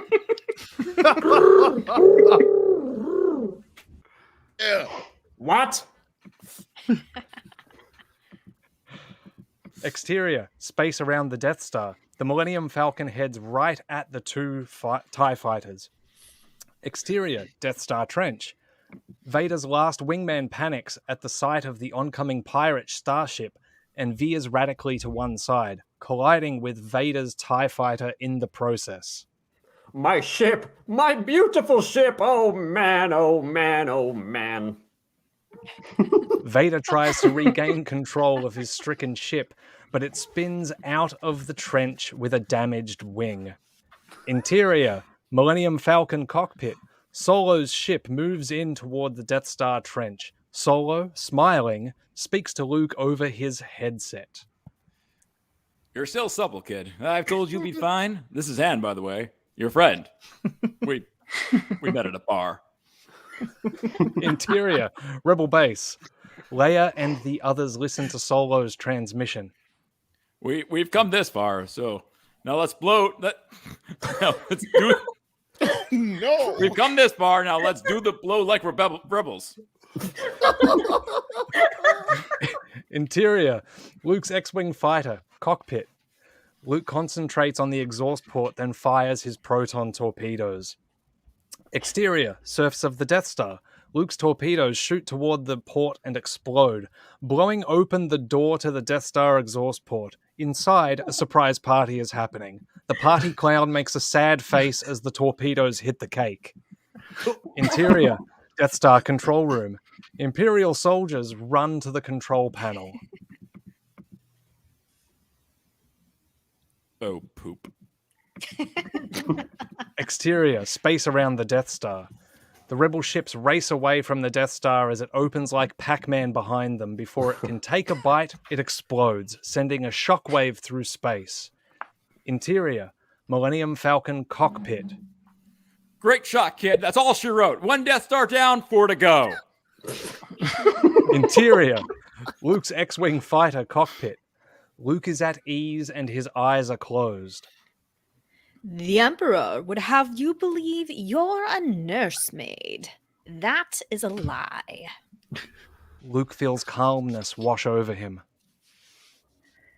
Hi, I'm Darth Vader. I'm your father, Darth Vader. What? Ignore that. Look over here instead. Exterior, space. Vader hyperventilates as his ship spins off into space. The rebel ships race toward the 4th moon of Yavin, triumphant. Fade to black.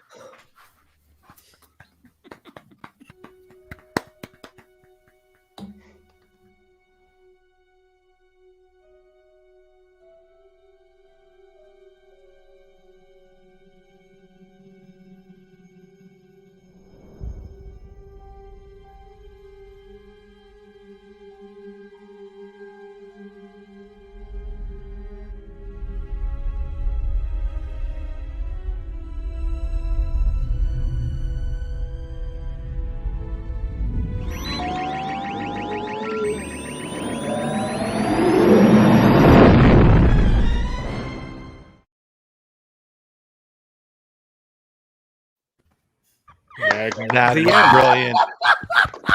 Thank the maker. Magnificent. What? That was cinema. That was cinema right there. Oh my goodness. Oh God. I don't know what's going on with my camera, so I'll just turn it off. You've never looked better. I didn't expect that ending. Oh God. Well, first of all, amazing, wonderful. Thank you so much for that. And I think the Podathon will never be the same. No. I have nothing left to add. That was fantastic. I just want to How thank are we all doing of with you. donations? Well, we lost money. we just refunded $7,600. No, the latest number is 7664. I've never drinking so much so quickly. That was so good. awful. Gold Leader's my That was favorite massive. new character. That was awesome. Gold great. was fantastic. Fantastic. Well, Well, guys, Oh, I would love to my stay and do an after show with this, but unfortunately, we have many more guests to go this evening. First of all, thank all of you for being here. Seriously. Thanks for being a part of the Podathon, and thanks for giving us a much needed hilarity at the end of the day. This was great. God. So that's fantastic. Thank you all so much, and may the force Thank be you. with you. Thank you. bye everyone. Donate more. Donate now. Donate. Yeah. Do it. Yes. Dig deep.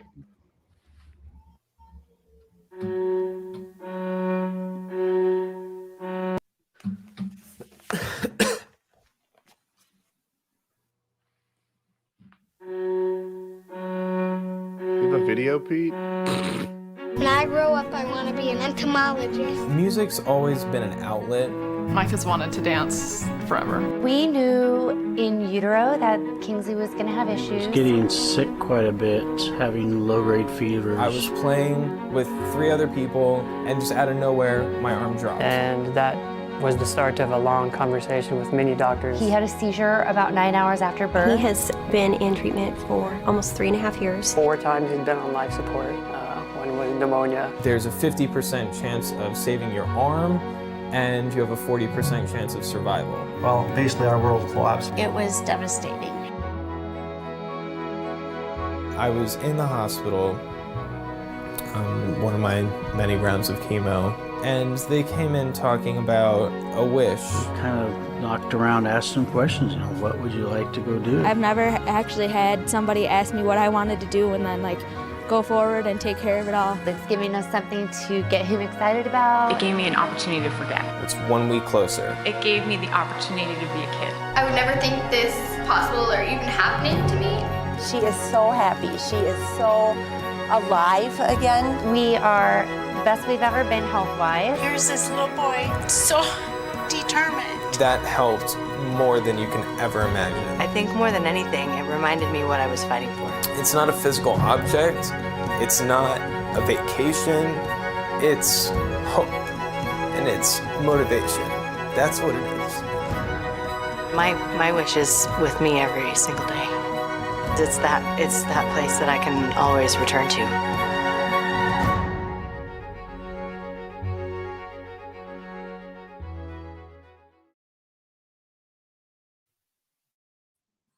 Hey, this is David. And this is Timothy, and we are his father and son. We just wanted to take a minute to say how proud we are to know all of these fine podcasters doing the Podathon today, and they really have a great lineup of some amazing special guests. Yes, and we encourage everybody to donate to the Make-A-Wish Foundation through the Podathon today. And help make a child's dream come true. Awkward wave? Awkward wave. Bye, everyone. Well, Scotty, I don't even know what to say after that last. That was amazing. The AI script. It's always funny, and we literally have no idea what's coming. And just a great job once again by the Blue Bantha Milk guys.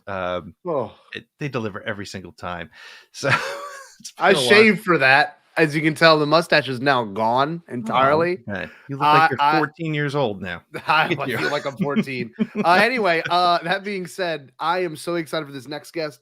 And Pete, did you want to do one more raffle before we? Let's do another raffle before we do that. And actually, before we do that too, let's. You want to pull up what our latest number is on Got it right here. All right, let's pull that number.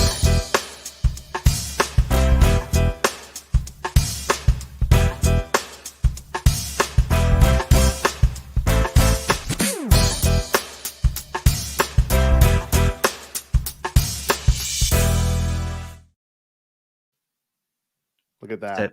7,664. That's amazing. We set our goal at 2,000 this morning. We blew by it multiple times. We just keep going. And thank you all so much for your generosity. We are so close to hitting 8,000 before the end of the day. So if you got it in you, and or you're first visiting us, any amount will do. And remember, for every $5 you donate, you are going to get an entry for this raffle, the raffle, which is coming up in less than 2 hours, with some amazing gifts. Some of them coming from our next guest coming up. So, hey, Scotty, let me see what we're going to raffle off this time. Sure. We're going to give away two things real quick before we get to our guest. And at this point, we have another. We have a Claudia Gray autographed book plate, and we're going to give away one of 3 of the autographed Ann Convery and Dave Filoni Stories of Light and Dark. We got 3 of them to give away. We're going to give away one, but first, let's give away the book plate. Hey, what's your name? I'm Lucky. In my experience, there's no such thing as luck. Looks like you're having a good day. I'm a lucky guy. We'll let the fate decide, huh?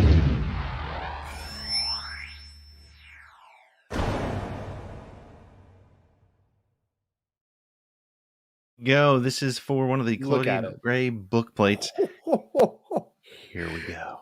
It gets bigger and bigger by the end of the day. This wheel is like begging for us to just stop adding names, but I'm not ready for you to stop yet. Here we go. Claudia Gray book plate goes to Matthew Thurbin. Awesome. Fantastic. Congratulations, Matthew, and thank you for your donation. It is much appreciated. And hey, we're sort of giving a sneak peek at what's coming up. But this one is autographed by a couple of the authors in this wonderful book, Dave Filoni and the wonderful Ann Convery, who's been very kind to join us and to take part in this in many, many ways. And here we go. Let's spin that wheel. Every $5 gets you a chance to win this. Here we go. Who's it going to be? Caitlin Busby. Congratulations. That's a big one. Thank you very much. And thank you for being a part of all of this. and all of you who have been joining us all day. I'm not going to sugarcoat it. It's been a long day, but we are having just a great time. And so without further ado, I'm going to bring in my co-host for this particular part of the show, Miss Becca Benjamin. How are you, Becca? I'm good. How you guys doing? It's been one crazy day. You guys are like workhorses. Really it's been great, and thank you for all your help and for everything you've done. We wouldn't be here without you and all the work that you've done. So thank you so much. And it's a great cause, and what more could we possibly ask for, right? I mean, this is a great day. So Scotty, I'm gonna let you go. Take care of that, that mustache situation. I know it was pretty poorly done. So we'll see you at the top of the hour, bud. Becca, so hey, I'm excited about this because I've been listening to Tarkin's Top Shelf for a number of years. You've been a guest on my show, and now we get to do a show together with an amazing guest. We are joined by Ann Convery. I'm going to skip the pleasantries. I'm just going to bring her in if you're cool with that. Oh, I'm cool. Hi. Is she cool with that? Hi. How are you? Yeah. Yeah, you like that we ask you after you're already in. We're like, are you okay? Because we're bringing you in right now. Fine. There was a little warning beforehand. It was like, don't leave. Be ready. It could happen at any second. So, Ann, for the people who may not know you, because even though we've been bringing you up all day long, tell us a little bit about you. Oh, okay. Well, my major connection to Star Wars is that I'm married to Dave Filoni, which is just no, I'm not. I don't know. He's just a guy. He does some stuff. Like sometimes he draws, sometimes he writes. I don't know. But I know I was looking for one of my little Dave, my Trapper Wolf figures, but we've been giving them out to people, and for a while they were just all over the house. Like I would open up, open up this creamer, there's a Trapper Wolf. I'm gonna open up this creamer, there's a Trapper Wolf. So we would just hide them so that I would be scared, and not want to touch anything. But so I'm married to Dave, and we've been up here, and he's been doing Star Wars. I was trying to figure it out for about almost 17 years now, and we've been married for 18. And then I finally got a chance to kind of more overtly be involved by doing the short story Bug for Star Wars, The Clone Wars, Stories of Dark and Light, or Light and Dark, the anthology based on all those cool Clone Wars episodes. So it was a really fun project because people got to just sort of choose the episodes that jived with them the most, or the characters that they were really interested in knowing more about. And so authors got to riff on those cool episodes of the Clone Wars. And that was really fun. That's excellent. And so you also, you've done some other writing, of course. That's not the only thing you've been a part of. And so maybe what drew you to the Bug story? Oh, well, my background is in first English literature and then psychology. And in both cases, I did a lot of work around fairy tales. And so there was just so much leeway in the Bug story. I realized I'm not so much telling a Star Wars story as I'm telling a fairy tale, which is what I'm really interested in, but in a Star Wars context. And I mean, you can make the argument that that's what's happening in Star Wars a lot of the time. We have all these archetypal characters, fathers and sons, and princesses, that self-rescuing princesses, But really, I think it's definitely a deeper mythology. Like first comes mythology, kind of those base archetype elements, and then comes the filter of fairy tales that we tell around the campfire that were an oral tradition and then became a written tradition. And so it was just riffing on my fairy tale psychology Jungian thing, but doing it with cool space stuff. Cool space stuff. Love it. Yeah. Love it. It's great. So now I'm going to guess maybe you were a Star Wars fan before you met Dave, who was obviously also a Star Wars fan, even though he wasn't working for it. So did you grow up with Star Wars as part of your life?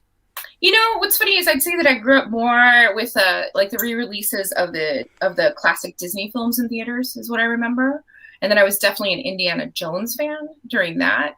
I don't know that there was anyone in my house that was Star Wars centric, so I had to wait till those came out later.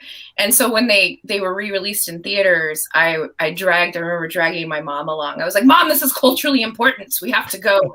And she fell asleep, and I was just so amazed to see it on the big screen. I'd seen them, but I hadn't seen, like to see A New Hope on the big screen for the first time. I mean, is there anything better? No.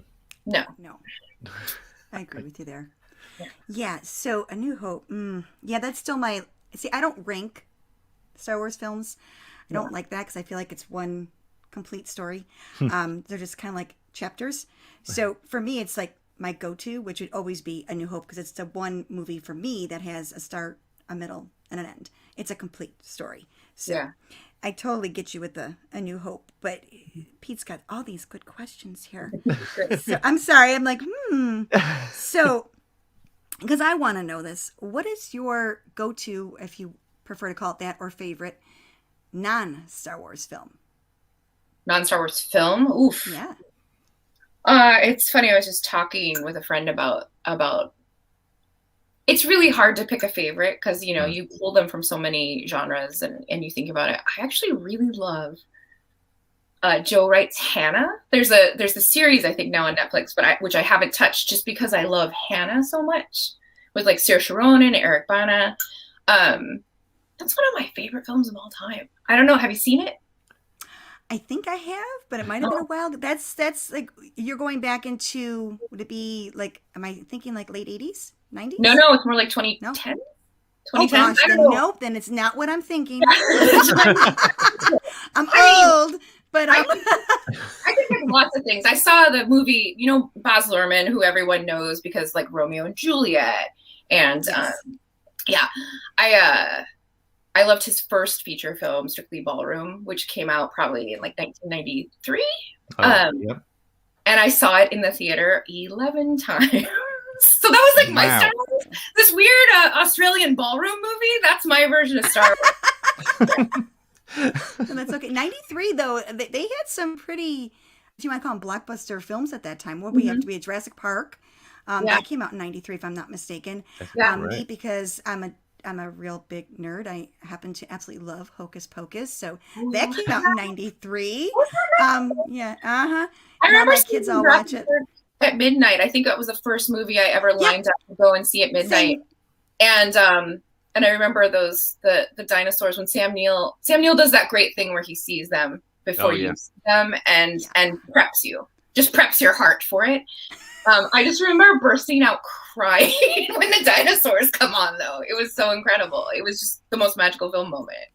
That's awesome, because I still remember that. And coming home at night, I was constantly looking at my rearview mirror, constantly thinking there was a dinosaur behind me. Just gonna be a T-Rex chasing you home. Oh, absolutely. Yeah, it really shook me. Kind of like Jaws did when I was a kid. I still don't go in natural bodies of water. Pools, yes. Natural bodies of water, I don't go in. Jaws wrecked me. So my mom always tells me about going to see Psycho in the movie theater when she was a kid with her younger sister, and how she had to sit for like the next year. She had to like sit on the toilet in the bathroom next to the shower at their house while her sister took a shower because she was too afraid to be in there alone. Yeah, some of those movies, man, they destroy you if you watch them too young. They really do. I do. Having young kids myself on 9 and 12 right now, I'm like, is it okay for them to watch this? Is it not? Is it going to ruin them for life? I'm always just a little concerned, but I'm like, yeah, they're good movies. Go ahead, you can watch it. And then my son, who's 9, who's got all his friends, he's like, hey, Dad, can I watch Squid Game? I'm like, no, absolutely, don't even think it. Like, it drives me crazy because I saw Squid Game, and it's like, it's talk about things like, it doesn't matter if you're 9 years old or 51. It's like that film or that series is just, I don't know if you've seen it. It's a little intense. I'm not watching Squid Game because I'm not old enough to watch it. Like No, I think you're right. It'll mess with you. But it's funny we're talking about Jurassic Park, because when I think of movies and I think of sort of those magic moments, first of all, what's amazing about Jurassic Park still is that it still works. You can watch Jurassic Park today and the effects still hold up remarkably. I mean, it's wild. But that moment specifically that you talked about, where Sam Neill, he takes the glasses off and he's shaking and he's just, it's untoppable. But what adds to that is John Williams' score that goes with that. Every time you hear that music, you can see that entire scene as it happens. And so that's pretty wild. So as far as, you've been a bit of a Star Wars fan, you've worked on that book. You've had all kinds of things. And I understand your favorite Star Wars character is the whole the Night Sisters situation. So tell me about where that comes from. I mean, it sounds like you studied sort of the fairy tale sort of thing, but why does it work in Star Wars? Because to me, I'm sorry, I ask a question and then I keep talking. That's bad interviewing. But you have a situation where in Star Wars you can have Old West, you can have magic wizards, you can have science fiction, and witches seem to work. Why do you think it fits so well in the Star Wars lore? Yeah, I think it's interesting. You're like, you can have Old West, you can have science fiction, you can have wizards, and like everything that you brought up, I think for a long time. And I'm not grinding a feminist axe here, but what I'm saying is everything there for a long time has sort of been the province of guys, right? Like we hadn't seen as much representation, I think. And it's like, well, why not? I mean, there's other people here. There's other people doing other things with the Force, and I think that one of the really interesting things about a Disney era Star Wars and the sorts of stories that we're getting to see told in the EU, in the major franchise films and on, streaming, is that we're really getting to add a lot of voices. Mm-hmm. And so the witches to me they're just one more voice that's been around. It's been around for a while. Katie Lucas kind of dug them up to do the Night Sisters in the Clone Wars and expanded on them. And so they've been there. And it's the idea that, the Force permeates everything. There's obviously, we know there's more than one way to use it. And really a lot of how it's used and how it's going to go has to do with your intent. And, and so we have the Jedi and we have the Sith. And then we've got this other sort of wild element. When you look at the thing that's like chaotic good, chaotic neutral, chaotic, and I'm sort of like, where? I think it's a fun, like, where would you put the Night Sisters in that chart? I'm going to turn it back on you. Where would you put the Night Sisters on the chart? I think you want to go, you naturally want to go, like chaotic evil or lawful evil or something like that, right? Boy, my D&D days are like all flushing back into my brain and I'm trying to think about that whole alignment. But what's interesting, but I think that's the great thing about Star Wars is that it also plays in that gray area because they don't feel like they are, right? They feel like they're using, it's just like we had a conversation first thing this morning when we were talking about Book of Boba Fett. We said, he's a bounty hunter, so is he a bad guy? And bounty hunters aren't necessarily bad guys because they're chasing bad guys. And that Star Wars lives, and I think it tells its best stories in those gray areas. So to answer your question, I think they think of themselves on the chaotic or lawful good, and we as an audience see them because they're not going the direction we would necessarily want them to. And it's all perspective, right? So yeah, I don't know. I mean, I think that if and when we see more witch action in Star Wars, I mean, that would be interesting, right? To see how that evolves. Because we've had 2 seasons of The Mandalorian. Mm-hmm. That guy starts off as not very pleasant. He's like got a bounty on a 50-year-old baby that everyone thinks is adorable from the moment it like puts its little blanket down. And you're like, oh no, what's he gonna do? And he's going to deliver it. And like it's his intent. It's the moment that he goes, no, this ain't right. And that sets him off on a whole different journey for who he's gonna be. Not just an orphan who's bitter, who lost his parents, became a child of the Watch in a cult, but somebody with his own agency, who is capable of love, which I think is probably one of the biggest themes of Star Wars. I know that there's been that clip of Dave going around talking about hope, and how important hope is in Star Wars. And without change and movement, there's no hope. And it's always those moments of significant change or insignificant change, just small decisions that end up having the ripple effect that take us on the whole journey with a character. That makes it live, I think, for us. Because it's like you can have as many wonderful special effects as you want, but it's like back to Sam Neill. Without his reaction to that thing, right? Without John Williams' score, like bringing your heart soaring to meet this thing that you've been imagining since you first had your dinosaur picture book as a kid. Right. All these little changes that invest us, and that we see a mirror that we put up to ourselves and go, oh, if I just make this one change, I can start a whole new character arc. I don't know. That's the power of Star Wars for me and storytelling generally. And the witches have so much possibility. Witches aren't bad. Chaotic evil. Come on. Well, going on the witches, I absolutely love it because, like you were talking with the Mandalorian, we do get some, to me anyway, and again, art is up for interpretation, right? So in the episode in season 2, when we finally meet Ahsoka and, she gets to meet Grogu and they sit, and I know I've messaged this to you personally, and I love it. I'm very big into witches and witch lore and all that jazz. Absolutely love it. So it's Grogu, it's Ahsoka with a lantern, and the big full moon is above them, and they're quiet. I mean, you could hear a pin drop, and Din's like, what the heck's going on? And she's like, well, we can hear each other's thoughts. Well, in neo-paganism, when the full moon is in its fullest, they say in a spiritual sense, if you're an empath, it's really potent for you and you can feel those feelings of others around you. It's one of those spiritual moments where you can literally tune into yourself, tune into others. And to me, whoever gave the go ahead to John and to Dave and all those to say, we're going to do this in the dark with a full moon. And, you get the creepy looking leafless trees because obviously everything burned over there, right? And it taps into that lore, which to me makes sense. They're both Jedi. The Force, like you said, when we learn it from Obi-Wan or from Yoda, it's this energy field. It binds everything. The rock, the tree, the ground, you, me, all of it. Yeah.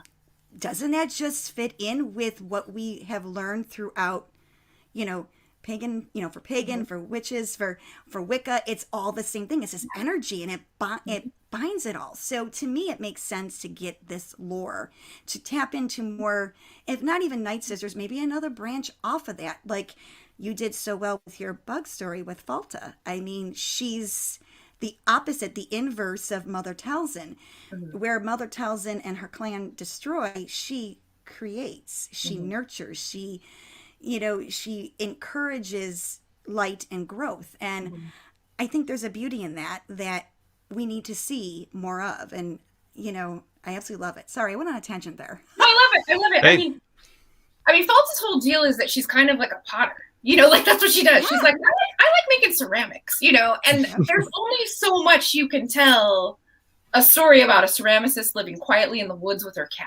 I want to what do you mean? But it's like, so far as stories go, I know that maybe that's not, no.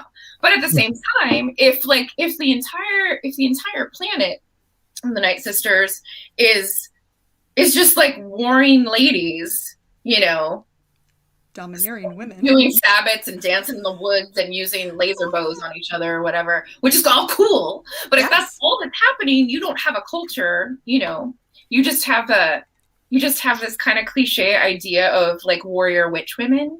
And so that clan, the Night Sisters clan, awesome. But there's got to be a whole lot else going on that planet. Thank you. Yeah. Yeah. I think I read in an interview you did, I think it was with Nerdist around the time that came out, was just that you recognize, and I think this is what some of the really good Star Wars stories are starting to recognize is, you may have a planet that's all ice or all lava or all whatever, but it's a whole planet. And so the fact that there's you're going to have some variety, and that variety is actually a great way to dig into some of these different Star Wars cultures, I think. Yeah. I mean, look at how we live on our little blue ball. It really is a small world. And I'm not trying to name check Disney there, but it is. And it's like, what a massive, wonderful, stunning variety of life and choices and cultures we have, and that's like the thing that puts me in awe of Star Wars. Like, have you ever been to a planetarium and they do the whole thing where they're like, we're so small and insignificant in the universe, and it should make you feel terrified, but it kind of makes you feel great. You're like, right. That's actually not that much that's up to me. I just have to be the best person I can be, and that's fine. That's not that big a deal in the grand scheme of everything. And I was just like, there's so many universes, and in Star Wars we get to like imagine all these planets and all these places. Even the little sad sort of asteroid that Bug lives on, I'm like, there's that place too. You know, there's that place that you have to have the impetus to leave. There's that little bit of shadow that's going to make you turn like a moth towards the light. I mean, there's so many possibilities from the little minute kind of gray places to the grand places, you know, like Coruscant is a grand place, you know. Right.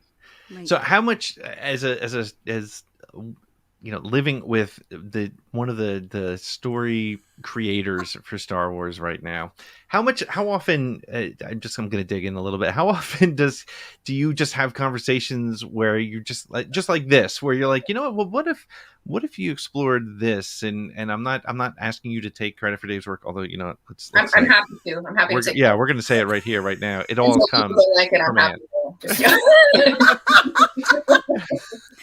But do you get to have these great sort of storyteller conversations around the table, or is he kind of? No, we absolutely do. I mean, it's fun. It's fun most of the time. There are times where I'm like, so hey man, we need to get the plumber in here because there's this leak, and I think there's a mushroom growing through the floorboards. And he's like, so what I'm thinking for Ahsoka episode 2, and you're like, cool guy, but also, we live here now, you know. And things have always kind of been like that. I mean, I think the imaginative world takes precedence in Dave's space, which makes him a charming and genius. Can I say he's a genius? I think he's a genius guy. I mean, he's fallible, but he's good stuff, you know. And it makes him just a delight, and it also makes me want to murder him on a daily basis. We won't tell him. Oh, did you get it? I mean, that's great. Can you empty the dishwasher? You know. But most of the time, I really do love listening to it. There was an article, I think we may have talked about this last time. There was an article that came out early in the pandemic and people staying at home that somebody had written like, the best person to have to be in lockdown with is Dave Filoni. And it was just this like really glowing, sweet thing about how great would it be to kick story around with Dave Filoni all day. And I'm like, oh, would you like to know? Would you really like to know? I can tell you. Because sometimes you just want to use the bathroom and you want to be left alone. And then it's like, Annie, I had an idea, you know? So. I can't believe you told that story. I saw it on your Instagram. I was dying. I had to go read it to my husband. He's like, and I care why. I'm like, I was dying. Oh, that's gold. I'm sorry. Oh. No, it's great. We have a great time. And I think that, I mean, there's a lot of work that Dave's done that I'm proud of him for. What stands out most recently is getting to finish the Clone Wars on his own terms. And also kind of dovetailing with that, the end of Rebels, which also he really got to tell, I think people wanted more Rebels, but I think Dave saw that arc really clearly and knew how he wanted to like end up with that show. And it's got some of what I think of as like the weirdest Star Wars, you know, like yeah, wolves and interdimensionality and worlds between worlds and I love it. I think I love it. Maybe, I don't know if I love it more than your average Star Wars viewer. I'm sure there's mixed feelings that people have about it because people have like strong ownership feelings of Star Wars and what they expect to see in a Star Wars. But for me, because it's so purely Dave, but still working by sort of the rules and with the respect of what George established and what he learned from George, that stuff just floors me. And I'm so proud of him for those things. It's so interesting because, you know, as I spend way too much time in Star Wars Twitter and social media, and, you know, on my show, I've done, you know, 140 different interviews with different people. And a lot of people say, I love my Star Wars weird. Right. And that's, I think World Between Worlds, I think, you know, the Lothwolf and Rebels really delivered that really, really well. Mm-hmm. And it's interesting, though, how do you think, as a fan, balancing kind of, you know, I'm not going to ask you to read Dave's mind, but as a fan, how do you balance, because you do have, I mean, there is a huge percentage of fans that got into it for the pew pew and the spaceships and lightsabers and laser guns, right? And then you have, I guess it's kind of what we talked about before, and this is kind of a theme that we're hitting on here. and that is that how does it live together? And do you think that it ever clashes? The pew pew and the weird? Yeah. Okay. Ha ha ha ha. I don't know. I think I've seen it finesse pretty well. I think it depends on.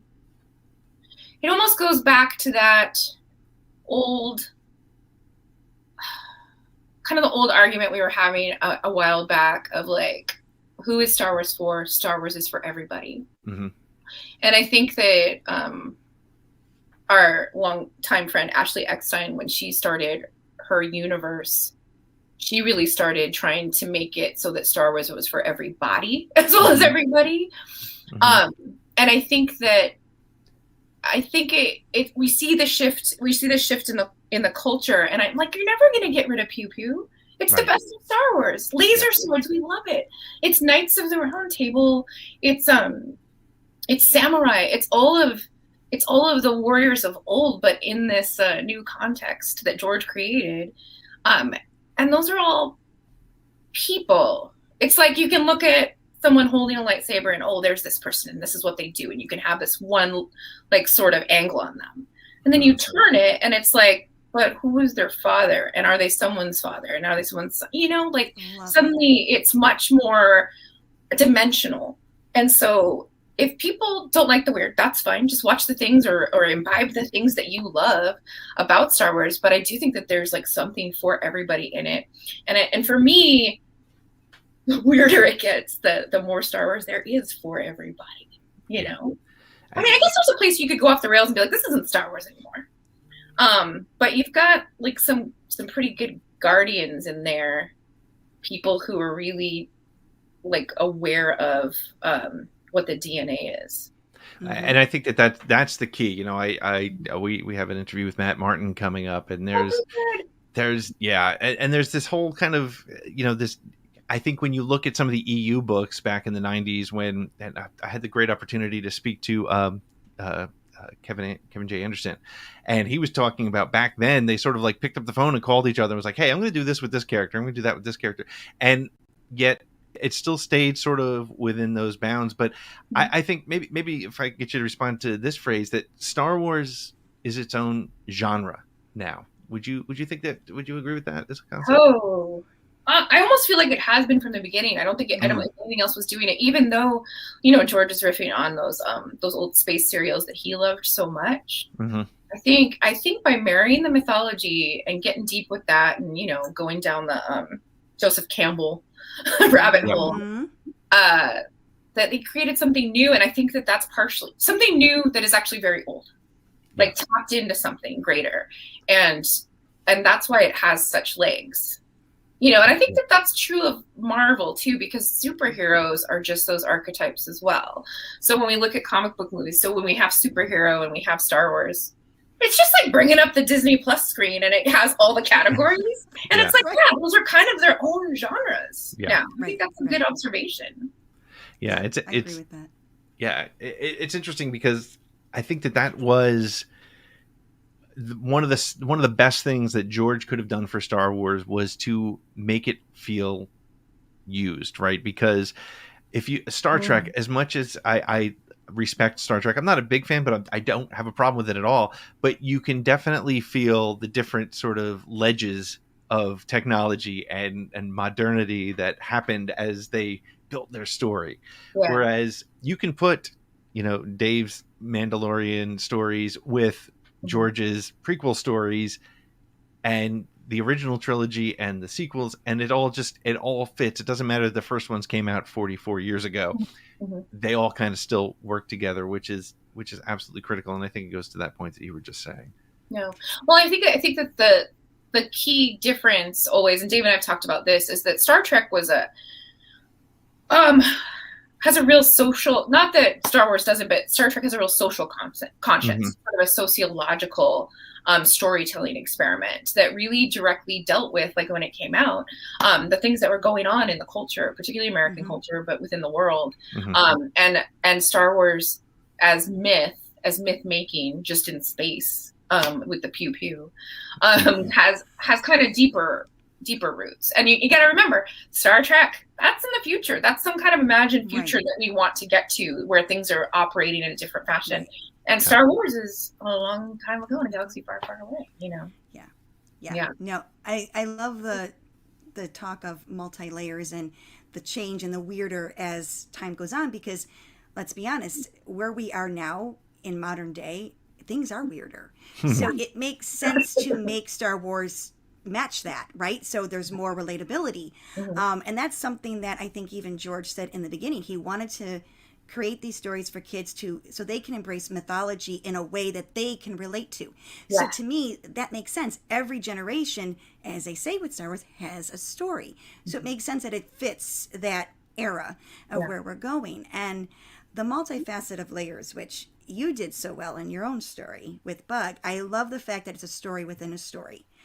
And the more I thought about, talking to you today, because I know we've already discussed Bug on Tarkin's Top Shelf, but I got to thinking, that moment, the story within the story where, Falta is telling Bug the story of Yenna and all that adds into a bit of flicker of magic going on. You get the fireplace going. I'm like, oh my God, I got total Lucy vibes from Narnia.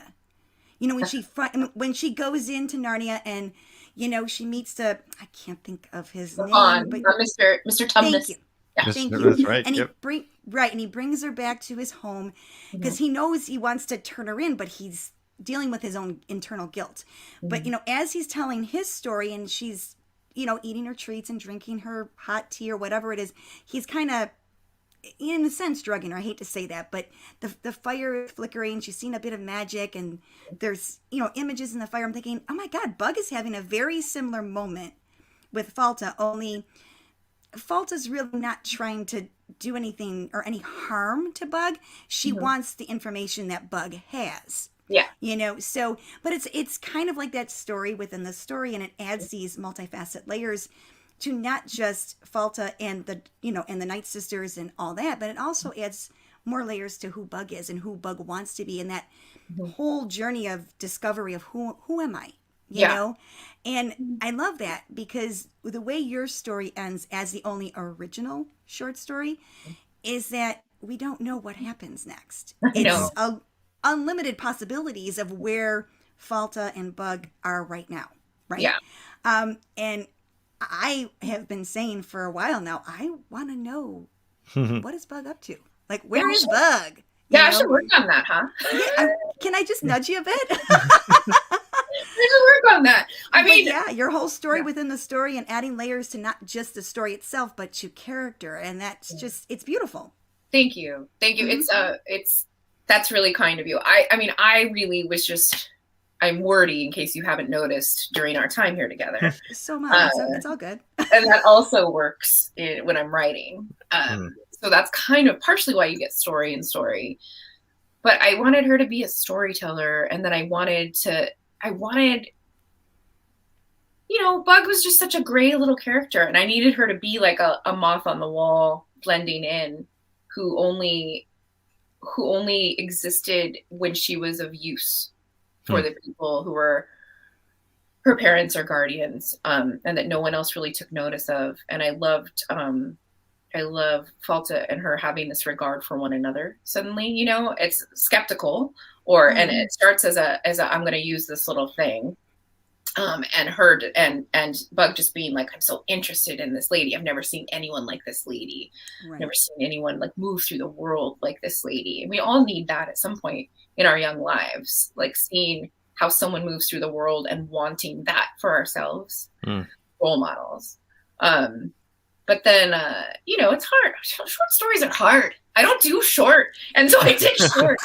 And I was like, oh, how do I end this up? And, Dave and I have been having those conversations about like hope and possibility and where does something end up? And I just really wanted this turn where for the first time, instead of just listening to these far off places in the comms tower and like watching people come through who had interesting lives, that she couldn't aspire to, that realization, like, yeah, I can aspire to something if I'll just speak up for myself. And that's just that was the most important thing I was doing there. I love your Tumnus thing. because I was not thinking of it. I'm very honest always. But I read, Narnia a billion times, so I'm sure it was in there.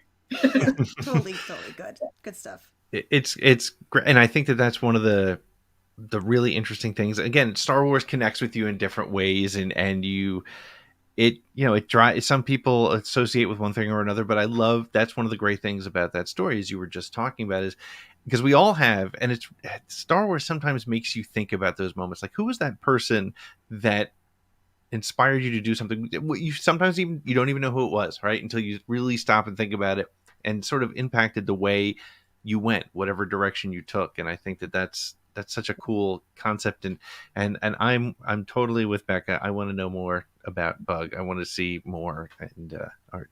I'll have to hit publishing up and say, hey, I got some ideas.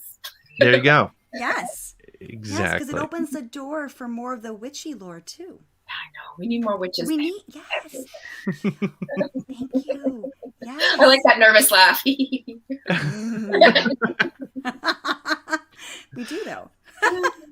That's great. So, we when I do Around the Galaxy, my show, I often ask a 10 question segment. I'm not going to go through all 10, but there's a couple questions that I'm dying to ask you. I'll pull them off the list here. The first one is, can you describe Star Wars in 3 words or less? You guys didn't even give me a cheat sheet. Come on, and you just said you were very verbose, and we didn't argue with you, and now we're asking to cut it down to 3 words or less. I know that's not fair. It doesn't seem fair, but ho ho ho ho ho ho. All right. Oh. Love, robots, and hope. Love, robots. That's what I got. Wasn't that a Netflix series? It was. Just let me steal my references from everywhere. Stop calling me out. It sounds like an L3 story, but anyway. I've been watching a lot of streaming. I do feel like hope, though, is always the word that comes up. And keep coming back, right? It does. Mm-hmm. It really does. Cool. So what's your favorite Star Wars sound effect? Oh, it's easily when it's not so much a sound effect as I guess it's kind of dialogue. It's during the pod race when the little Sam person goes "Oochie!" Like that was my phone ringtone for a while. I just love it so much. That's awesome. Yeah, that's it. That was an easy one. Thank you. That was, see, we do have some in there that are easy. This one may or may not be easy. When you think about moments in Star Wars, whether it's on streaming or in the films, what's the one moment? What's your favorite moment in Star Wars? Wow, that isn't easy. Well, controversial choice. Go for it. I am an original trilogy kid, and I think that there's something wonderful though in all of them. But in Rian Johnson's film, and Rose Tico, says that that's how we're going to win, by saving the things we love. That hit me real hard for Star Wars. That's it. It's not about all this destruction. I mean, there's a whole bunch of bad guys making this thing that's just about destroying planets, destroying whole worlds, and then they do it again, and then again. They just keep doing it. We're gonna get this right. I mean, in a way, you have to admire their tenacity, but that's never the solution. Destruction is never the solution. Creation and love and cooperation is the only way forward. And I sound like a real hippie right now, but there you go. It's true. And it's funny to me too when I won't go down this rabbit hole, but when you see some of the challenging perspectives of Star Wars online, I've become, by the way, in 140 episodes of my show, become really good at finding different words for all the challenges that we face in the social media when it comes to some of the Star Wars conversation. But it's interesting that the biggest fans of Star Wars, regardless of who you are, sometimes lose sight of the fact that that's what this story is all about. And the fact that you brought up hope as one of the 3 words to describe Star Wars, and it always comes down to that. And I think that, that's why Mandalorian worked so well for me and I'll be transparent, when I first heard about Mandalorian, I was like, okay, it should be interesting. Some gunslinging dude, and he looks pretty cool in the pictures. And then when the whole story changed and it was, a lot of people say the story changed when we saw Grogu for the first time, and that was the stand up and point moment, right? That was the, oh my god, what am I seeing? But the story changed when he looked down and realized he had to turn back, and he changed as a person, and he suddenly had hope in his life. And you can love Star Wars, you can love Knights of the Old Republic, you can love the old EU novels, you can be a comic book fan, but underneath it all, I mean, Charles Soule was just on a few episodes ago in the Podathon here, and talking about these underlying themes that are consistent with Star Wars. And Rose Tico, I mean, you may be right, that might be the best description of what Star Wars really is. Yeah. So yeah. Wow. Right. I'm feeling a little choked up, like we're having a moment here, guys. Well, it's interesting that you guys are talking on this, because I jotted this down just in case I would have an opportunity to bring it up. And because we're talking on hope and, saving things that we love versus trying to destroy, the things that, we hate. It's interesting because Red 5 Mom, she's a great friend of mine and a co-host at Kana's Castle. She sent me this segment on George Lucas, and he talks about the hero of Luke and the difference between joy and pleasure. And it really fits to what you guys are all, talking about here. So I'm going to get a little, emotional here. So good old George. So this is a quote from George. He says, "Joy lasts forever. Pleasure is purely self-centered. It's all about your pleasure. It's about you. It's a selfish, self-centered emotion that's created by self-centered motive of greed. Joy is compassion. Joy is giving yourself to somebody else or to something else. And it's the kind of thing that is in its subtleness and lowness more powerful than pleasure. If you get hung up on pleasure, you're doomed. If you pursue joy, you will find everlasting happiness." And I think that is Din in a nutshell. Yeah.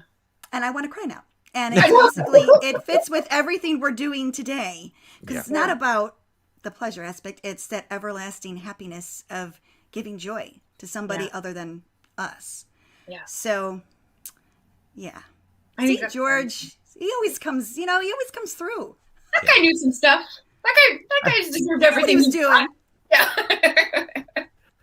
That's and I mean, I think that's, think about it. Look, I'm a 51-year-old man. I saw Star Wars when I was 7 years old, and I'm still it brings me joy. In the moment it stops bringing me joy, the moment that doing a podcast or talking about Star Wars to people like you or people I meet on the street, I don't stop people randomly and say, "Hey, can they talk to you about the truth of Star Wars?" I don't do that. But although if I see him wearing a t-shirt, I am pretty likely to ask him. But it's that consistent happiness it brings people. And let's turn it around. How does, you were saying before about how Dave is, always in that creative world. Is he always in the Star Wars world? Like, is he is he able to pull himself out of that and think about different sort of things, or is it like 24/7? Or sorry, my dog is barking. That's quite all right. Is it joy or a job for the two of you, do you think? Both C's. What's funny is Dave's not a beach vacation kind of guy. Like, if you put Dave on a beach with a pina colada in his hand, he'd say, "What can I make with this?" Like, it doesn't stop.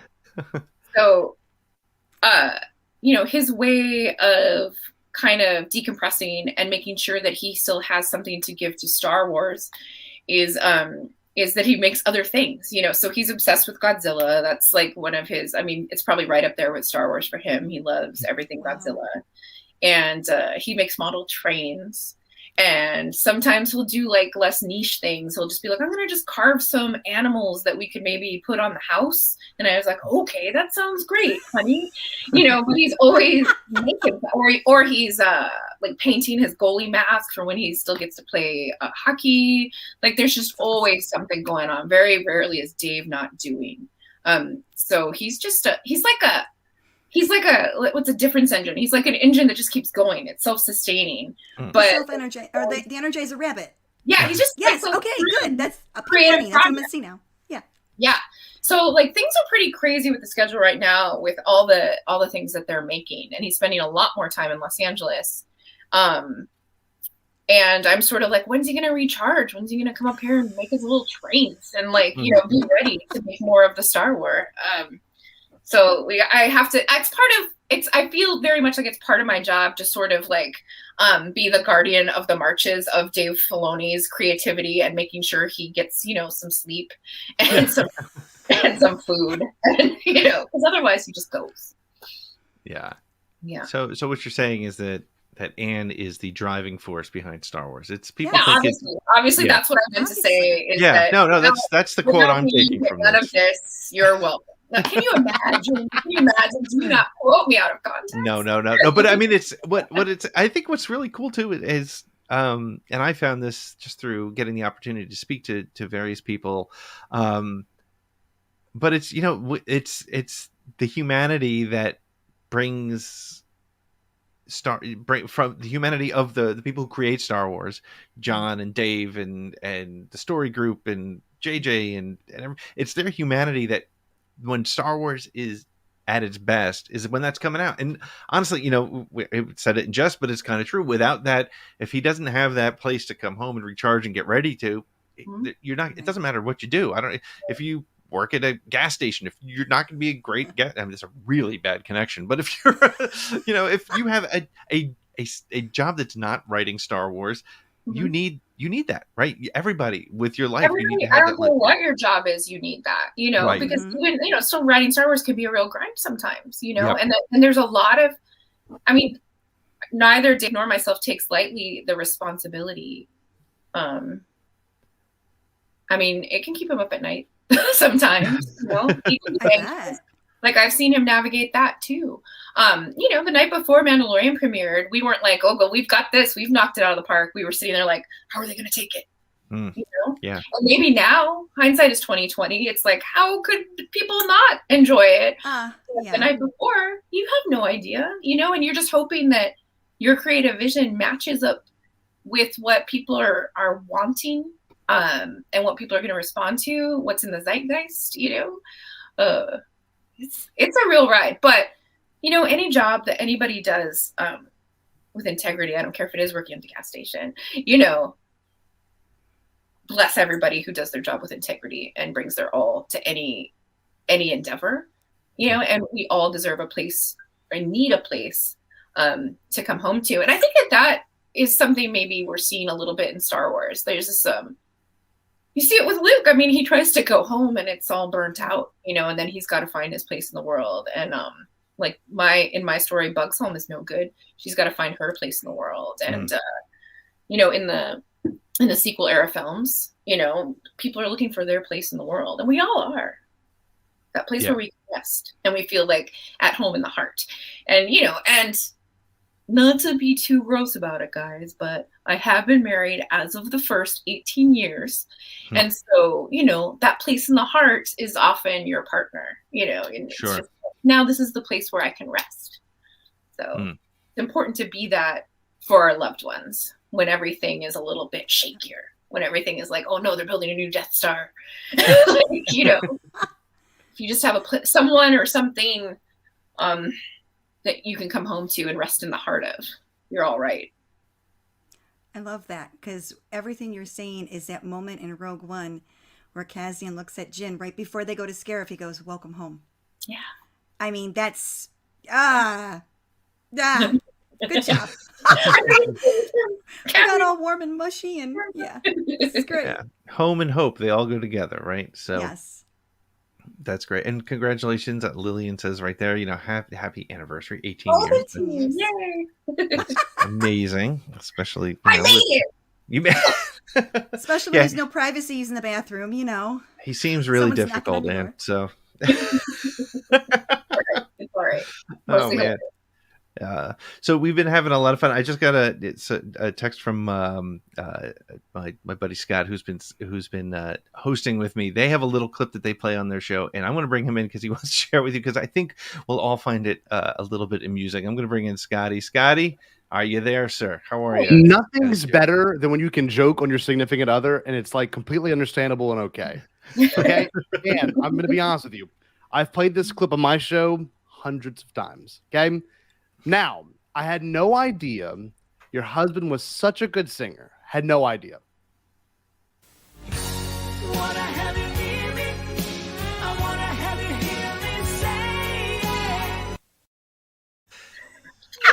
just happened to my I will tell you everything about that. There is a Russian cover band that strictly covers Chicago. And this dude, and look it up. You're the biggest you're the inspiration. Look it up. And it's like, I don't remember the band's name. I can send you a message later with it, and I'll play it one more time. Please, yeah, no, I need to do that again. Let's take it in. Take it in.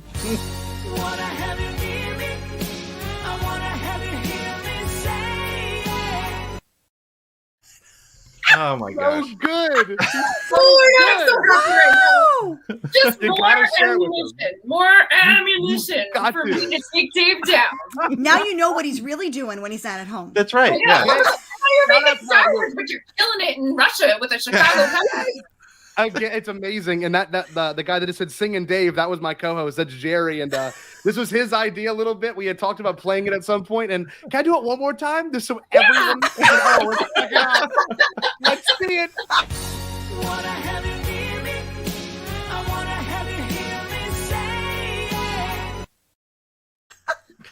Oh my gosh.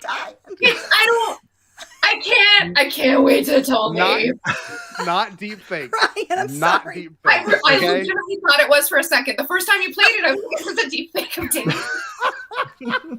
I will get your contact and I will send you all the playlists. I watch these literally. I kicked my last summer off with this. I had a friend send it to me and I was like, hold up. Like, I want this to go viral just for the sake of this moment. But thank you, Pete. I had to bring that in there. No, but Scotty, thank you. Pleasure talking to you. Yes, I was just gonna say it's Star Waiver. Exactly. That's exactly what it's Star Waiver. Exactly. Oh my gosh. Thanks, Mark. One more time. One more time. One more.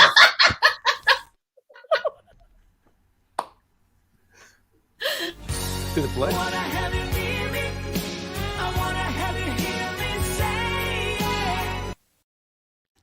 Oh my gosh. Let's put a little wolf like right there.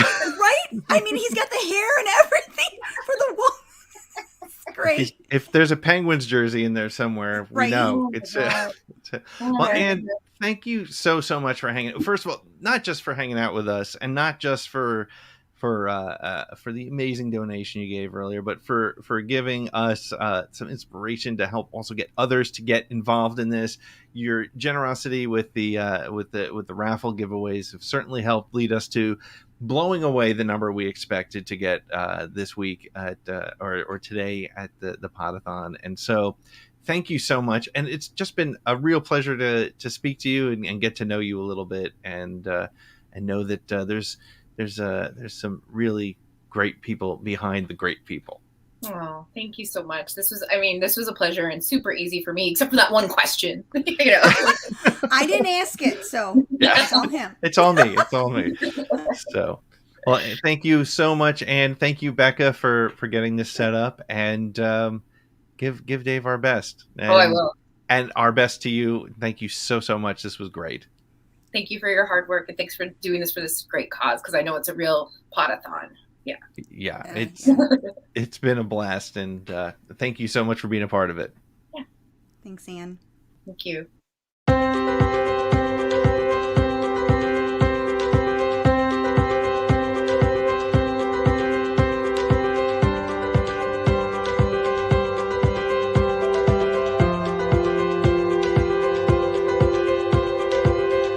It's like running through an open door. It's like finding what you're looking for. We've been waiting. We won't wait no more.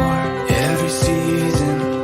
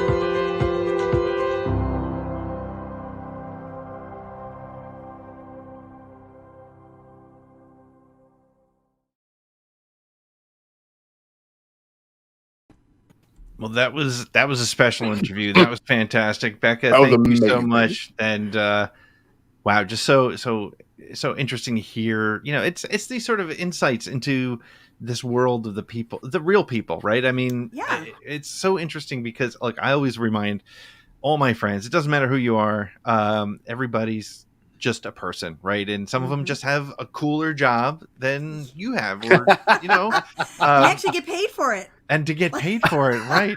Yeah.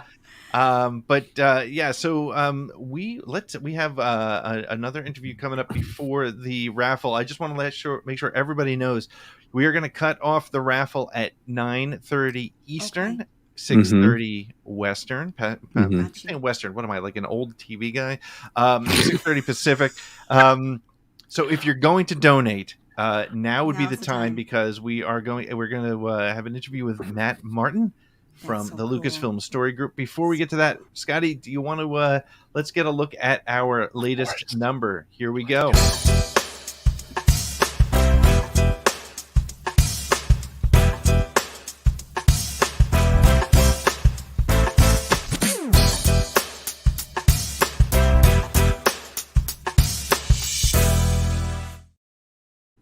Wow.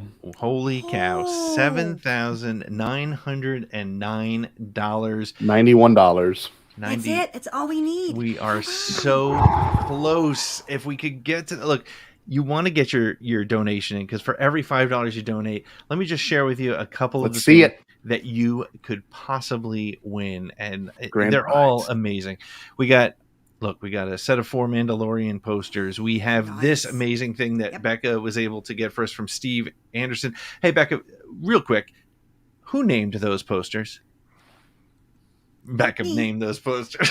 I did. Yeah. Oh, the one is right behind me, which is United in a Galaxy. That's the one. That's how big it is. Look how huge. That is a big poster. That goes for more than what we need to reach our goal. Just so you know, it goes for $100. Yeah, so, that's awesome.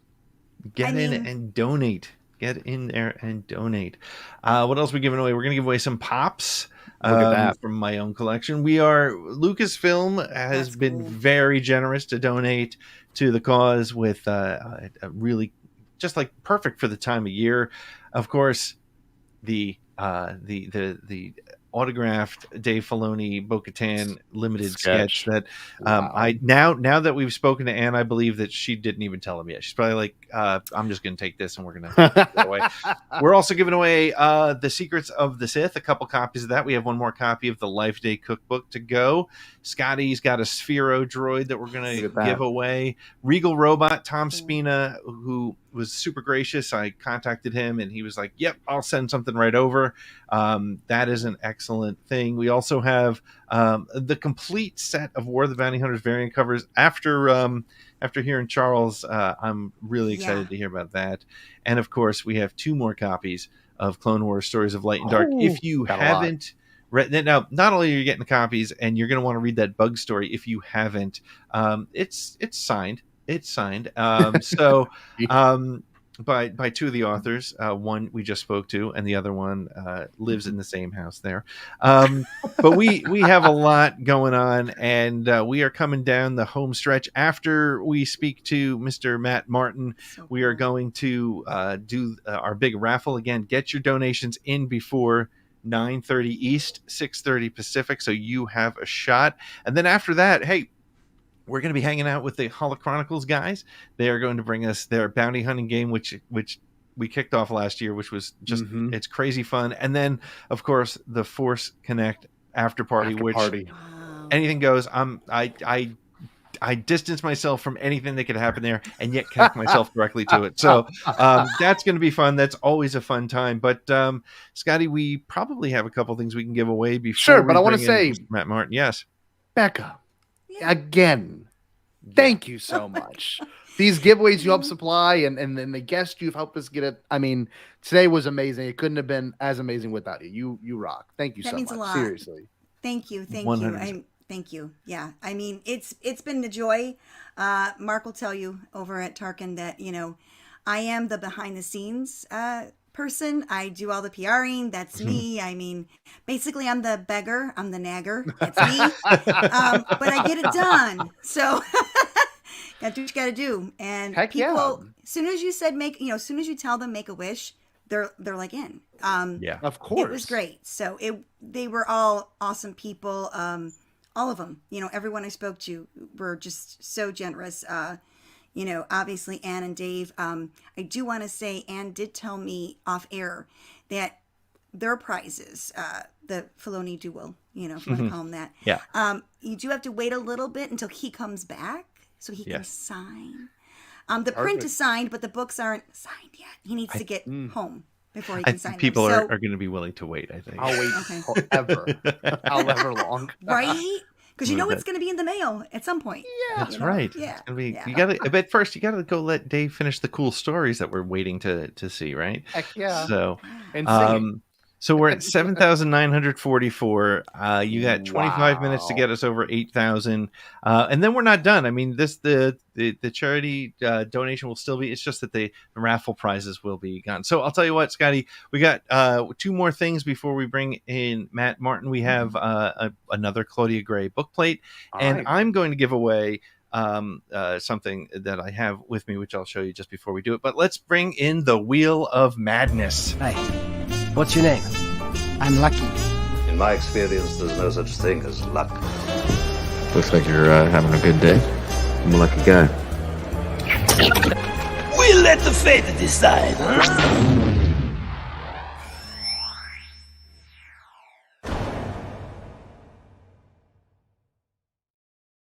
For another Claudia Gray signed book plate. Here we go. The wheel is pissed. You can tell. And we have Dan Benson. Congratulations, Dan. It's such a great thing to get that. And every yeah, go ahead. Oh yeah, I was gonna say every $5 donation, this is gonna be the last little mini set. Then we got our big one later.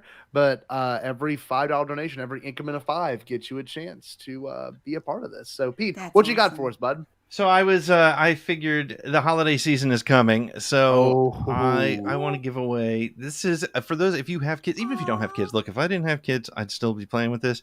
But this has become now a family tradition in the Fletcher household. We wait till December 1st, and every day my kids fight over who gets to build the Lego for the day. So let's give this away, and then we'll hear from Matt Martin. Perfect.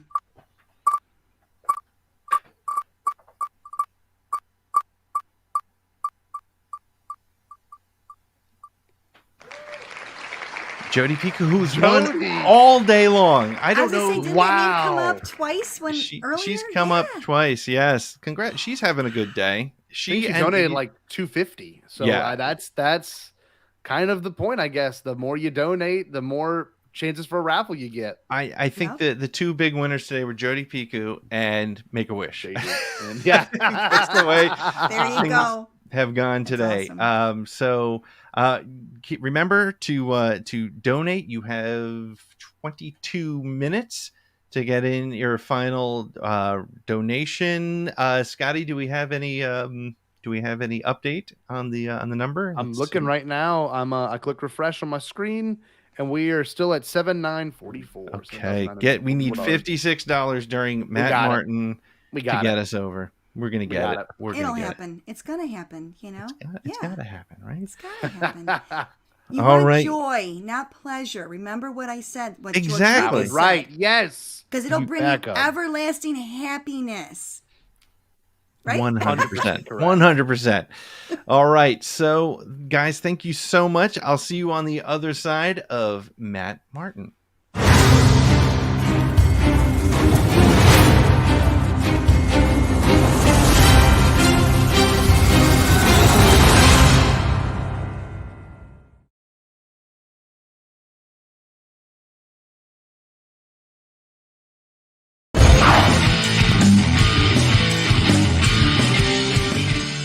He's gonna compliment you the entire time. He might be a little fresh. The keystone in the arch of Star Wars. It's a show that I dearly love and admire, so thanks for having me. Sorry, I'm getting like emotion. And you got this hulking, scary dude with the big nose and the perfect hair. I understand. This is a safe space. This is a safe space between you and I and all of your viewers.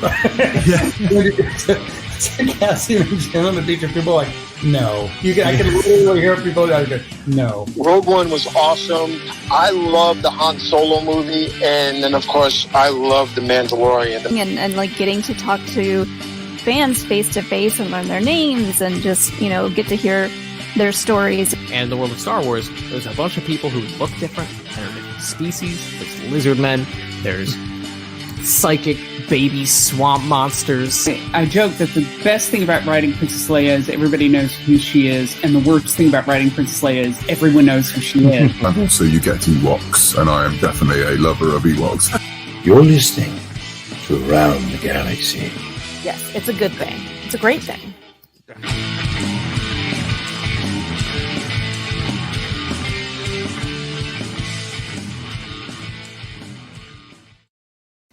Matt, thank you so much for joining us. How are you? I'm good. Watching your intro video, I'm like, oh, you've talked to so many great people already. And we're adding to it right now. Thank you. So, I know, first of all, thank you so much for being a part of this and supporting Podathon, and for Lucasfilm supporting it as well. It's I know you don't do a lot of podcasts and a lot of interviews, or at least lately anyway. So I really appreciate you taking the time to hang out with us today. For sure. Excellent. So, hey, listen, I imagine if people are watching this or listening to the broadcast later, they probably know who Matt Martin is, but maybe for that one person who's never heard of your name, maybe just give us a little bit about who you are and what you do. I like that you think people know who I am. Well, well, I want to ask you about that, but yeah, let me let you get that intro out of the way. No, so I'm Matt. I've been with Lucasfilm for over 14 years now, so I'm creeping up on the 15-year mark, which at Disney gets us a cool little like statue thing, which is I'm actually pretty excited for. But I'm part of the story group. I've been with this team for I think 6 or 7 years now. Before that, I was part of the online team running social media and content on StarWars.com. And before that, I was the product developer and buyer for the online store, StarWarsShop.com, when that was a thing that existed. Wow, 14 years. So you started when you were like, what, 6 years old, 7 years old? Yeah, it was a while ago. You've got that sort of perennial, that youthful look, which is great. Definitely. And I feel like when I got there, I'm like, oh wow, I'm one of the kids, and now I feel. Thankfully, I still look young, but I feel like I'm an elder statesman at this point compared to some of the folks.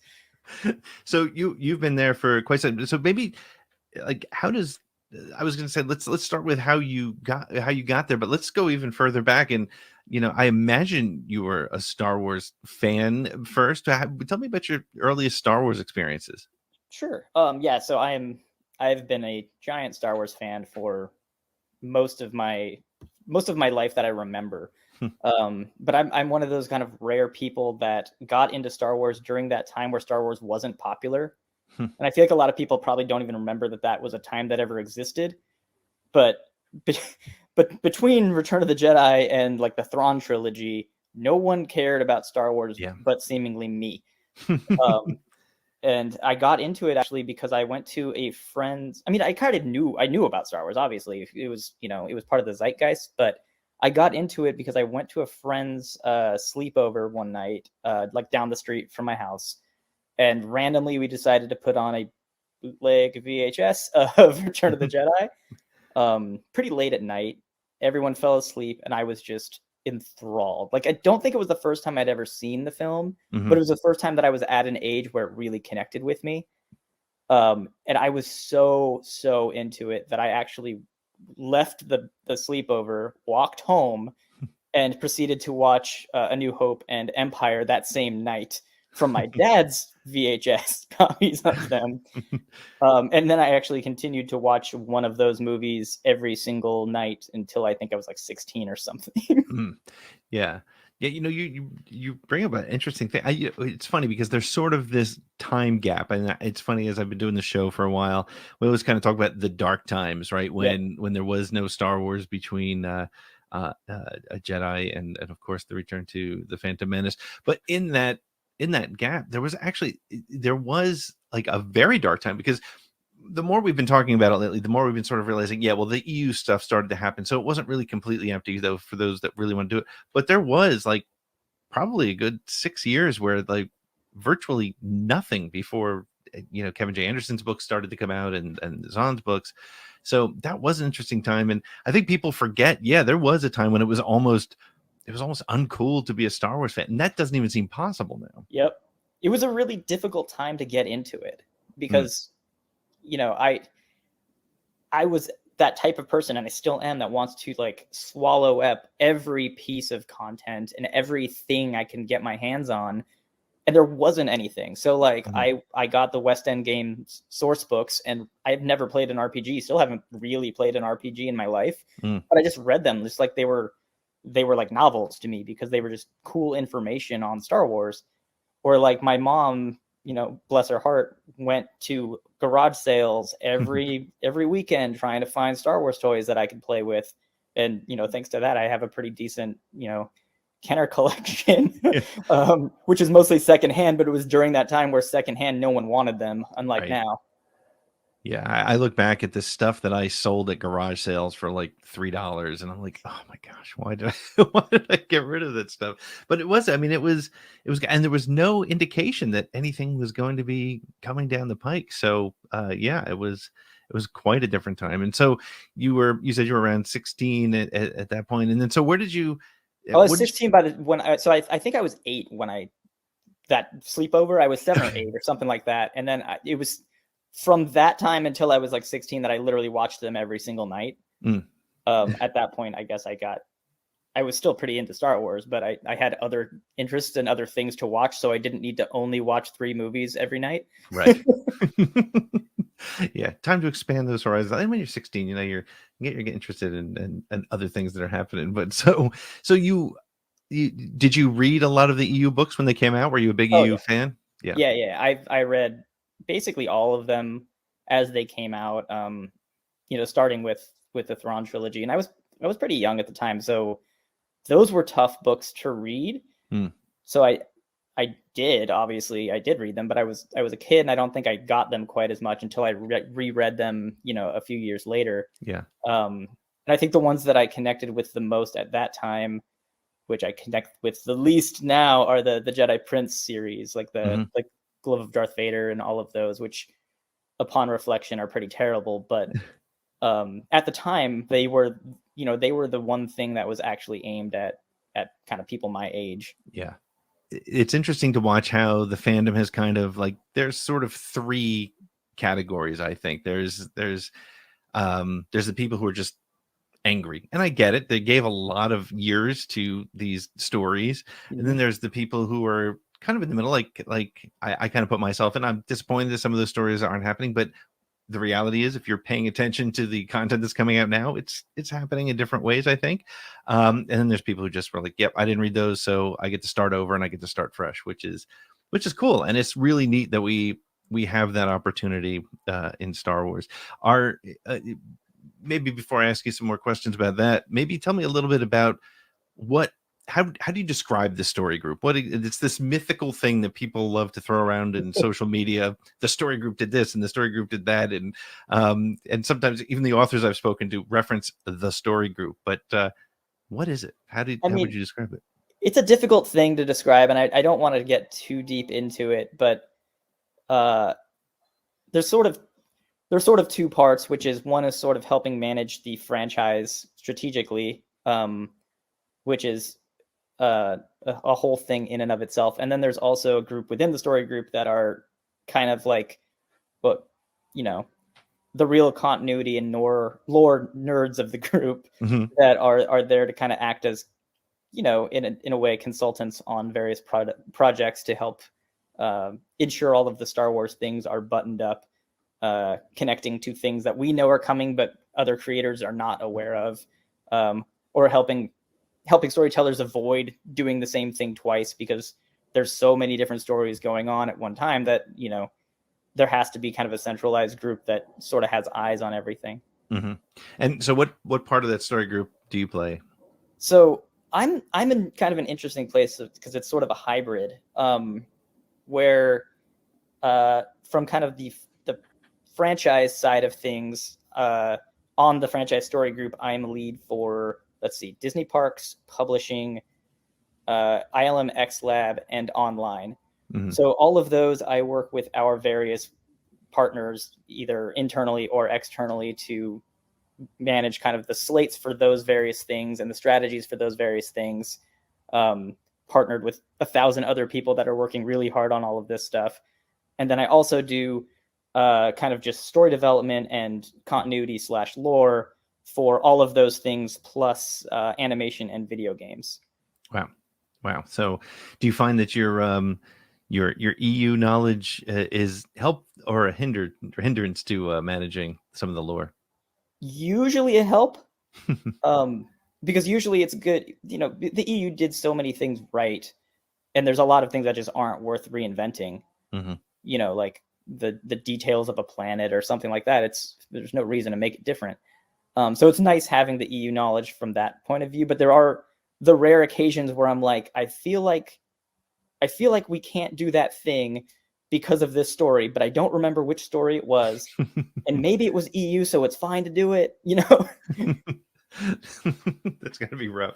Yeah, it's like I wish I had, like, Pablo Hidalgo has just like this like perfect memory of all things that have ever happened that he's ever experienced in his life or read, and I don't have that. So it's like sometimes I'll just hit him up and be like, Pablo, what story did this happen in? I know it happened, but which one? And off the top of his head, he'll know it. I'll be like, no, that was Truce of Bakura. We can move on from that. Yeah, exactly. It's funny. I have this thing where I think I'm going to start trying to throw Truce of Bakura in every single one of my episodes. Last week, David W. Collins mentioned it. I'm going to throw it in. We're going with that. I love Truce of Bakura. It's such a fun one. It really is. It's definitely one of the. It's one that I feel like still. Yeah. If I was to pick up and go back to those, I might go back. I might even start with that one. Now I'm gonna have it's to a logical starting place because it's pretty close to Return of the Jedi. Yeah. All right. See, now it's gonna be my thing. It's gonna become my my entire personality. It's gonna become because that's how you manage your Star Wars fandom. I don't know if you're aware of that, Matt. You have to, really. I don't know where I'm going with that. You're gonna be the Truce of Bakura guy. That's right. If you have any and if you're working on something, Matt, and you got a question, you can just pick up the phone and you call me. So, as a Star Wars fan who's now in the story group, is it the best thing in the world or the worst to know things that are coming before they happen? Because you must know. I imagine I'm not going to even guess how far in advance and even ask you what you do and don't know, but you obviously have access to story concepts and threads way before they're put into play, either in books or movies or TV. Is that a good thing, or is that a bad thing? It can go both ways. It's nice feeling like part of the process, but I haven't been able to just purely enjoy a piece of Star Wars fiction for a really, really long time. Just purely as a fan, and that's a bummer because that was something that I really looked forward to. I was somebody that lined up for many, many hours / days for the prequels, things like that, which I still enjoy them, obviously, but it's not quite the same when you already know everything that's going to happen, or you've seen bits and pieces. So even when you see the full cut, it's like, oh yeah, I remember that. But it's nice to be a part of the process. Mm-hmm. And it's funny where the projects that I don't really work as directly on and I don't know as much about, it's almost harder to watch those because I almost watch them like almost flinchingly, where I'm like, please don't do anything that I would have hated. Which rarely happens, but it's still like, I would have had a note about that little dumb thing. Right. Do you ever like watch something and go, well, I guess we're gonna have to go back and change that thing we were headed? Or yeah, occasionally, but it's rare because usually we know things early enough to where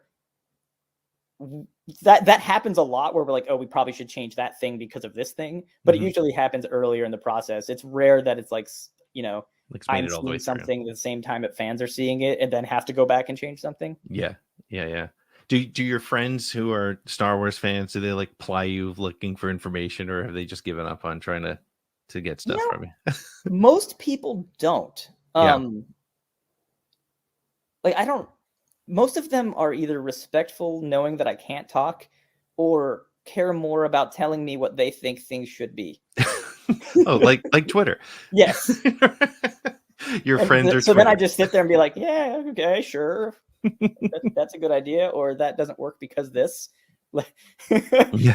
Sit down, let me explain to you why that doesn't work. Let me tell you why that's yeah. Now, we mentioned at the top, and you thought it was humorous that I felt like so many people would know who you are, and I think it's what's interesting to me is, first of all, as I run this podcast and the audience expands, yes, there are probably, in reality, there are people who probably don't even know that there is a story group, right? I mean, what me and Jerry Cable from the Bombcast, we call normies, right? People who are just like, and it's so interesting, the people that I meet, I'll be wearing a Star Wars shirt and they'll be like, oh, I love Star Wars. And the conversation I have with them, I have to realize sometimes, and you probably have to too, times like, okay, yeah, I'm not going to dig into sort of the lore of Mandalore with them yet, because they're just still happy to see the guy in the silver armor, and that's awesome. Yep. So, but the reason I'm thinking about it is, and the reason I said what I did was the world of social media. There's this sort of concentric circles of fandom, and you are very active in social media, and it sometimes it treats you extremely well, sometimes it doesn't. And so how do you handle that world? Because this social media, as I don't need to tell you, is people aren't afraid to say what they're thinking necessarily, and so you get both the good and the bad. So tell me a little bit about how you manage your social media presence. It's it's interesting, and it's changed a lot over the years. I think as I've sort of stepped away from it to an extent, because I think there was a point where I felt more empowered to actually talk and share more deeper opinions. Mm-hmm. Where now I feel like I can't do that because somebody's going to turn it into a blog post, and then it's going to become a whole thing. Right. So it's a bummer. Well, after people watch this, there's going to be so much Leland Chi hate. It's going to be out of no one can control. hate Leland. Leland's too. He's just a pure soul. He's the best. So I'm not worried about Leland. But yeah, like it's interesting because now I feel because I don't want to get into anything too deep. It just allows me to either interact with fans just as a fan, not getting into lore, just being a fan and liking things, because I genuinely do like just about everything we do, and be able to make jokes or call out things that are funny. That's right. That's kind of all I can do now, because like I said, anytime I say anything that's it's not even that I say necessarily the wrong thing, but it's that people will deliberately take things wrong and turn them into something, which it's frustrating. Right. So it's like, I definitely go through that, like, why am I on Twitter thing every couple months. Because I'm an introvert. I could probably leave social media and I'd be just fine. Like I could probably not leave my house for a while and I'd be pretty much just fine. Proved that last year. But then I'm reminded that I do actually have significantly more positive experiences with fans, and the vast majority of Star Wars fans are so awesome and so great and let me experience Star Wars through them in a way, to where kind of like what we were saying before, where I'm not really able to experience things as a fan anymore or enjoy them the way I used to be able to before this. I can do it through them. And that's almost as gratifying. And it's awesome when people are posting, fan art or costumes or something, or tattoos of things that I had like direct involvement on. There was I think I retweeted it, but there was some girl that got like 4 tattoos in one day, and all 4 of them were from different Star Wars projects, and all 4 of them were projects that I worked on. Oh, wow. And I was like, that's so cool. Like, the things that I was able to work on made such an impact on that one person that, she went and got tattoos about it. And like, as a person with a bunch of tattoos that's meaningful to me. Right. Oh, that's great. Yeah. So I imagine are there times when you're just looking at things and what people are saying in social media and going, yes, I'm glad they like that. Is that Yes. yeah. There's a lot of that. I mean, there's more of that than anything. It's either me seeing people reacting positively to things or having interesting takes on things that are like genuinely thought-provoking takes that is like, oh, I worked on that and I didn't even think of that. Right. Which is cool. And people directly telling me things or asking me questions that are clearly coming from a really positive place, or just, it's awesome. Do you ever take any of the thinking, and as you just referenced it, and it's a really interesting thought, do you ever think about things a little bit differently after you've seen the fan reaction? And I'm not saying you change the characters because of fan reaction. I think people like to believe that. I don't think that happens, but does it ever sort of influence it? Maybe at the very least, like, people really like this character, so maybe we can explore them more, or anything like that? Occasionally. It definitely helps me when I like a character. It helps me in a room be like, I'm not the only one. There are legions of fans of this character. We should use them. They are deserving of their own story here, and it definitely helps with kind of like anecdotal evidence in a way. Sure. Obviously I don't have real data, but when I get to see people reacting positively to things, that helps. And it's rare that, or I guess it's pretty non-existent to where anybody would say something that we would actually go and change it. Sure. But there are occasions where people will point things out, usually things from like from the original films or from things that have long since come and gone, and people will point things out and I'll be like, oh, that's an angle I've never thought of, and that's something that I'm going to store because I think it's relevant. Right. Yeah. And that's probably really, it's funny because I always think about, I was an English major for one semester because I had no attention span, still don't. But I used to think, like, did F. Scott Fitzgerald really put that much thought into all the symbolism we found, or did it just kind of become something as a result of the scholarly look at it? And the whole stories now that exist around the stormtrooper who bumps his head on the Death Star and things like that, and so it's interesting to hear that at the very least you keep it in mind and say, maybe we can come back to that at some point, and not because the fans have done it, but certainly because it's something that is of interest. That's really interesting. And it's really fun to have those sort of philosophical conversations with fans online that they don't happen that often. But for me, at least, as a Star Wars fan, the things that have concrete answers are so much less interesting than the things that don't. Right. And so, sometimes people just ask me questions like, what ship was that in the background of this shot? And I might know the answer, I might not, but it's like, that's not a very interesting thing to answer. If I know it off the top of my head, I'll answer it, but sure, I'm probably not going to go research it for them. But if someone asks me something more philosophical about something like that doesn't have that clear answer, I'll give my opinion, I'll hear their opinion, and it becomes a whole thread of like really interesting stuff.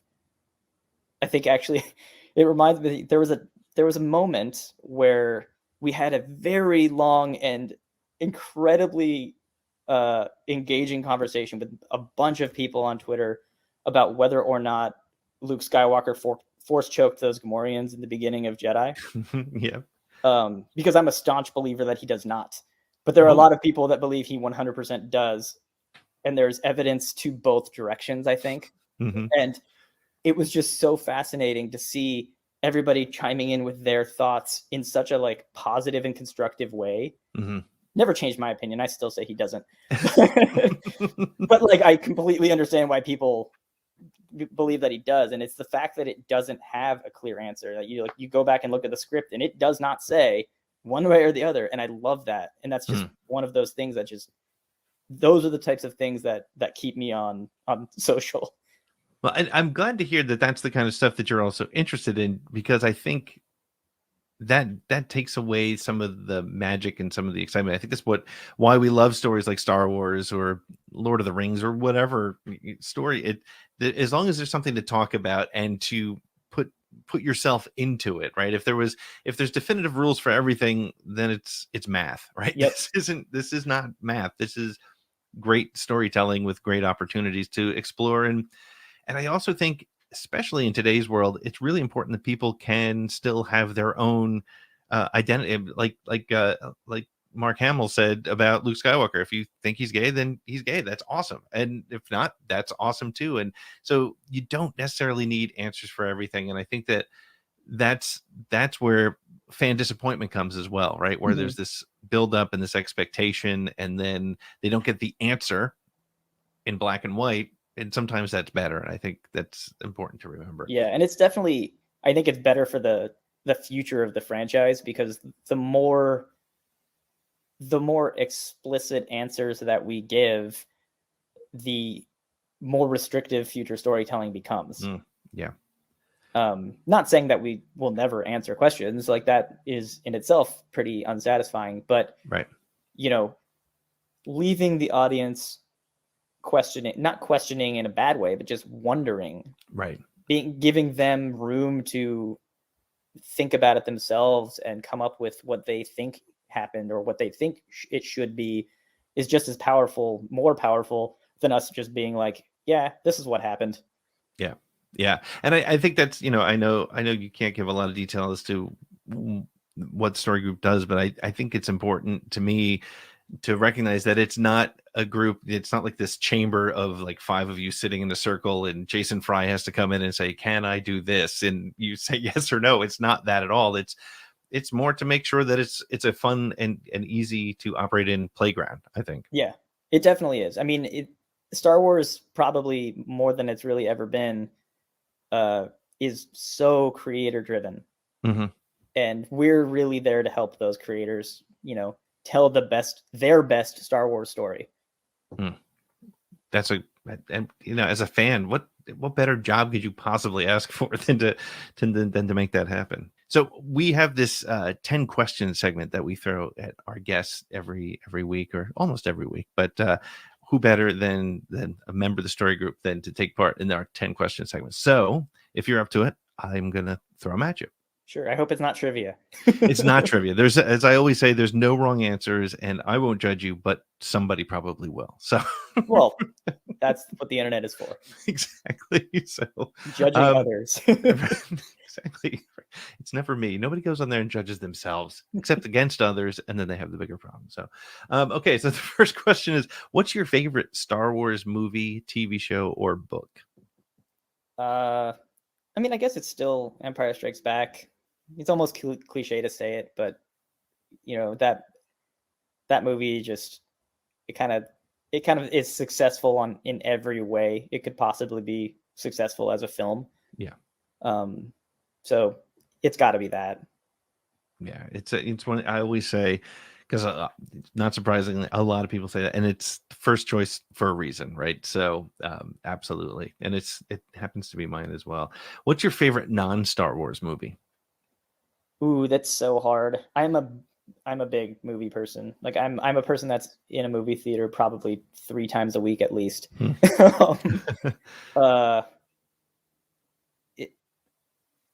It's okay. I can give you. Let's go with a top 5 in no particular order, because I can't even narrow down to a top 1. Okay, but, perfect. Ghostbusters, Wayne's World, The Exorcist, Raiders, and Jaws. Wow, that is a great list. Raiders and Jaws are on my top 5 as well. That is an awesome list. Did you have you seen Dune yet? I did, yeah. You must have. I mean, if you're in the theater every week, and yeah. How did you respond to that? I really, really enjoyed it. I like Denis Villeneuve's whole thing. Like he just is such a great filmmaker, and I actually like the David Lynch Dune. Yeah, and I mean I like David Lynch. Yeah, and so his Dune is cool, and that's my main entry point to that franchise. I haven't read the books. I know about them, but I've never read them cover to cover. But I was so impressed with how this is such a stupid story nerd thing. Yeah. But I was so impressed with how Dune was able to get in so much complicated world building and complicated exposition at the beginning of that movie in a way that doesn't feel boring or complicated or like exposition. Right. Yeah. Like, it was just like a masterclass in how to deliver exposition interestingly.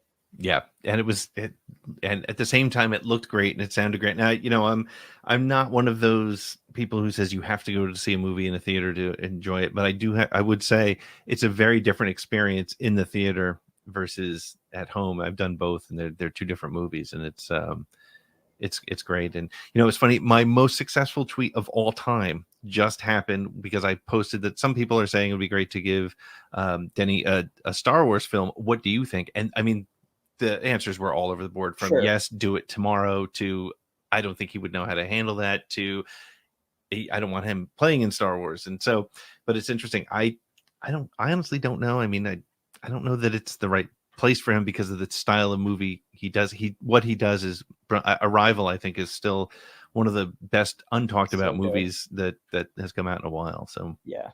I mean, I will preface this by saying that I don't work on live action very much, and I have absolutely no say in the creative talent that they choose. So with that out there, he wouldn't be my top choice for a Star Wars movie. Yeah. I like I said, I love him as a filmmaker, but I feel like he has yet to prove that he can do like the more pulpy, fun action adventure. Yeah. That I think Star Wars really need. Like, it's really in Star Wars DNA to have that pulp, and his stuff is very serious, bordering on somber. Yeah. Which is why Dune works so so perfectly. good. It's just a different tone. Right. Yeah. Dune is that. I mean, even when it's a book that I have never really made it all the way through, but he captured the feel of it very well, which is so important. And so, okay, cool. Describe Star Wars in 3 words or less. I can do it in 1 word, which is hope. Hope. There you go. I feel like that is everything about Star Wars. It's the feeling that the audience gets. It's the feeling that propels the story. It's the feeling that propels the characters. It's all about hope. That's great. That's fantastic. What's your favorite Star Wars sound effect? Probably TIE fighters. Like the just it's just like, it's a really pleasant sound to me. There was a while back where they were saying that, like, when electric cars were first becoming a thing and people were worried about them being so quiet, that people were like rigging their cars to have sound effects, and there was a lot of jokes about making their cars sound like TIE fighters. And I'm like, yeah, I could really get behind that. Can you imagine you're sitting there at a light and then you hear a TIE fighter coming up behind you? I guess it would probably make you nervous. It would make me nervous. Most people, they wouldn't pick up on it. But cool. Who is I'm never sure if it's who or what is your favorite droid? I would go with who for the just to get that out there, because we always treat droids like characters, so they're who's.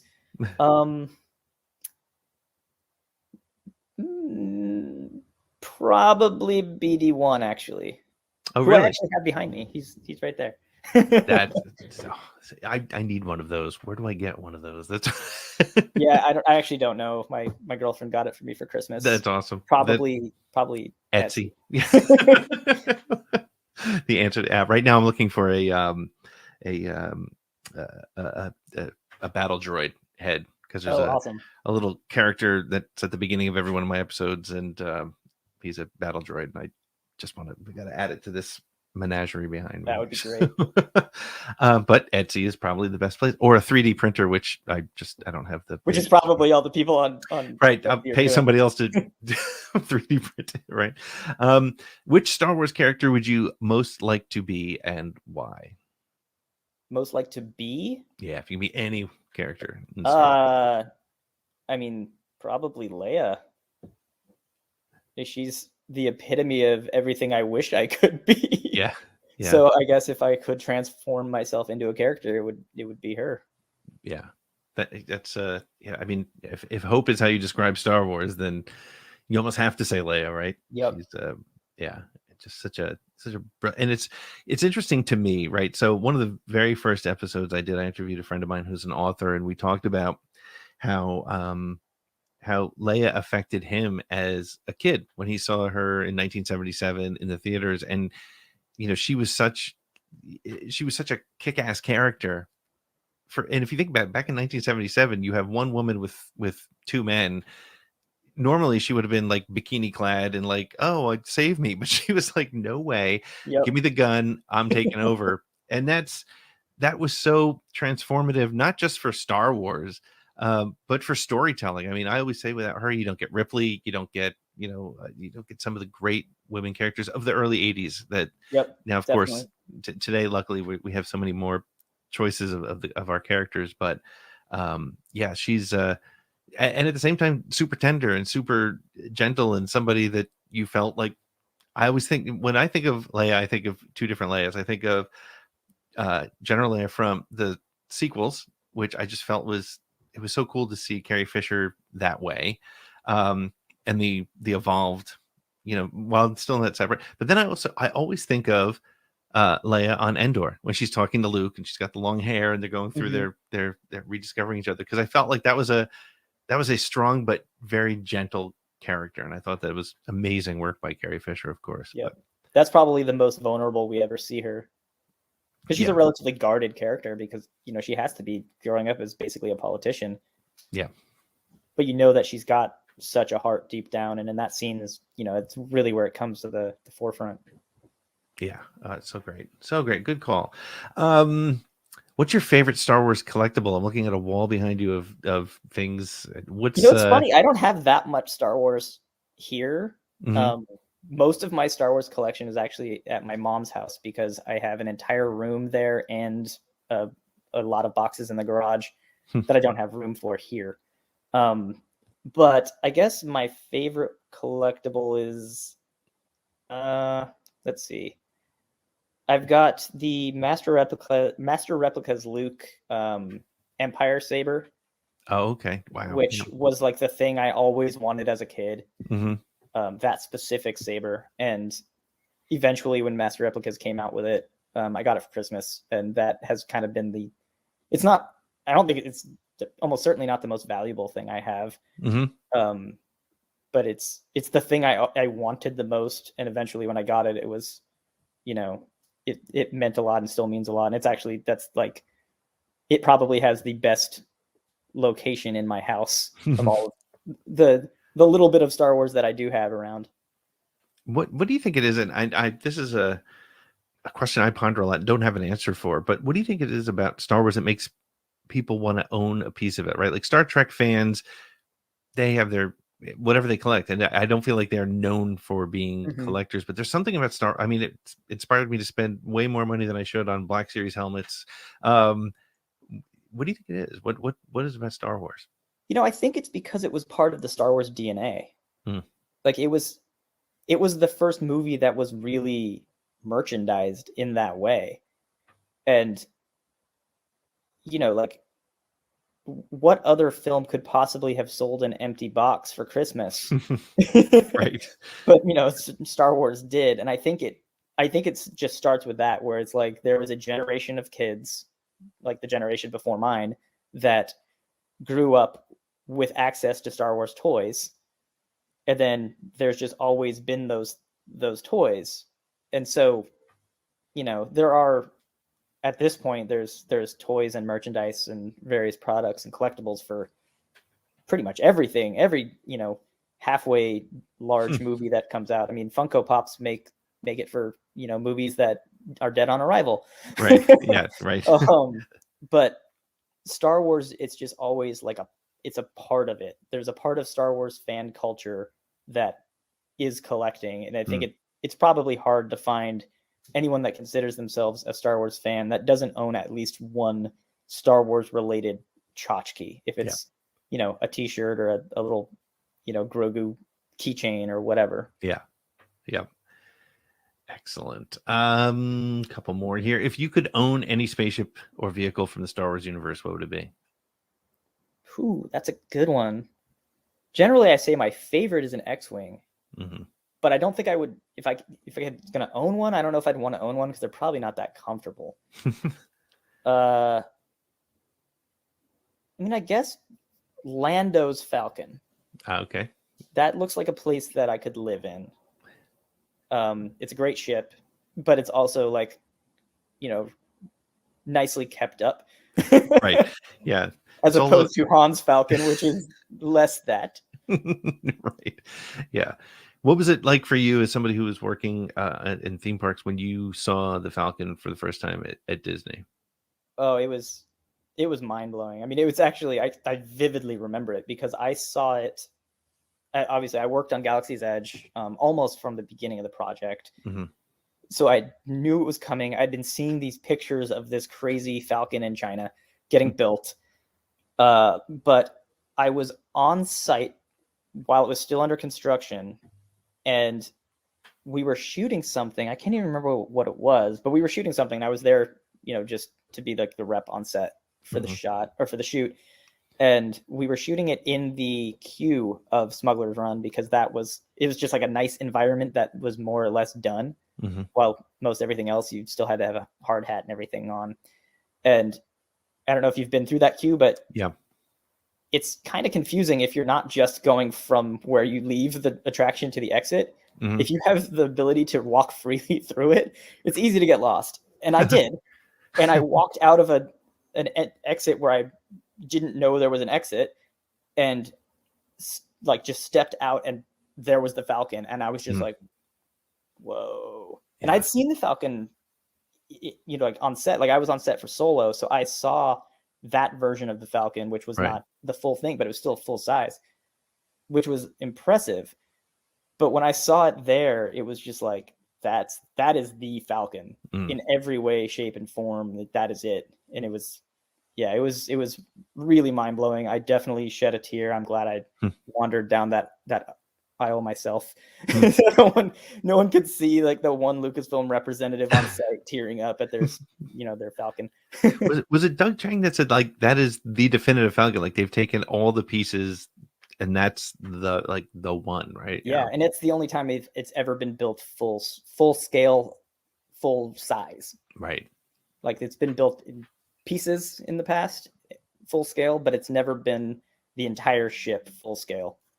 That's cool. I remember coming around the corner. I've only been to the one in Anaheim, and I remember coming around the corner and just being like, there it is. That like my childhood dream, like from little 7-year-old Pete, like, wow, there it is. It's pretty wild. What's your favorite Star Wars moment? Like in the films or personally? I usually mean it around story, but give me both. In the films, it's probably the "I love you, I know" scene. I just love the way it's acted. I love the lighting. It's it's an emotional beat that really, really works. My favorite Star Wars moment personally is harder because I've had so many great ones, especially, being in this job, I've been afforded a lot of cool opportunities and got to see some really cool things. Yeah.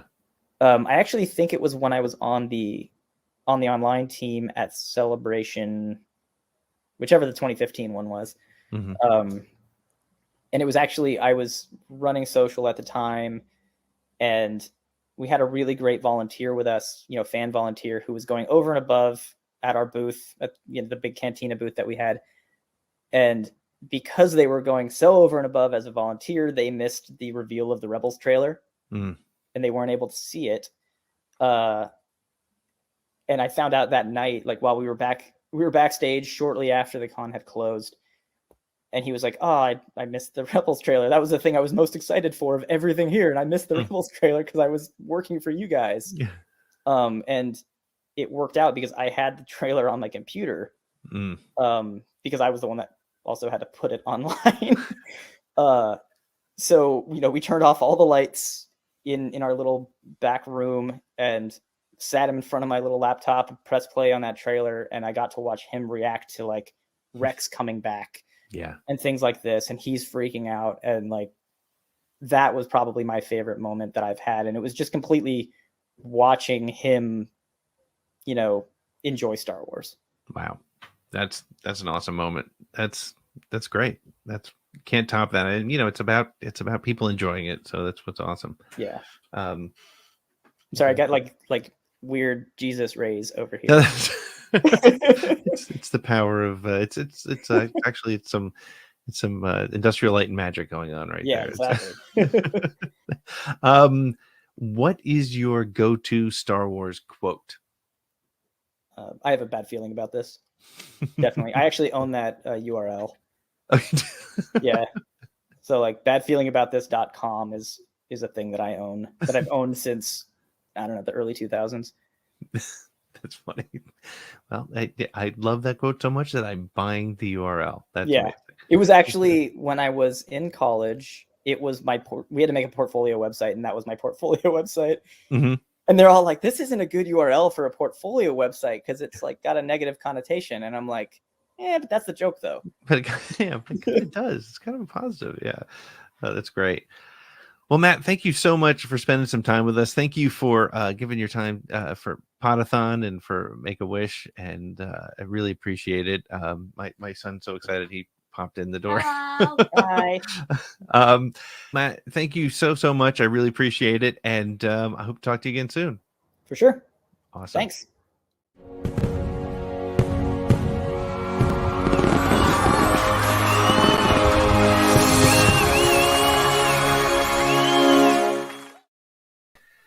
Oh my gosh, we did it. We did it. We hit 8,000. What's the final number here again? Hang on one second. I'll pull it up. I got it right here. You got it. All right. What's the Baby. final Ready? countdown? Who's ready? Wait, let's run the video for the last time for the day here.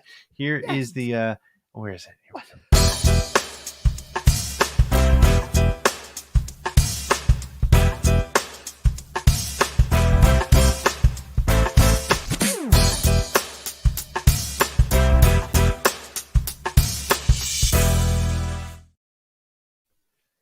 $8,000. $230 all for Make-A-Wish, and that is because of all you Absolutely watching right now. Everybody. It's amazing. In fact, here's the funny thing. So for those of you who didn't pick up on it, that was a pre-recorded interview. I had to do it during the week because Matt couldn't join us. So if you want to pick up the full interview, I had to edit it down a little bit so that we could fit within the hour. The full interview is going to be on the Around the Galaxy podcast stream on Tuesday. It's about 15-20 minutes longer. So you can check that out. But here's the funny thing. While that was running, I'm taking all the names, and we've been joking about it all day, but I crashed the wheel. The wheel website stopped working. So I'm frantically looking, and I found a wheel of names that will work, a second one. And I was able to get all 8, literally, I think it's nearly 2,000 entries that have come in through because we doubled up the people in the weeks ahead of time. If you donated before time, you got the additional raffle entries and things like that. So but luckily I was able to find one, so I'm going to be able to run that. So the donations are still welcome, but the raffle has ended right here. Peter's correct. Done enough Donations work for the day. And look, real quick, before we move any further, I have to give a huge shout out to my really good friend Pete right here. Honest to God, Pete was the one that called me and was like, "Hey, we should do it again, but how can we do it differently?" And I said, "Well, this is what we're going to do." And from that first conversation back in early September, I knew in my heart that this was going to be a great day. And I mean that. Honest to God, I knew it was going to be a great day. But everything that's happened, from the scoops we got to the last we shared, everything, and even the money we raised, absolutely blown away by this number. Our original goal, as of like 2 days ago, was 1,500. Yeah. Amazing. Yeah. Thank you all for participating. It's so amazing. And thank you, Scotty, for all your help along the way. This was this was literally a 2-man team, and you and I were on the phone daily, whether it's texting or calling or getting things set up. And usually things like, "Holy cow, you're not going to believe who Becca got." Yes, things like that. But it was just it was an amazing team effort. And also our producers who joined us, Nick and Jerry. Why don't we bring them in, and then we'll do the raffle and get all of us together and we have about 15 things to give out. And then afterwards we're going to send you to a third stream where you're going to get Holochronicles. And again, you can continue to donate. Your money still goes to Make-A-Wish, and we urge you to, if you're considering it, please do so. And we're going to send you over to Holochronicles, and they're going to do their bounty hunting game, and then it's a Force Connect after party, which I'm going to be at, and I'm going to go from coffee probably to some sort of brown liquor. So I want to say one thing real quick, Pete, before we Sure. bring these three gentlemen in. I have to say this. Okay. We reached out to these three gentlemen for very particular reasons. We knew their skills, we knew what they like, and we knew what they were good at. And I have to say this, we had 3 different roles technically throughout this entire event, where Pete and I helped do the transitions. We had someone help manage the green room. We had someone help manage the comments. And we had someone help manage the actual production of the stream itself. We all cycled through these jobs, and I'm going to be completely honest with you, and all 70 people that are watching right now, if it wasn't for these 3, Pete and I would have been at 3 o'clock, we would have called it quits. Exactly. Because it was 100%. insane. So I want to bring in my buddy Nick real quick first. Nick, you had a great interview earlier. Oh, sorry, that was this is why we had them. This is why we have him. Nick, how was your day going, man? What did you think of doing this behind the scenes stuff the entire time? You guys, this has been a phenomenal day. Really has. Everything about this day, the chance to get to be involved. You know, I talk to you guys a lot. We talk about podcasting. We talk about all of our nonsense. But all of our nonsense pays off when we get to do something like this. Yep. And y'all have run this video all day, and it really cracked me up because we talked about this in the green room literally like 2.5 hours ago. And I mentioned it on my show this morning. My best friend, Matt, his daughter is a Make-A-Wish child, and we've run that video all throughout the day. And it was really funny because Jared was like, wait, I thought they just used your background. I didn't realize that was a person you knew. And it was so funny that, like, you know, we get so used to watching each other's shows that, like, the backgrounds just become white noise. I get it. But having a personal connection to Make-A-Wish in that way, but honestly, getting to do it with people I know, and I know where these people's hearts are, and the people that have watched all day and hung out with us and donated, that's what makes me love this Star Wars community. And for all the days where we complain about social media, Pete, you hit on that when you were talking to Ann with Becca. For all the days that Star Wars is garbage, this is that day that makes up for all of those. And so I'm truly honored to get to hang out with you guys, to get to be a small part of this, and to get to just help out for a cause that I truly think is phenomenal. So thank y'all for letting me be a part of it. It really we has love been you for that reason. Great. Awesome. And I want to bring in my co-host, Jerry. I'm going to do it, Pete. We're not all going to click it at once. Jerry. Jerry, thank you so much. Jerry was head of moderation today. He was moderating everything, and he was also really good at doing the green room liaison work. So, Jerry, thank you for your time, man. This was a pretty incredible event, and to have all of us working in tandem was awesome. Thank you, Jerry. Yeah, well, I mean, seriously, I mean, the thanks is all to you. You guys are the masterminds and everything. But yeah. I mean, I will say my butt is fused to this chair. Yeah, me too. Like I don't know if I want to be able to get out of it. Like but it's been a fantastic day, all jokes aside and everything. I mean, everything Nick just said. It's just been a pleasure to be a part of this. It's been a pleasure to be able to sit here, to get to talk with so many different people coming in and out of the green room and stuff. And, you know, it's what I live for. It's just, I love people. I love talking with people, and that we can do that and like raise money for a good cause, and blow insanely past our goal. I can't believe how far past unreal the original goal. You guys were like, I mean, it's so amazing, guys, and keep giving, because that's what this is all about. We're not done yet. That's why we're not done yet. We still have a couple more. Yeah, we still have a couple more hours. Seriously, spread the word. Let's bring in one last producer. It took the 5 of us working together to make this thing a dream come true. Jared, my last one here. Jared, thank you so much, because without you, we would have made this a reality either. So we did this. This is the team that made it happen. We had to do one special little shout out for everyone involved. Jared, thank you, man. Seriously. Hey, man, I put it in the comments earlier. I think it was during the Bombadcast Force Center team up, which I have to say, backstage, you know, doing a lot of the green room stuff. I got choked up listening to the Phantom Menace conversation, just because like, it's in my top 4, and like hearing the talk about Phantom Menace and like everything, you just walk past. It's fine. The girlfriend just came back into the studio. Hi, Taylor. Whatever. They all say hi, Taylor. But I was getting choked up because like the conversation about the Phantom Menace is just like getting me in my heart, and like that was my favorite Star Wars as a kid, and like it was just like so much of my like nostalgia and perception of Star Wars is based around Phantom Menace. And then halfway through, we broke through with like, what was it, the $6,000, $5,000? Yeah, total I remember being at hit. this point. I don't know. It's hard to keep track of how much money we made for Make-A-Wish up in this ish. I'm gonna keep myself censored.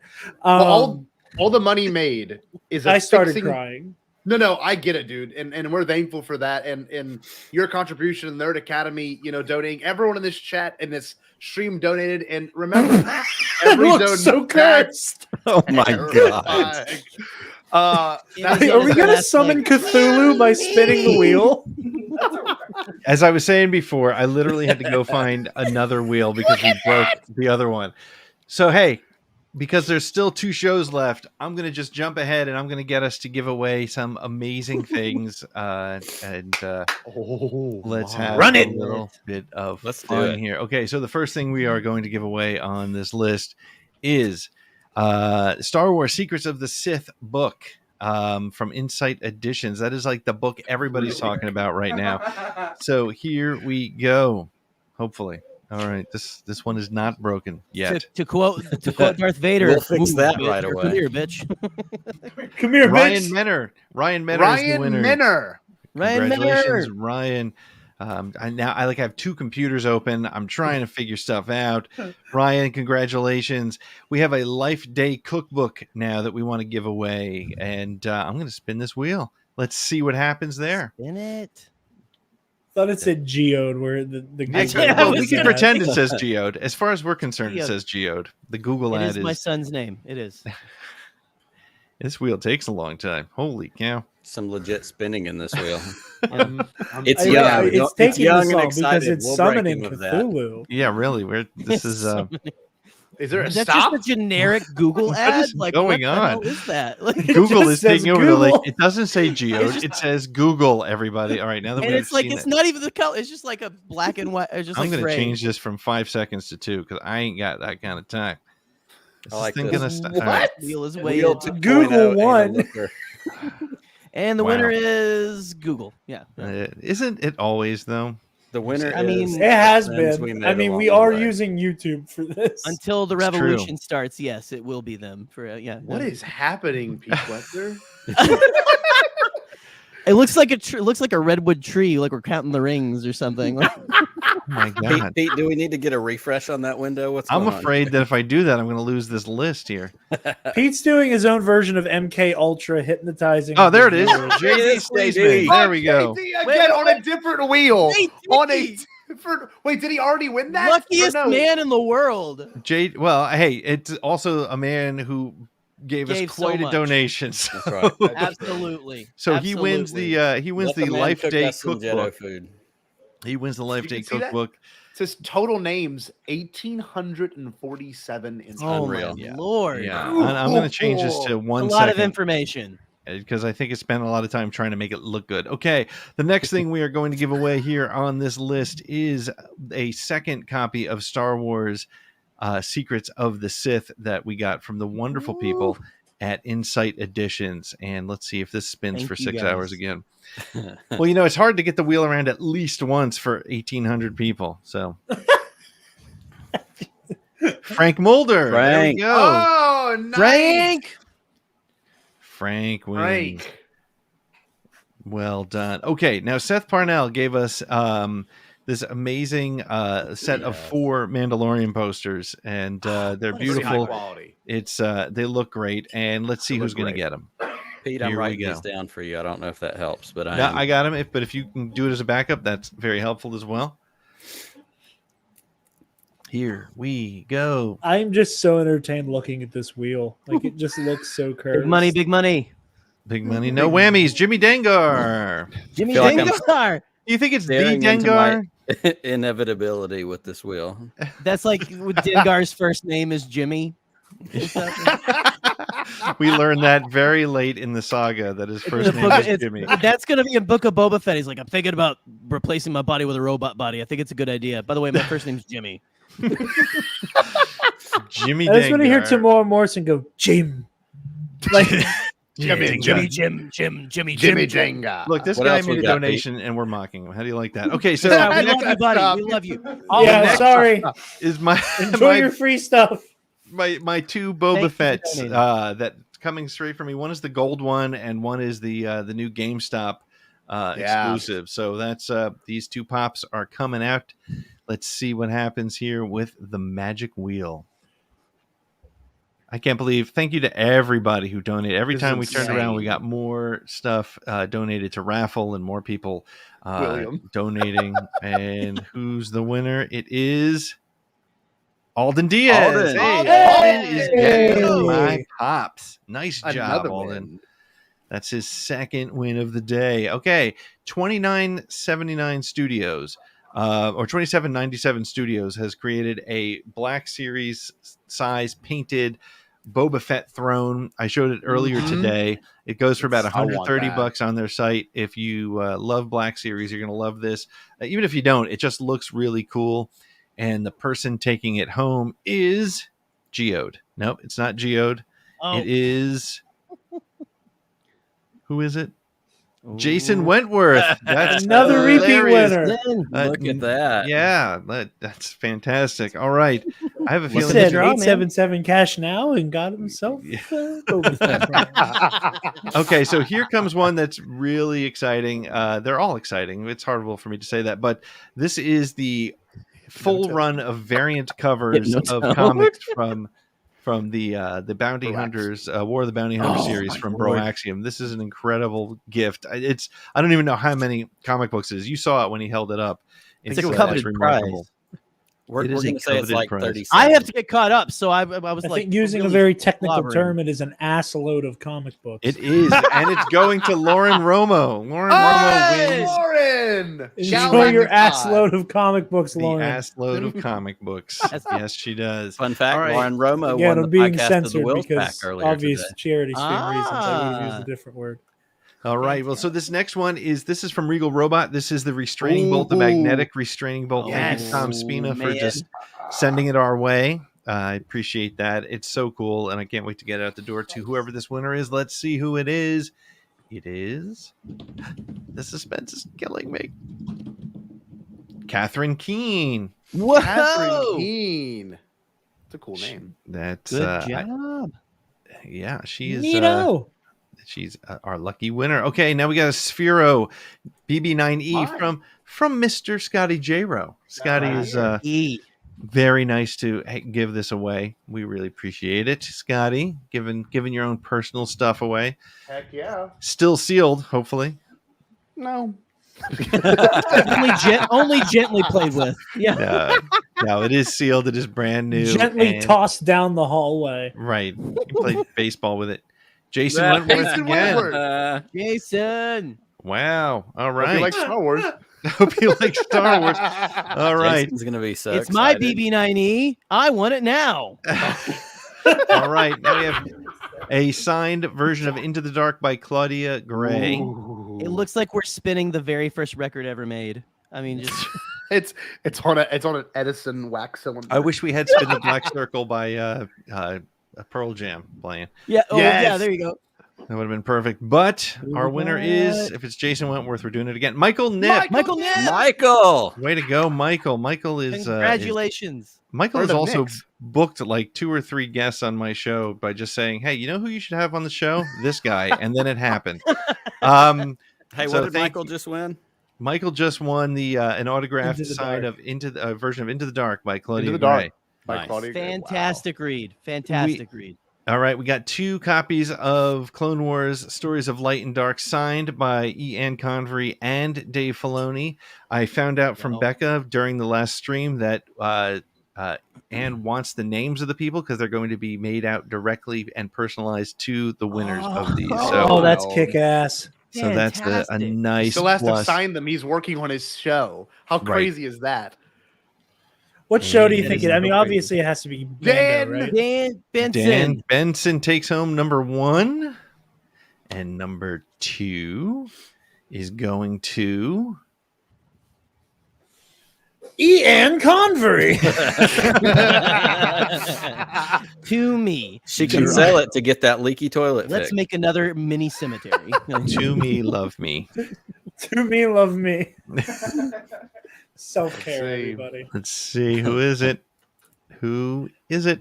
Brian Fennessy. Brian. Way to go, Brian. Congratulations. We will get these out to you. Now, keep in mind, it's going to take some time because Mr. Filoni's a little busy making shows for you. Be grateful. Be happy. Okay, He wasn't going to walk out of the bathroom brushing his teeth like a lot of people thought. I think yeah. Why are you making it sound like Dave would just show up like a scene in Dallas? It's all a dream. Okay, so It's all now a dream. Disney never bought Star Wars. Clone Wars is into its like 10th season on Cartoon Network. all right, so this is going to be one of the Steve Anderson signed posters. Let's do the Rebels one first. That one is enormous. It's 40 inches. It's signed. It's numbered by Steve Anderson, who's a brilliant artist. The work is so good. That's and a great let's one. see. Guys, I'd slap a baby for this one. I'm kind of hoping. Here we go. I'm sorry. I'm slap happy at this point. The winner is Kelly Kelly Knox. Knox. Kelly Knox. No way. Kelly Knox wins something. God How bless amazing. her. She's the best, and she's Well got. deserved. I really hope she's got a pun to go along with that. All right, now we have one. It's an OT print. And Wait. I got the pun right here because it has the Grand Inquisitor on it. Yeah. There are some things worse than depth. Because it's the huge print. Yes, it's huge. It's big. Nice. Okay, I understood all right. that reference. Took me a moment. All right, so I'll the see second myself one out from of the Steve. game.